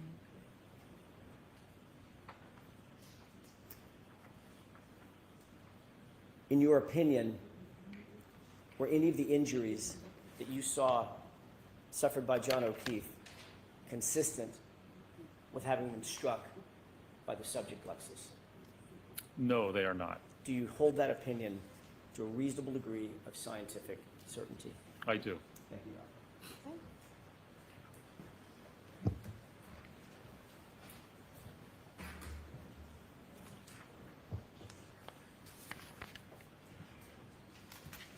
Doctor, you just said that you do not believe that there was a fender vault collision.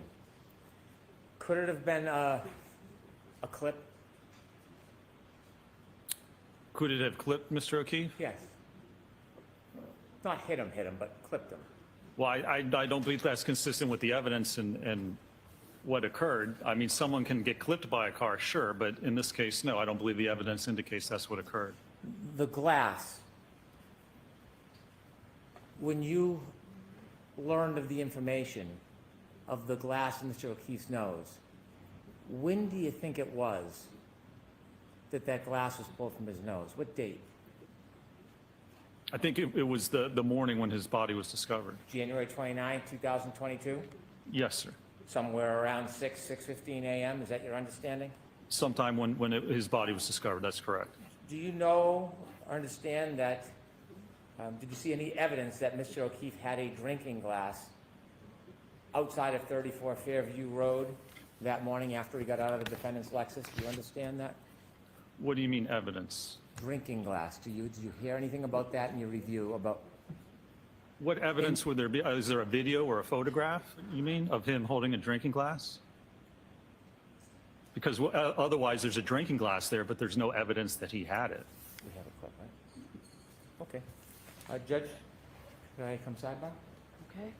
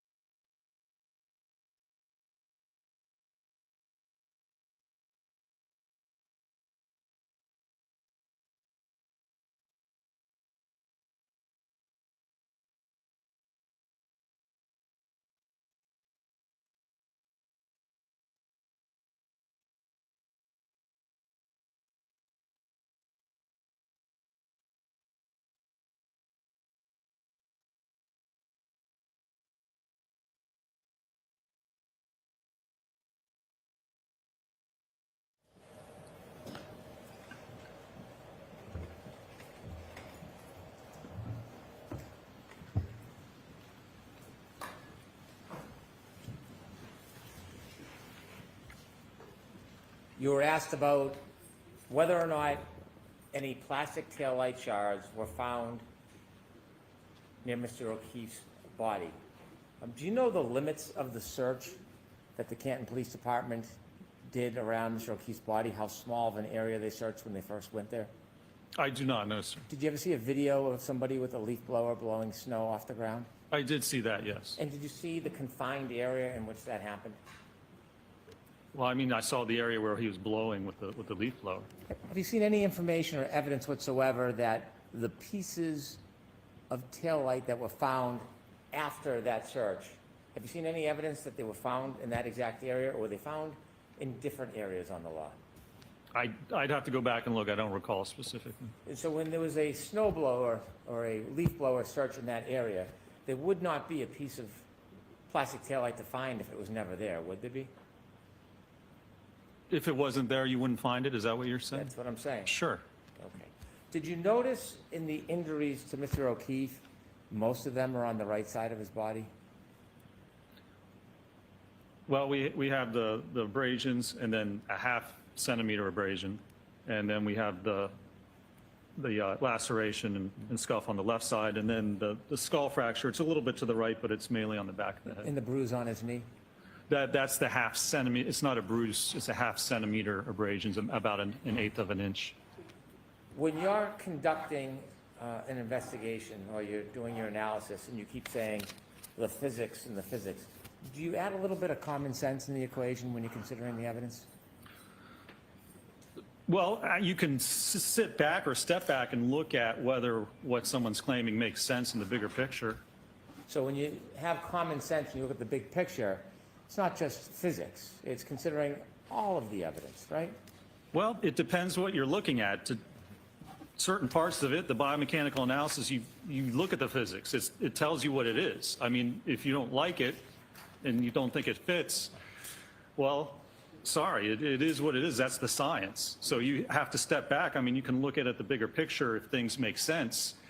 You know, if somebody was standing on the side of the road with their arm like this while an SUV backed up at them and they didn't flinch or they didn't put their arm up, that's kind of the smell test bigger picture. That doesn't make sense. But the physics, you can't deny it. You have to accept what science tells you.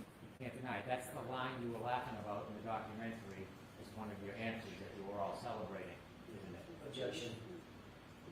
Isn't it? The objection sustained. How'd that taillight break, sir? How did it break that night? How did, oh, I don't know. There's no evidence of how it broke. Thank you. No further questions. All right, you're all set, Dr. Lynch. Thank you, Your Honor.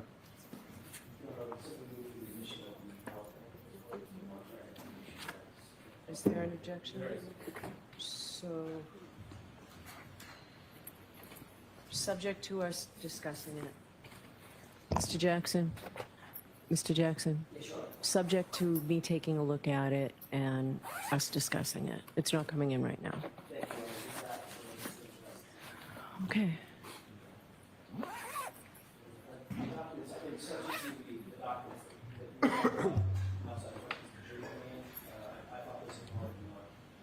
They've been marked for identity. Jurors, I'm going to see counsel for a couple minutes over here.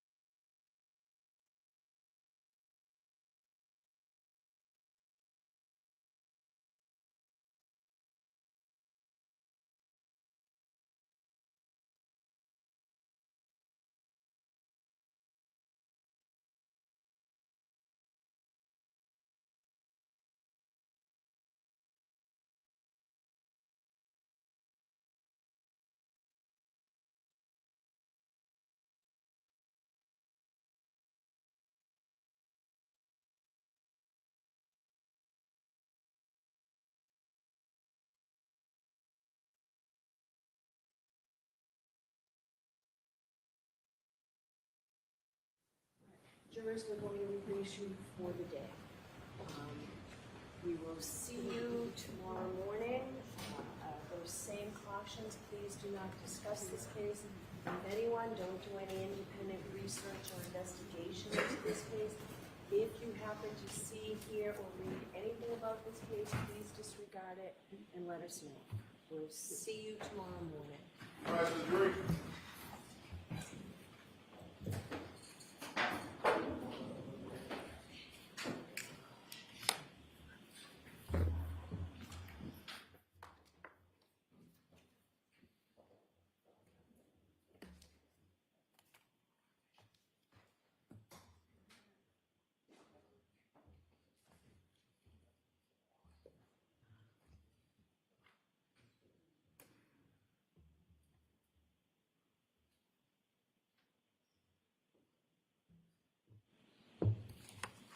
You may be seated. All right, so Mr. Brennan, I'm going to take a recess. You go ahead and look at that PowerPoint. I'll come back out in 10 minutes regarding the PowerPoint.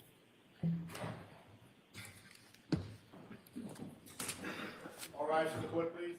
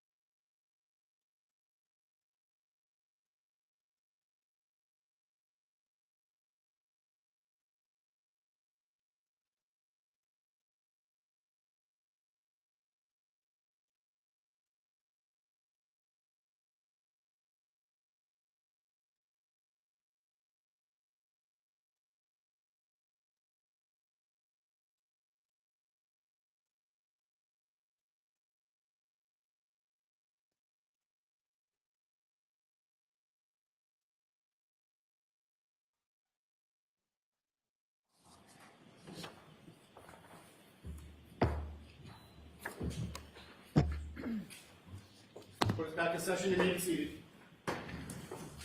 All right, so I had a minute to look at the PowerPoint. Are you in agreement on the PowerPoint? We're not. I do not want to admit it. I don't think it's substantive evidence. Objective. Okay. Mr. Jackson? Exactly the substance of Dr. Welch's PowerPoint. Which was not objected to, right? No, the court keeps saying that, yes, there were things that were less like evidence, so yes, there were things that But did he object to the PowerPoint coming in?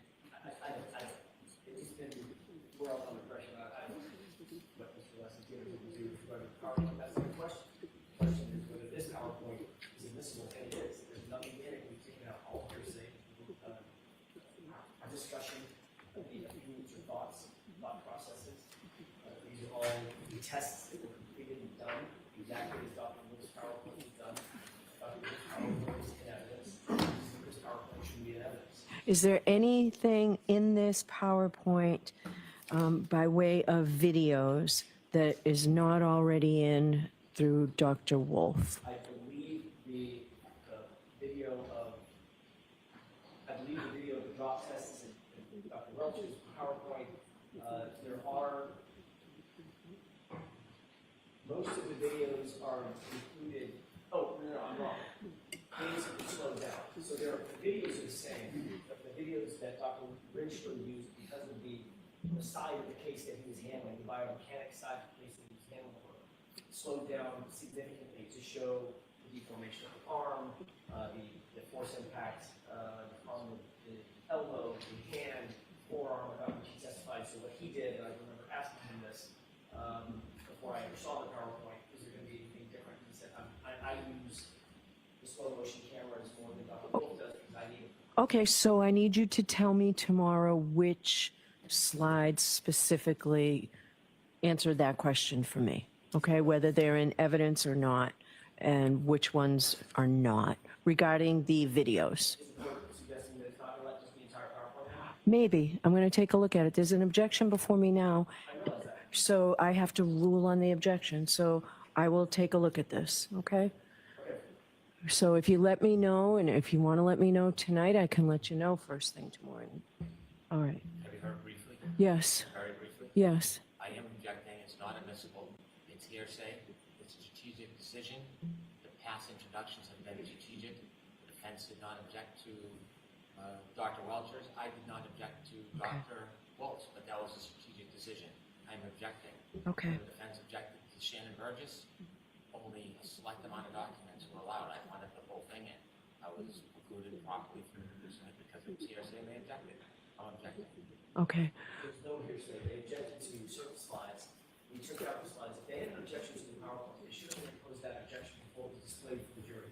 Well- The jury has now seen the entire PowerPoint. I think it's tactical. It's not strategic. It's tactical. They just don't like this because it hurts their case. If they didn't want to put certain things before the jury, which is exactly what admitting it into evidence does, brings it before the jury so that they can see it, they should have objected in a timely manner. When they objected, they chose certain slides, certain data on certain slides, and we took all of that out at their request and at the court's instruction. We did that with the court's instruction, with the Commonwealth's instruction, and there was no objection to playing it before the jury. Given the fact that it's been displayed in, not in part, in whole, as it now sits for the jury, sits for the court for quadruple K for identification, it should be admitted. Okay. Just like Shannon Burgess. It's no different. All right.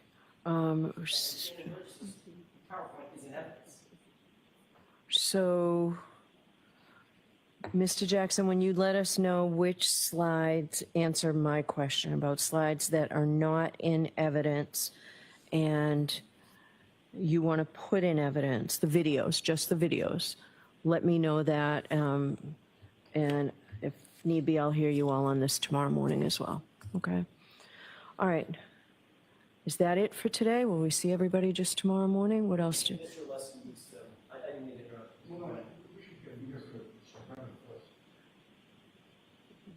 After the defendant rests, we will not be calling any witnesses, putting on any further evidence. Okay. All right.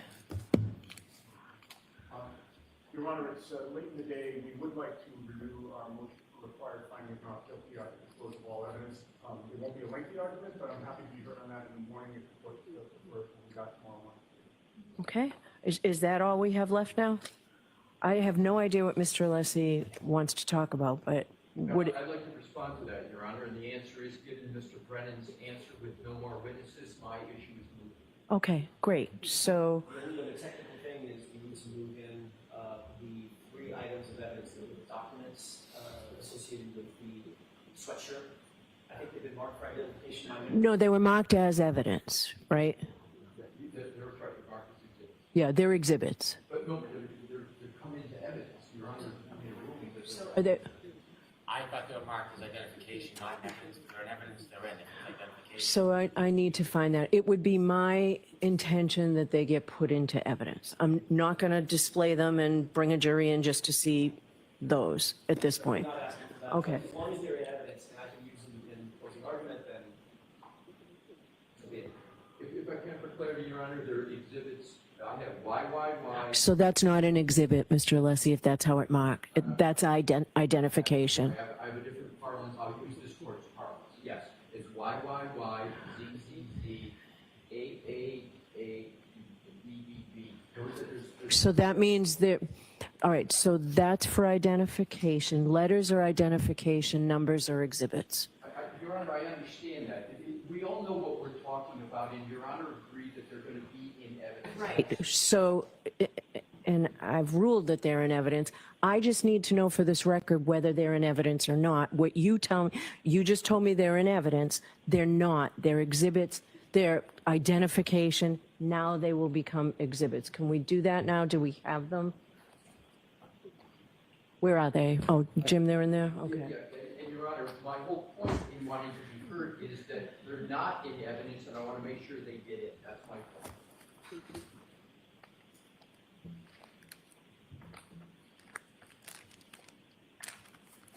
What number are we at, Madam Court Reporter?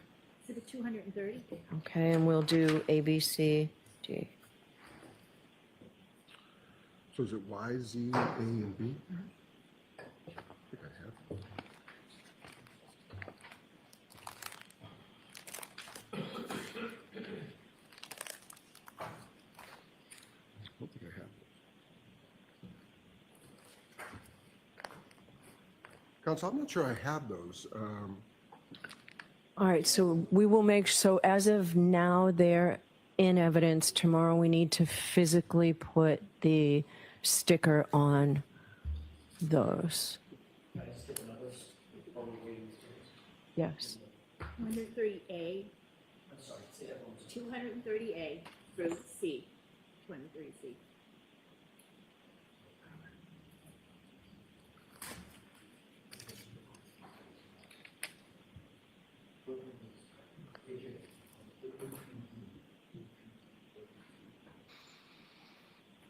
All right.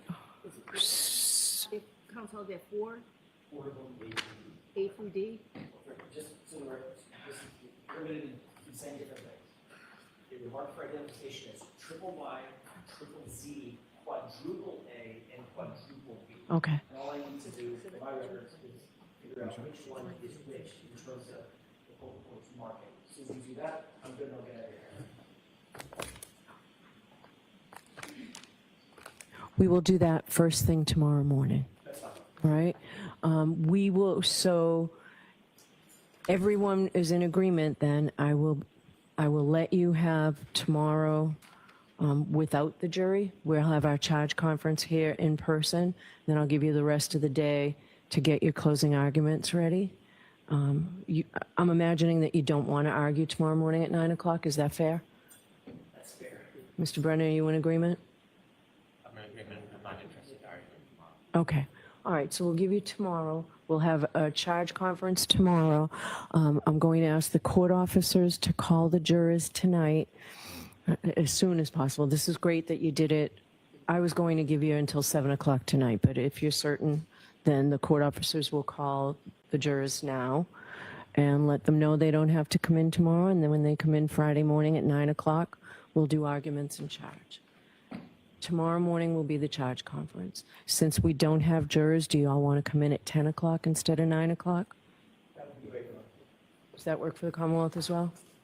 Yes. Okay, so I'll see everybody tomorrow morning at 10 for the charge con. Do you have them now, Jim? I do, Judge, and just for the record, YYY, ZZZ, AAAA, and BBBB are 223A through D. If you want to look. In the same corresponding order, so you know what they are, Mr. Jackson, in order, okay? 223. Thank you.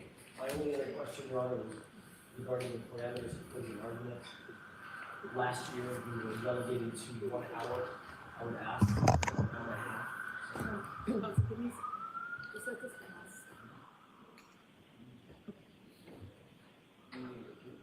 No, I got it, but now you can go. I would ask for.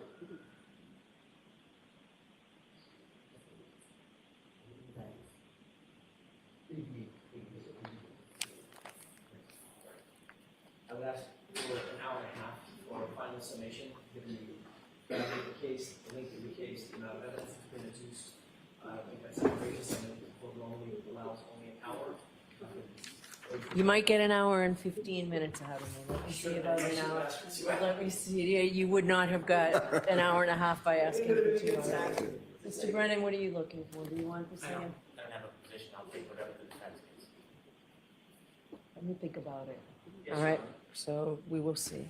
Thank you. All right, so I'll see everybody at 10 o'clock tomorrow morning. Is there anything else we need to discuss? No, thank you, Your All Honor. right, we'll see you tomorrow morning. All rise for the court, please.